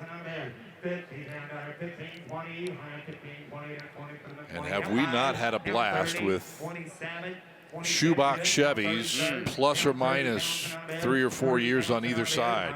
Yeah, exactly. You know, here's one that falls into that category, 1953 Chevy Deluxe convertible. Yeah, this generation was winding down. Chevy and Ford, they're in a pitched battle for sales supremacy. And everything changed in 1955, of course, as we know, with the introduction of the V8 and 12-volt electrics and stuff like that. So the 53 car still has that 235 cubic inch inline six, which also went into the Corvette in 53, of course, with that multi-carbureted setup. 2-speed power glide, in-dash clock, dual side mirrors, and the target red with the red and white interior. And an outstanding restoration and presentation underneath the lights here, yeah. How about the color of this car with the red carpet and all of the cardinal signage around this building? Yeah, good point there. Does this fit or what? That is State Farm red, Arizona Cardinals red. You are correct, sir. Yeah. And look at how clean that top is and the rear window as well. That is in really, really spectacular condition. Right out of the shipping box. $39,000 is your hammer price. What a beauty. All right, well, a moment ago you mentioned, I think it was a little bit earlier, we're talking about Fords, but here's one from 1932, a year when so much changed in the Ford world. This, of course, hot rod from back in the day. Well, one of the all-time great debates among hot rodders is what is the most popular platform for hot rodding? 32 Ford, 55 Chevy, 40 Ford. So many people would go with the Deuce. What a landmark hot rod this was. This one with a fixed roof. And of course, we always see, you know, the open cars. This would be the high boy style, no fenders, sits on top of the frame. But I got to tell you about this engine. Please. It's a stroker, but it's all aluminum. So that's a pretty pricey item sitting in between the front wheels. And it's got a 671 blower supercharger. So familiar to classic drag racers. Kinsler fuel injection and an automatic transmission behind it. But classic looks, but again, somebody that went the extra mile on that powertrain. That's a gorgeous ride. You know, a lot of times for these cars, there's a debate. Do you run part of the hood? Do you run all of the hood? This one, you couldn't fit it with a blower that big. You'd just be hopes and dreams trying to get something on there. It looks perfect. Perfect is the word. Yeah, great wheel choice. Those look like the Halabrand kidney bean wheel replicas in chrome. Yeah. Hey, the old saying, if you've got it, flaunt it. Holds with this one, man.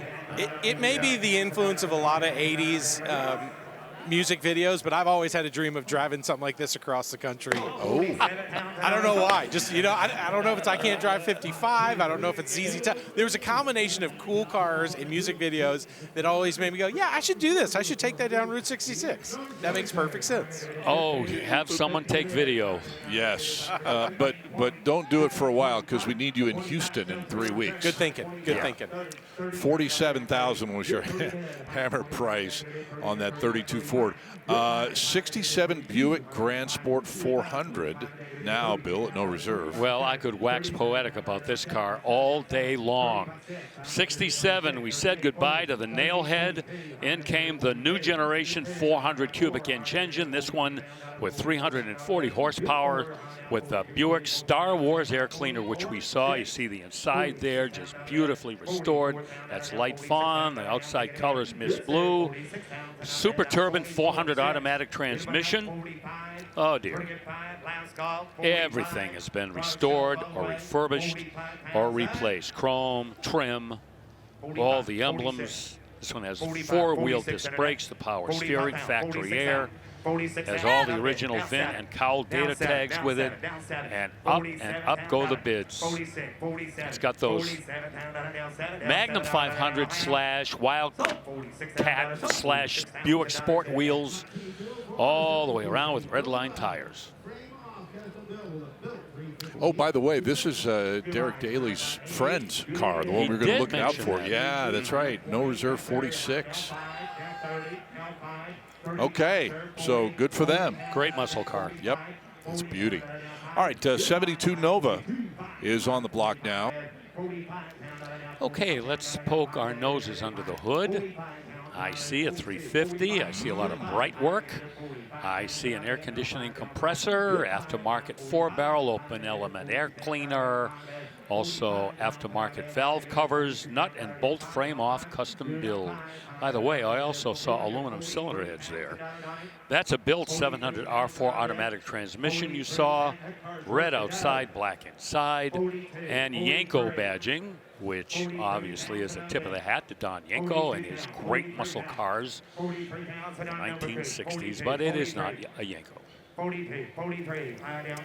Can I just say, as a fan of sports car racing, auto racing, to have Derek up here with you guys was just the coolest. You know, Connor is such a bright spot to me in Indy, and when he takes the lead and the entire place stands on their feet, it's just so special to see families that love cars and racing as much as he does. That was so cool. You know, and the thing about that too is, Rutledge, when Derek was talking about that, he's led Connor's led 4 out of the last 6 500s. The crowds at Indy are so knowledgeable.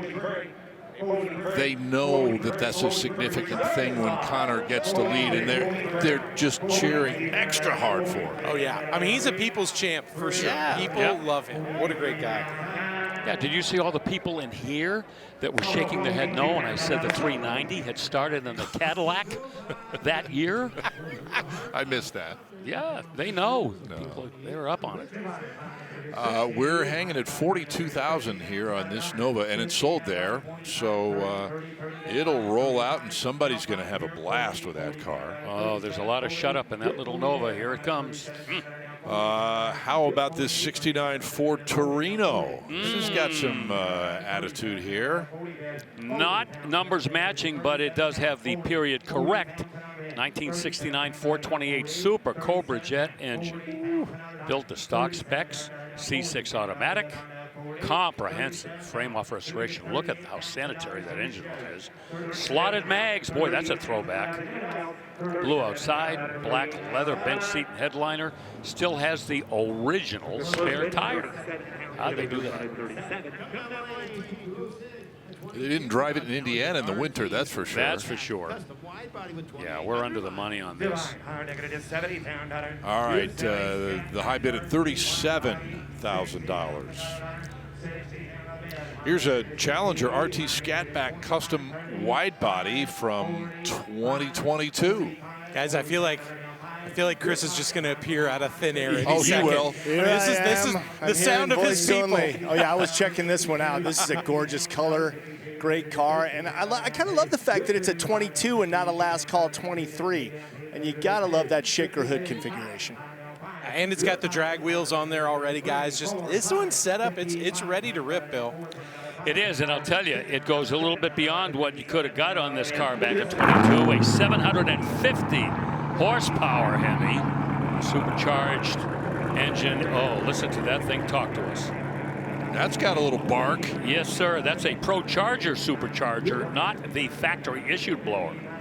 So there's some work that's gone into this. Takes it a couple of cuts above a factory original Challenger Scat Pack. Yeah, these Challengers always have a gorgeous exhaust note, and this one no exception.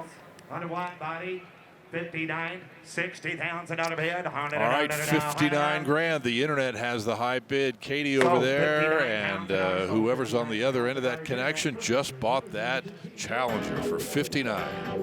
Derek Daly. Yep. Did drop his rental car keys into a portage. And we both love that man when he did that. Gather round, make them bounce, they can never hold us down. Like I never left you with no ring rustle. When you get it jumped on like the king does. Feel that quick rush running through your veins. It's the same how I keep it going, yeah, we maintain.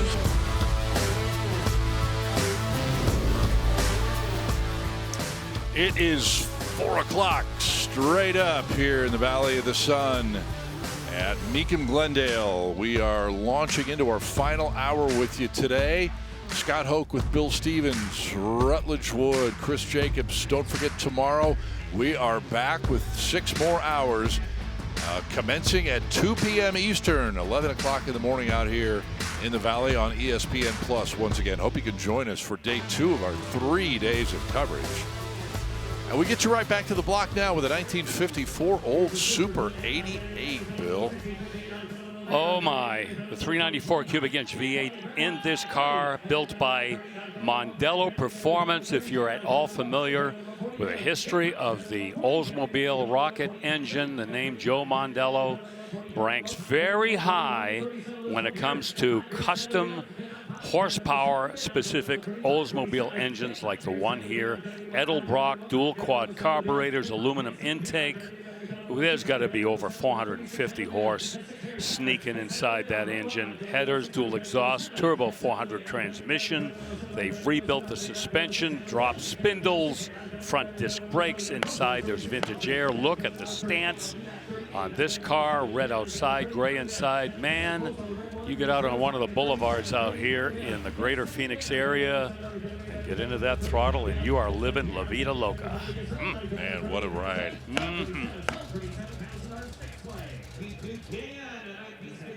Hey, you can't take your eyes off that car. It's just Isn't so it beautiful true? in I person. know. Everywhere you look. Yep. That's the most fun you'll ever have with $37,000. Okay, 1969 Roadrunner next. Okay, we've made some changes on this Roadrunner, and I'll specify them right now.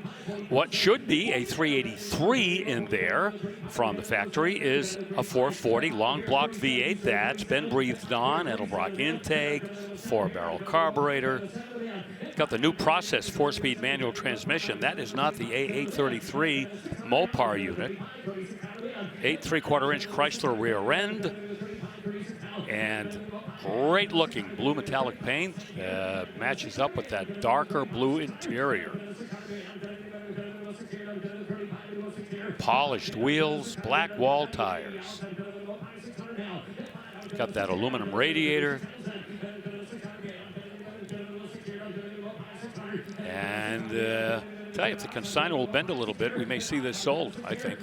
I think maybe upper 30s will make it happen, but not there yet. Matt Morbeck, our auctioneer, there in the bottom left corner. And the consignor's mulling over $35,000 right now. Internet comes in. Ooh, buzzer beater. Hey, that was enough. Yep. Had a feeling. Bill, any indication on a consignment sheet if this is a replacement or a numbers matching motor? Because I'm very surprised that this number is so far down for a very clean appearing 69 Roadrunner. That's Chris Jacobs, the president of the Nationwide Mopar Lovers Club. Excellent question, sir. That is a replacement. It's a replacement 440. No, not numbers matching at all. No. Now that's an H code originally H code car, Chris. Okay, gotcha. Yep. Hey, while you're here, while we have you on the phone, caller, Chris Jacobs, why don't you tell us about a car that I think we're going to see tomorrow, right? We are. We're going to fast forward one day to Friday when we will be seeing this 1957 Corvette going across the block. And Bill, you and your fellow Corvette lovers know that 57 is a significant year in Corvette history because it's the first year that fuel injection was offered. However, they did not check the box for fuel injection on this car. It is pretty much as bare bones as you can get. There is the 283 right there, the 245 horsepower version, carbureted, of course. This is Venetian red over red. Now let's do a little Corvette spotting. We'll start with these non-functional scoops right here. These are 2 years only, 56 and 57. They were actually on the Motorama prototype Corvette that was displayed at the Waldorf Astoria, but did not show up again until 1956 and 1957. Well, that's no help since it's 2 years. Really, the only way to tell the difference between a 56 and a 57, if they are non-fuel injected 57, is the screw on the back of the rear view mirror right there. That's a jam nut screw that is 57 and later, and the reason they did that is because you were able to tighten up the rear view mirror for a little bit more stabilization. You could tighten it with a wrench. That's really the only way to tell non-fuel injected 57s from 1956s. Other than that, they were pretty much identical. Scott, back to you. All right, Chris Jacobs, thank you very much. It's coming up as our coverage continues into the weekend here at Mecum Glendale. And we're back on the block now with another Bentley convertible, this one from 1991 in all black. Yep. Once again, the elegance and the curb appeal of a Bentley can never be denied. One of 421 that were produced in 1991. This with that big 6.7 liter V8. All had automatic transmissions. This is a triple black car with leather inside and the wood veneers and the carpeting. And first year for airbags in the Bentley Continental. We had a 91 Rolls convertible go across earlier that you guys said you could really smell the quality of leather from the view of the car. These are just so timeless to me. Unbelievable. Yeah, this is at a time when they were pretty identical to the Rolls Royce. But of course, you know, there were differences between them that any aficionado could tell you about. I think it was 40 or 44,000 the high bid on that Bentley, and we'll check out now a 2015 SRT Hellcat Challenger selling at no reserve. Climb into my Wayback Machine, the 2015. We were at the Mecum auction in Kissimmee, Florida, when I was standing next to one Rutledge wood as the Challenger SRT Hellcat was debuting. We stood next to one and talked about it. Do you remember that? Your first experience with me at a Mecum auction? Absolutely. Yeah. Time of my life. It feels like it was just yesterday. It does. It does. I also got to drive a handful of these on Top Gear. Hard to not put a smile on your face. Any car that they have to slow the steering down because they know people will immediately wreck the car, that's a quality vehicle in my eyes. Oh, my kind of car, man. 22,000 buys it right here today in Glendale. And fantastic cars, no question about it. More still to come.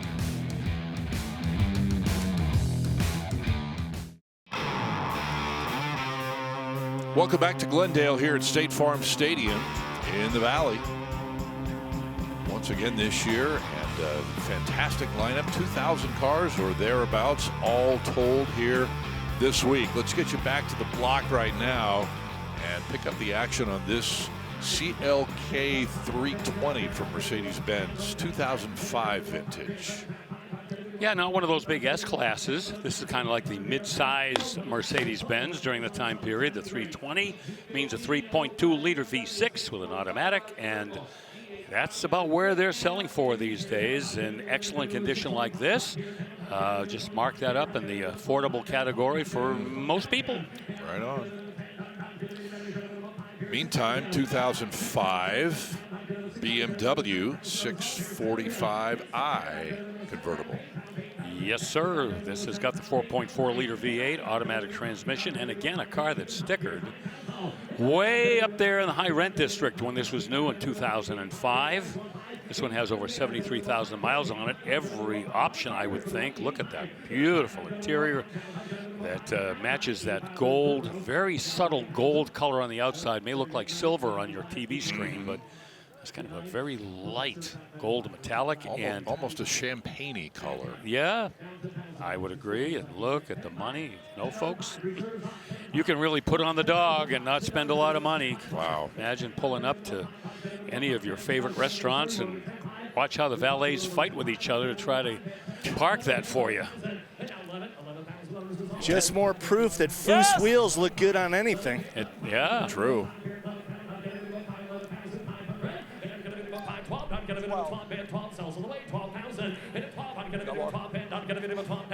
11.5. Yeah, that's all the money right there. Huh? Pass! 12.5. Now 12.5. That might be the last ditch effort. Yeah, you know, maybe we'll get a couple of people here. Little face-off. This is making top 3 deals of the day, I gotta say, if it sells. I know. Oh, the reserve is off. It's going to sell. It is. Oh, my.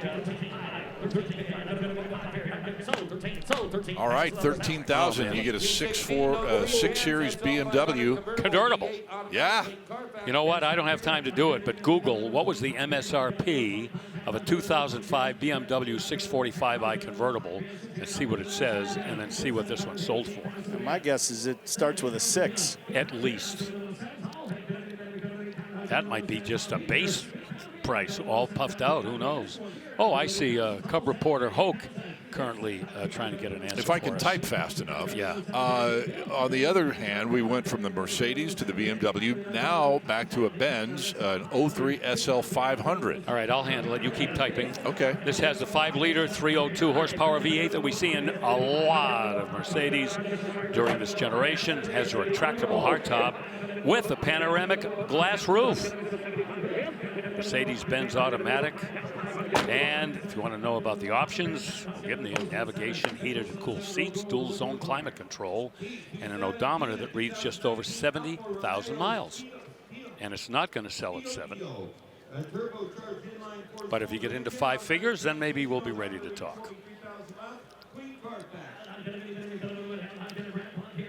All right, let's move on to the 2019 Alfa Romeo Stelvio, their little SUV or crossover, perhaps.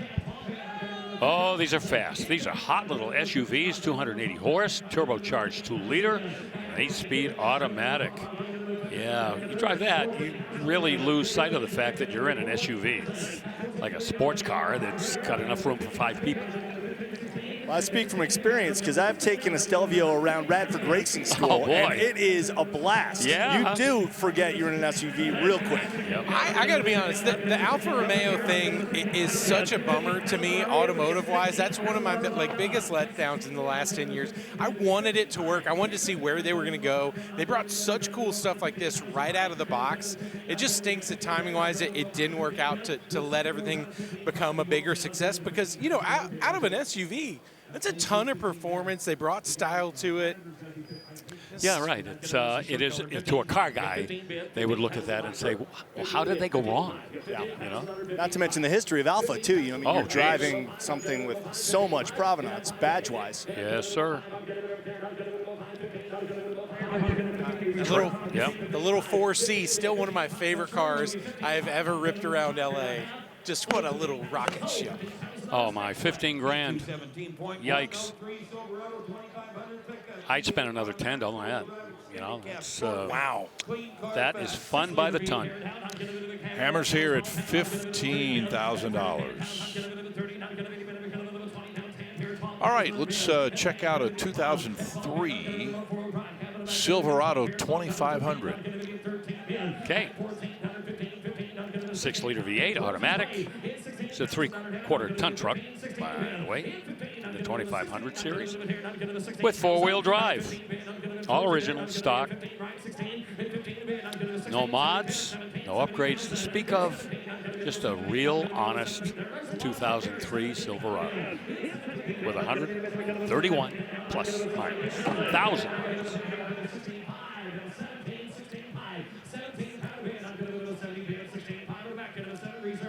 Now 575, and I've got a bit of a truck sells all the way. Got a bit of a 17.5. I've got a bit of a 17 down 5. Hard tonneau cover. Got optional wheels. Those are Chevy issued wheels, not the standard steel wheel, the plain steel wheels. Got running boards on there. All right, a hammer price on this pickup truck, $17,000. Well into our final hour with you today here on ESPN Plus. Thanks so much for being a part of our day today. Love having you on board. We'll be back with more in a moment.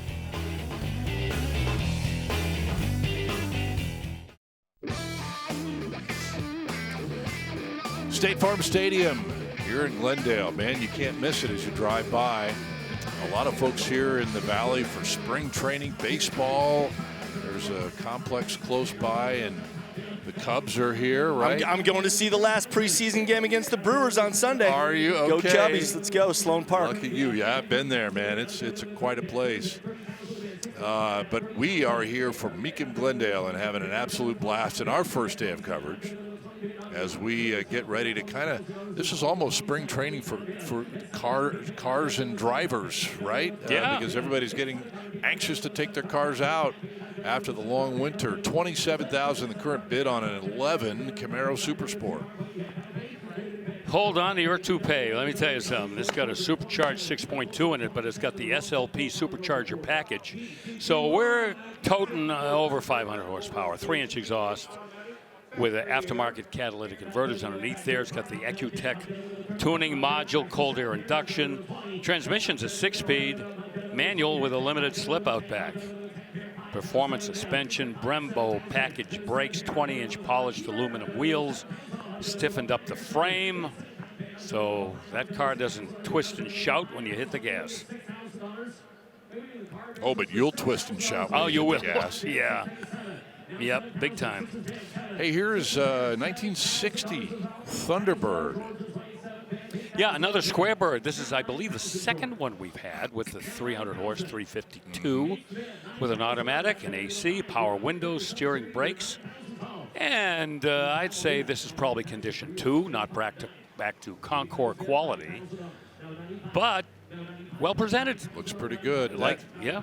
That exterior, it may look white at home or wherever you're watching. That's actually very light blue. Mm-hmm. Super pastel blue. Yeah, very nice look, especially over that two-tone blue interior. And as it goes out of the lights a little bit, you see that blue show up a little bit more on the Continental kit there. And really good looking in the engine room, too, with that white air cleaner and the white valve covers. Pretty cool.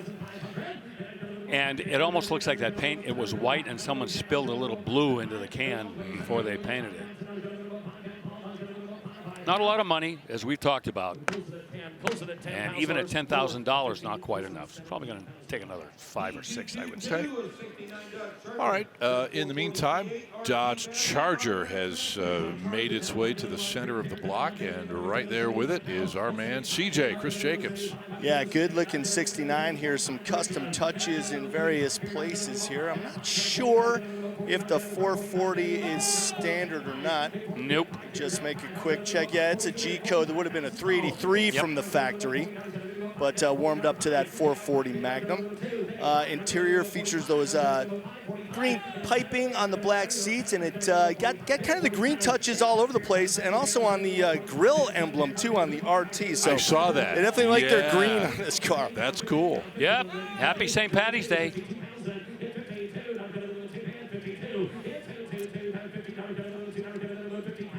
Yeah, there's different camps as far as the front end, the rear end, the gas cap. Little subtle changes between the 68 Charger and the 69 Charger. Right. I happen to prefer the split of the 69 grill, but I prefer the round taillights of the 68 back. And one way to easily tell the difference between a 68 and a 69 is the gas cap right here.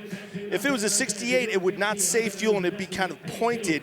They switched to this fuel script on the gas intake door in 1969 and beyond. Yeah, I also like the round clearance lights on the 68 versus the 69. Agreed. Yep, yeah. I like those A little too. more subtle. Weld wheels, raised white letter tires. And 50,000 plus on the board. 53, 54. 54,000 a bit. Harvey to Kirk, and a bit of a 3, 4, not gonna bit of a 3, down 4, how far down 4. Math in my brain, like, wait a minute. 57. Yeah, Of course, 57 '69 was yeah. also the year that they introduced the Charger 500. Was an experiment in aerodynamics. These sail panels on the rear here, these were actually flushed out for that '69 Charger 500 in an effort to get the air to flow a little bit more cleanly over the back for better speeds on the super speedways. Yeah, and you know, that's a great story because it really didn't achieve what they wanted it to, and it opened the door for the Daytona, and of course the Superbird. Sure. It flushed out that front grille too with the exposed headlights. Yeah. Just looked a little odd, but those cars are very collectible these days because of the rarity. It's funny, I've bought and sold a lot of cars in my life. I think the one that I miss the most was my 70 Charger. It's now sitting in Oskaloosa, Iowa. My friend Jeff Kelderman, who is one of the owners of the Joe Dirt car, then he made a replica of the Joe Dirt car. So he and Mopar 5150 can share it, but there's just something about these cars. They're special. I saw that car at Spring Fling last year. Yeah, absolutely. Yeah, they had it there. It's in good hands. I just wish it was in my good hands. Well, still. do you get visitation rights at all? I do. Good. He said I can borrow it anytime I want. That way. Well, you heard him mention 57 as the target for that Charger, but they didn't get there, so that's a bid goes on car. Wow. As we will investigate what's up with this 54 Crestlane Skyliner. Crestliner, yep, top of the line here for Ford. Remember earlier today I told you how all of the 1950s era Mercs and Fords had certain specialty models. Well, here's one right here. 239 cubic inch flathead Fordomatic 3-speed automatic. Vintage air has been added. Did I say Crestlane? You said Crestline, and you know earlier we had the Mercury version. Yes, that was so beautiful. Yeah. These cars just so special, so unique. Ken's Hot Rods was a guy. Ken in Noonan, Georgia, used to restore these. Did a beautiful job with those. I think you got to know some of those cars. Got to meet him and hang with Ken. Yeah, what an amazing thing. Loved these cars and would dig and find them. Bring them back to their glory. Boy, we've seen some pretty ones come through today. That one would be a real gem as the bid goes on. All right, at $13,000, the bid indeed does go on and gives us a chance to do a deep dive on a 2015 Wrangler Unlimited Rubicon edition, the JK body style, before we get to the JL in, I think, 2018. Well, that's not a factory original 3.6 there. They put a Pro Charger on it. Right. Yep. With 7 pounds of boost, take a guess. I'm going to give you between 375 and 400 horsepower there on a little V6 engine. Air-to-air intercooler to help the charge stay cool going into the motor. No detonation. All the right parts on this. The Pro Flow blow-off valve on the blower. Upgraded the fuel system. ECM had some work done to it as well. Performance coils on that engine. Man. Lots of stuff. LEDs. Off-road lights from Whelen. 4-link long arm suspension lift. Bilstein shocks. Money, money, money, money. Big tires, wheels. They even moved the license plate frame. It took not stock bumpers, so they took the license plate frame, moved it into the spare tire area. Yep. And the high bid at $34,000. Yep, it's a groovy Ruby. It is. All right, Rut, it's all you, baby, on this 98 Nissan Skyline GT, man. Yeah, this is of the R34 generation, the one that people know most from the Fast and Furious series. That was a 2-door GTR. This is a 4-door GT. That's the RB25 inline 6-cylinder turbo on here. This one's got a lot of custom stuff done. The biggest would be that Midnight Purple 3 paint color, custom body kit, work emotion wheels on here. This one's a fun little car, definitely something you could get sideways with the whole family, but that color on there, that's what made the GTR so special. That's what qualified it for the show or display only rule, that people brought that R34 GTR in this country because of that paint color. You can see it's got a real cool flip-flop from blue to purple to almost like a copper magenta in a way, but that's a fun car. I've got an R33, which is the generation right before this one, and I wish mine was a 34. They just look cooler. Same car basically, but those taillights really stick out, headlights too. And looks great with those white wheels, too. It does. Those work wheels are just a real classic Japanese look. And the white really pops until you own it and you have brake pads that throw any amount of dust. Yep. And then suddenly you're like, why did I get white wheels? I can hear it now. Honey, let's get Johnny and Sally, and we're going to put them in the back seat, and we're going to go drifting. Yeah, just need a light rain at a church parking lot or a high school. Then everybody, you're the coolest dad in town. You know, the Nissan Skyline for a long time was almost like a car that should be in the ghost hunters, because people in this country, if they saw one, they didn't know what they were looking at. If they got to see one at all, and then Fast and Furious popularized these cars. Suddenly they were discovered. Pretty amazing. Craig Lieberman's the guy that brought him in and made him so special to so many people, brought him right into your living room.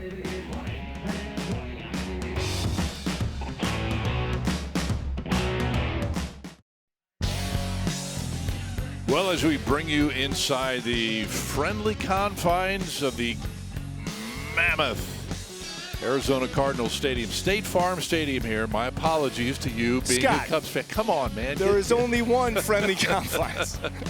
I knew you would get on that. We bring you back to the block live here on ESPN Plus with 19. Let's take a look here real quick. It's not a 57. It is a 1968 Impala. Yep, it is. This is one of the cars that helped make America great back in the 1960s. Not a hot rod, not a muscle car. It is an Impala, but it does have that little 307 small block engine, which makes no performance pretensions whatsoever. 4-speed manual transmission. Now we're talking. How about that combination? Bill, did you see how many guys just got out of their seats? It was like we turned a bug light on in Mississippi after dark. That's incredible. Like 15 guys just went up to get a look. We don't see these with a 4-speed. How about that? Yeah, bench seat 4-speed in a 68 Impala. I mean, come on, that's great. Yeah, riding on rally wheels, white wall tire, Jenny white wall tires, the way they would have looked in 68. Oh, my. It's like you can imagine back at the dealership in 1968, and the guy goes, no, come on, you're going to give me this one concession. I want this to be a 4-speed. Yeah. It's a Copo Impala. That's cool. My buddy Owen Traylor, I think, is watching at home, back home in Atlanta. His parents are big car people. I wonder if he would drive that. That'd be a fun car. It would. You know, you're certainly not going to get into trouble with it. You just enjoy the sensation of a 4-speed and a V8. Again, reference the wet church parking lot. I think if you give us enough space, Bill, we might be able to get in trouble with this car still. Oh, long smoky burnouts. Oh, yeah. The gavel price was $33,000, and a 73 Bronco is up next on the block. Have we had a Gen 1 Bronco yet today? I don't think we've had any Broncos today. Matter of fact, I'm sure of that. Yeah. We got a couple really great ones coming this weekend. This looks like a fun one right here. It sure does. V8 powered. It's got a 302 Sniper fuel injection. Big time, big money restoration on this little truck. Automatic transmission. Bill, did you like the half cab when these were coming out? What'd you think of them? I loved them because I delivered pizzas in them. Oh, that's right. Yep. They had a 6-cylinder and a 3-speed manual transmission. And today I would say that they're probably in a junkyard somewhere, thanks to what I did to them. Yeah. Let me guess. Rainy church parking lot. Oh, yeah. 4,000 RPM clutch dump, power shifts. Oh, yeah. Sorry, boss. I have no idea what happened to all the pizzas. I don't know. It's weird. I don't know. It was fine, and then it just wouldn't start. Why are all the pizzas crumpled over to one side of the box? That's a true story. That's what I drove. Did we sell that Bronco, by the way, Scott Hoke? Bid goes on that one. Got up to 47 grand. And didn't sell. Thank I know. you. 19 grand right now on this 2006 Corvette. Pretty. Beauty. Monterey red, black interior, LS2, 400 horse. Automatic transmission. Options a few. Yep, got them. Cruise. AM/FM radio, power windows and locks. Got Z06 wheels on there. You get a good look at them right there. And it's been serviced recently. All the things it needs, you know, the oil changed, put the new alternator in there and the battery, dry belts. And this is not going to be a high-end blue chip, oh my God, I wish I had the money kind of Corvette. Reserve is off at $19,000. Looks like a set of aftermarket headlights on there too, just made it a little bit brighter. Oh yeah, like Nice. the LED sort of deal, yeah. Nice little touch on there. Second year of the C6, and, Right. this one sells for $19,000. Yeah, that was an uptick from the LS1, the 350 horse. This is the 400 LS2. All right, next up, 1967 Mustang. It's been a pretty decent day for just straight up Mustangs, right, Bill? Yes. I mean, we've seen good money on the block. Exactly, and this one isn't. It looks it, but nope. ATK High Performance crate motor, 300 horse. Y-end aluminum intake with a Holley 650 CFM and a Ford 8 3/4-inch rear end. The gears are 335s rather. So this would be a straight Mustang replica. Yeah, right. Not really. Well, you know, exterior-wise, this is not showing its cards. You can see that.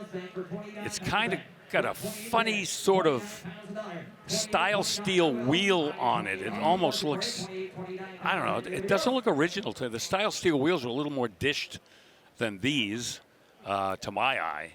Just a little off, huh? Yeah, the center is coming out toward me rather than kind of being flush with the outside rim. I see that too. You know what I mean? Exactly what you're talking about. Yeah. Here we go. I get 29,000. Pretty close. Bid at 28,000 though. Yeah. 9,000. Sold 28,000. Okay, there we go. Put another one in the sold column here at State Farm Stadium. This is great. I'm not even sure that I even remember that this existed, but this is the 1982 Chrysler Imperial Frank Sinatra edition. I've been waiting for this all day. I've been waiting for this. This is fantastic.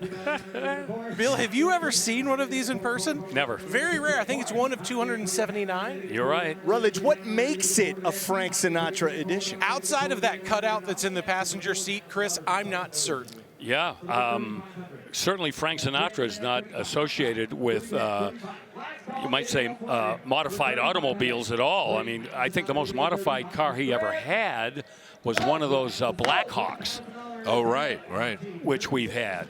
And this one sells for $3,000. So old Blue Eyes, I don't know, he'd be very happy about how much money that car just For sold $3,000, I feel like I should have been. I've got a little bit of remorse right now. Right.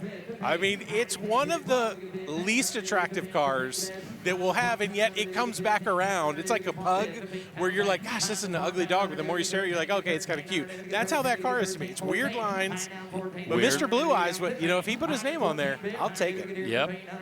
No, that's the selling point. Interesting. $3,000. That's it. Okay, you know, it's funny. This is our 19th season, and I'm not sure that we've ever seen one of those before. No, I don't think I have. No. 1972 Mustang convertible. Next. Yeah, this is the Peter Lawford edition of the Mustang. I made that up. No, this is pretty straight ahead. Rutledge going over there. You're not going to find any big surprises here. It's got a 302 and an automatic with a floor shift. Chocolate. Yeah. Deep chocolate brown there, Bill. Yeah, Wow. excellent paint and interior combination for sure. Love it. And somebody else did as well, to the tune of $15,500.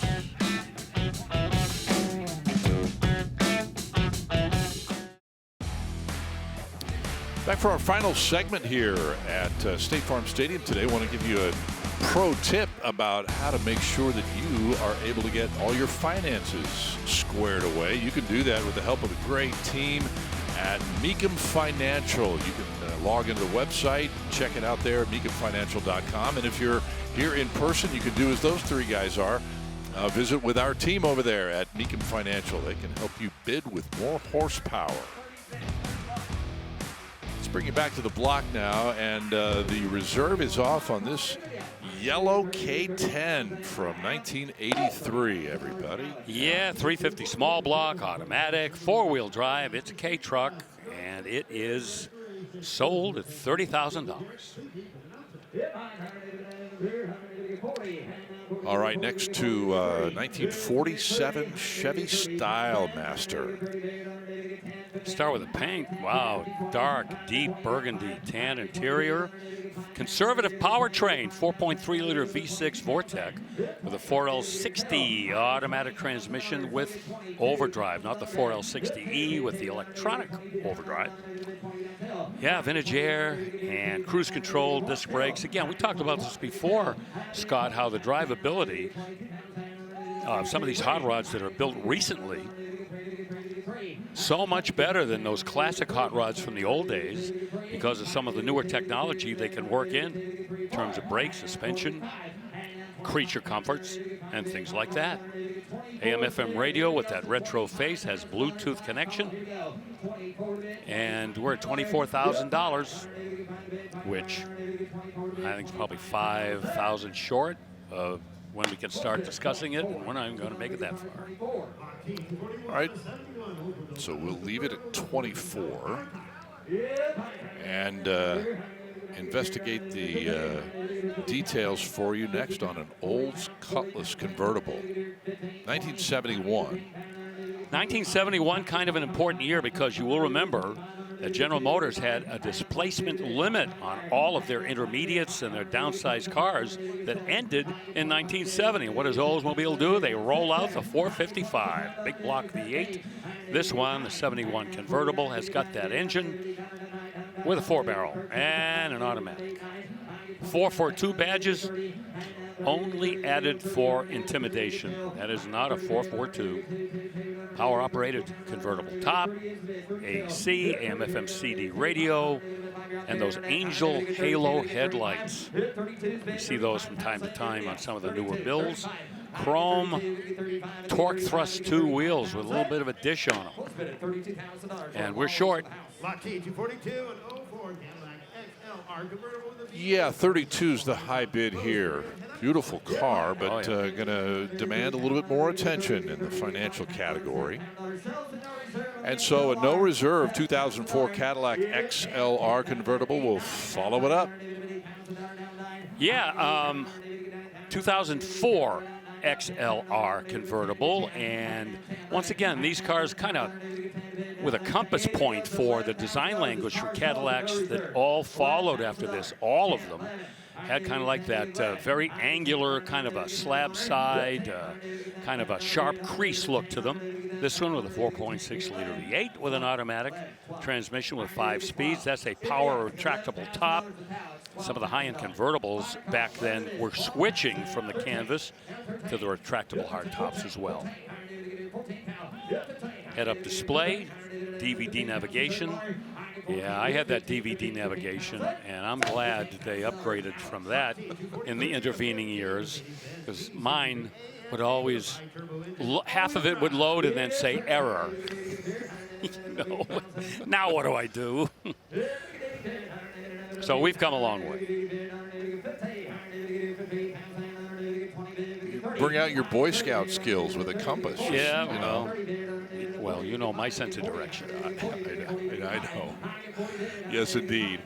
All right, let's move to the G-Wagon here. 2015 G63 AMG. Scott, I think the great poet laureate Post Malone said it best. G-Wagon, G-Wagon, all the housewives pulling up. What a ride this would be to take home to your special lady, whoever that is. Say, honey, guess what you got? You got essentially a tractor, but boy, you're going to look great everywhere you go, especially the gas station, because you're going to be there a bunch. It is such a truck underneath these early generations. The new ones are different. They're heavy for sure. But this thing, it rides a lot like a truck, looks great. They hold their value. They've dropped a ton, but they kind of level off. You can't find one even to beat up one for under 30. And I got to be honest, I still stop and look at every one I see. You know, the origin of the G-Wagon is quite an interesting story. It was a Saudi prince who ordered essentially a fleet of them, and by the time that they were done, he was no longer in power. He was no longer in royalty, and so Mercedes-Benz was like, what do we do with all these G-Wagons? And they sold a few of them, and they caught fire. They literally, not literally caught fire, popularity-wise, Thank goodness. they caught fire, and they went into production with them. But they were originally ordered just as spec, just a small spec fleet, How about and that? later went into production. The Galanda wagon, the Cabrios are still my favorite. Those things are incredible. So, what happened to the ones that the Sheikh couldn't They take sold delivery them. of? Bill, they sold them like they sold But that one. a big discount? Yeah, essentially, yeah. I mean, they were trying to give them away, and they were so popular that they said, hey, we got something here. We're going into production. Why couldn't that happen with like the McLaren Speedtail? Speaking of popular, what if you took a work truck and you put a 454 in there, Scott, painted it all the same color, monochromatic? Let me button up the G-Wagon first. It did not sell at 60,000, we're told. Now you get the 454 SS Rutledge wood.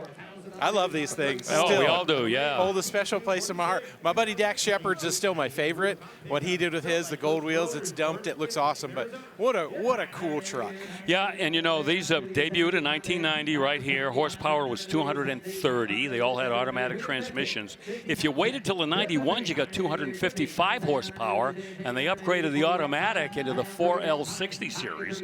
So the 90 trucks still have a lot of collectability here, and this one has 1 mile on the odometer. Can that be believed? Wow. That's what the consignor claims. Okay. Black frame, core support, inner fender, all showing a high gloss powder coating. High bid on that of $34,000. We're on to a 2020 Gladiator, top of the line Rubicon trim, but as you can plainly see, this is nothing like they rolled off the assembly line. This has been modified as we usually see. Only got to $50,000, so we're probably a couple of touchdowns short of selling that Jeep. May I just clarify something about the origin of the G-Wagon? It was not a Saudi prince. It was the Shah of Iran who ordered them as a military vehicle to compete with the Jeep. And by the time they were done, he was no longer the Shah of Iran. And while intended for military use, the demand prompted Mercedes-Benz to launch a civilian version in September of 1979. Well, you know, in this day and age, we've all been trying to avoid Iran, but not Chris Jacobs. Nope. I got the stories. He got the story straight. Here is 2010 Grand Sport Corvette, and we're going to open the bidding here at around 30,000, a little bit north of that. Yeah, the Grand Sport trim level. Boy, that goes all the way back to 1963 with the original. 5 of those were built, strictly race cars, and those were demonic. And then the Grand Sport trim level came through a few more times, and here we are in 2010, the C6 generation, 6.2 liter, 430 horse V8 with an automatic, a power convertible top on this, leather interior, and lots of very tasteful options, and a lot of great standard equipment as well. Yeah, wow, look at that, 33.5. Away we go. Cool. Yes, sir. All right. Somebody's in the Corvette Club, if they're not already in the Corvette Club. And right behind that Corvette, oh, you want to talk about a performer. Another Mercedes-Benz AMG GT Coupe here. This is from 2017. Oh, this is a big dog. 4-liter V8 twin turbo. Horsepower, torque, plenty with that Mercedes automatic transmission. Manumatic, drives by itself, or you can shift it manually. Panoramic sunroof and the Napa leather interior in black. It's got that voice-activated surround sound stereo as well from Burmeister. That's a nice little feature. Modern Silver Arrow. Yes, it right is. Here. Oh, boy, the Silver Arrows. Yikes. What a history there when it comes to the great automobiles of the past. 19-inch front, 20-inch rear, alloy wheels on Michelin Pilot Sports. 58,000, and that won't be enough. No, I mean, you'd have to have a very charitable consignor. Right. Cut that loose for 58. And second today. I don't think anybody's in the mood to be charitable with a car No. that's this good. No, this isn't a 501c3. No. Nope. It's funny, in Scottsdale, I think that car I'm starting to realize, that's like driving a Saturn. Like, it's just not, I think in Scottsdale, a car like that, they don't even get your looks anymore. It's so wild out here. A Saturn? I was trying to give a good reference that That I is thought the you'd really most like. overdrawn comparison I think you have ever been responsible Okay, maybe that's like a Scottsdale Miata. Okay. Is that better? All right, we're getting closer. A Boxster. All right. Look at this, still in the plastic. This 07 Shelby GT500, kids. Yes, sir. 5.4 liter supercharged V8 engine, and the odometer reads a mere 6,026 miles, one of 108 with the alloy paint, well, just one of 24 with the tungsten stripe package. So this is an exclusive Shelby. One of 43 with the red and black interior. You mentioned plastic still on the seats and the steering wheel. Yeah, but with 6,000 miles on the odometer, I'm wondering if it's always been there. Yeah, I don't think they drove at 6,000 miles with the plastic. Don't think so. 36. Got 35. Probably not. 35. Maybe they changed the plastic a couple of times. It's interesting. We're critical of that, but my grandma's couch, it was always covered in that plastic. We never thought about it. I know. Right? I know. Yeah. Look brand new under there. 35,000. And they're trying to get it done. Mecum rules in effect, sir. You raised your bid at 500 horsepower right there. Right now. You want to give 38,000. 38. All it takes is 3,000, according to Trev Morvac, who says the Mecum rule is in effect here. The guy wants to bid 38. $35,000. Meet you halfway, they might ask. Unless the seller would like to reconsider, let the reserve off, and see what else happens. And it is. Okay. Next case, Your Honor. Okay, bid goes on. As they are not able to meet in the middle. And that probably a pretty good candidate for a bid goes on sale here in a little while. So this Chevy nope, yeah. Wait a minute. Did they go back to the Shelby? They did, and just sold it for 35,000. Happy ending. All right, how cool is that? Yep. That's a record for world's shortest bid goes on ever. Yeah, that is. Might be. Yeah. And now we can take a look at the 1970 C10. Oh, this has been loved. Been in the current owner's private collection for the last 20 years. It's a long bed truck, 400 V8. 400 small block with an automatic, power brakes, factory air.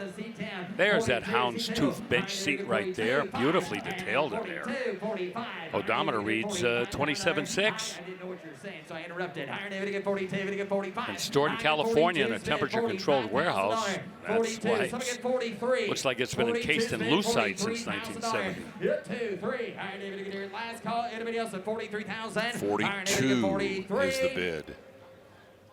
Close bid at $42,000. And that's going to be where we end up on that pickup truck. Maybe time for a quick look at an 86 K10 Silverado 1500. There it is. Get a few seconds of this truck. Real quick, this is going to rock and roll. It's got a stroker, 383. And a lot of other upgrades as well. Transmission, transfer case, got new 411 gears in there, custom wheels. That rubber's brand new. Base coat, clear coat, black. Undercarriage been painted to match. New glass, premium upholstery, but it's all about that 383 stroker. Well, the bid at 35,000. That's going to be it for us. Don't forget, 6 more hours coming your way tomorrow. Our Friday coverage live from Glendale, kicking off at 2 p.m. Eastern, 11 a.m. out here in the West. Hope you can join us. We'll welcome the newest member of our Mecum television team. That is coming up tomorrow. Hope to see you then. Good night, everybody. Thank you. Mecum, #1.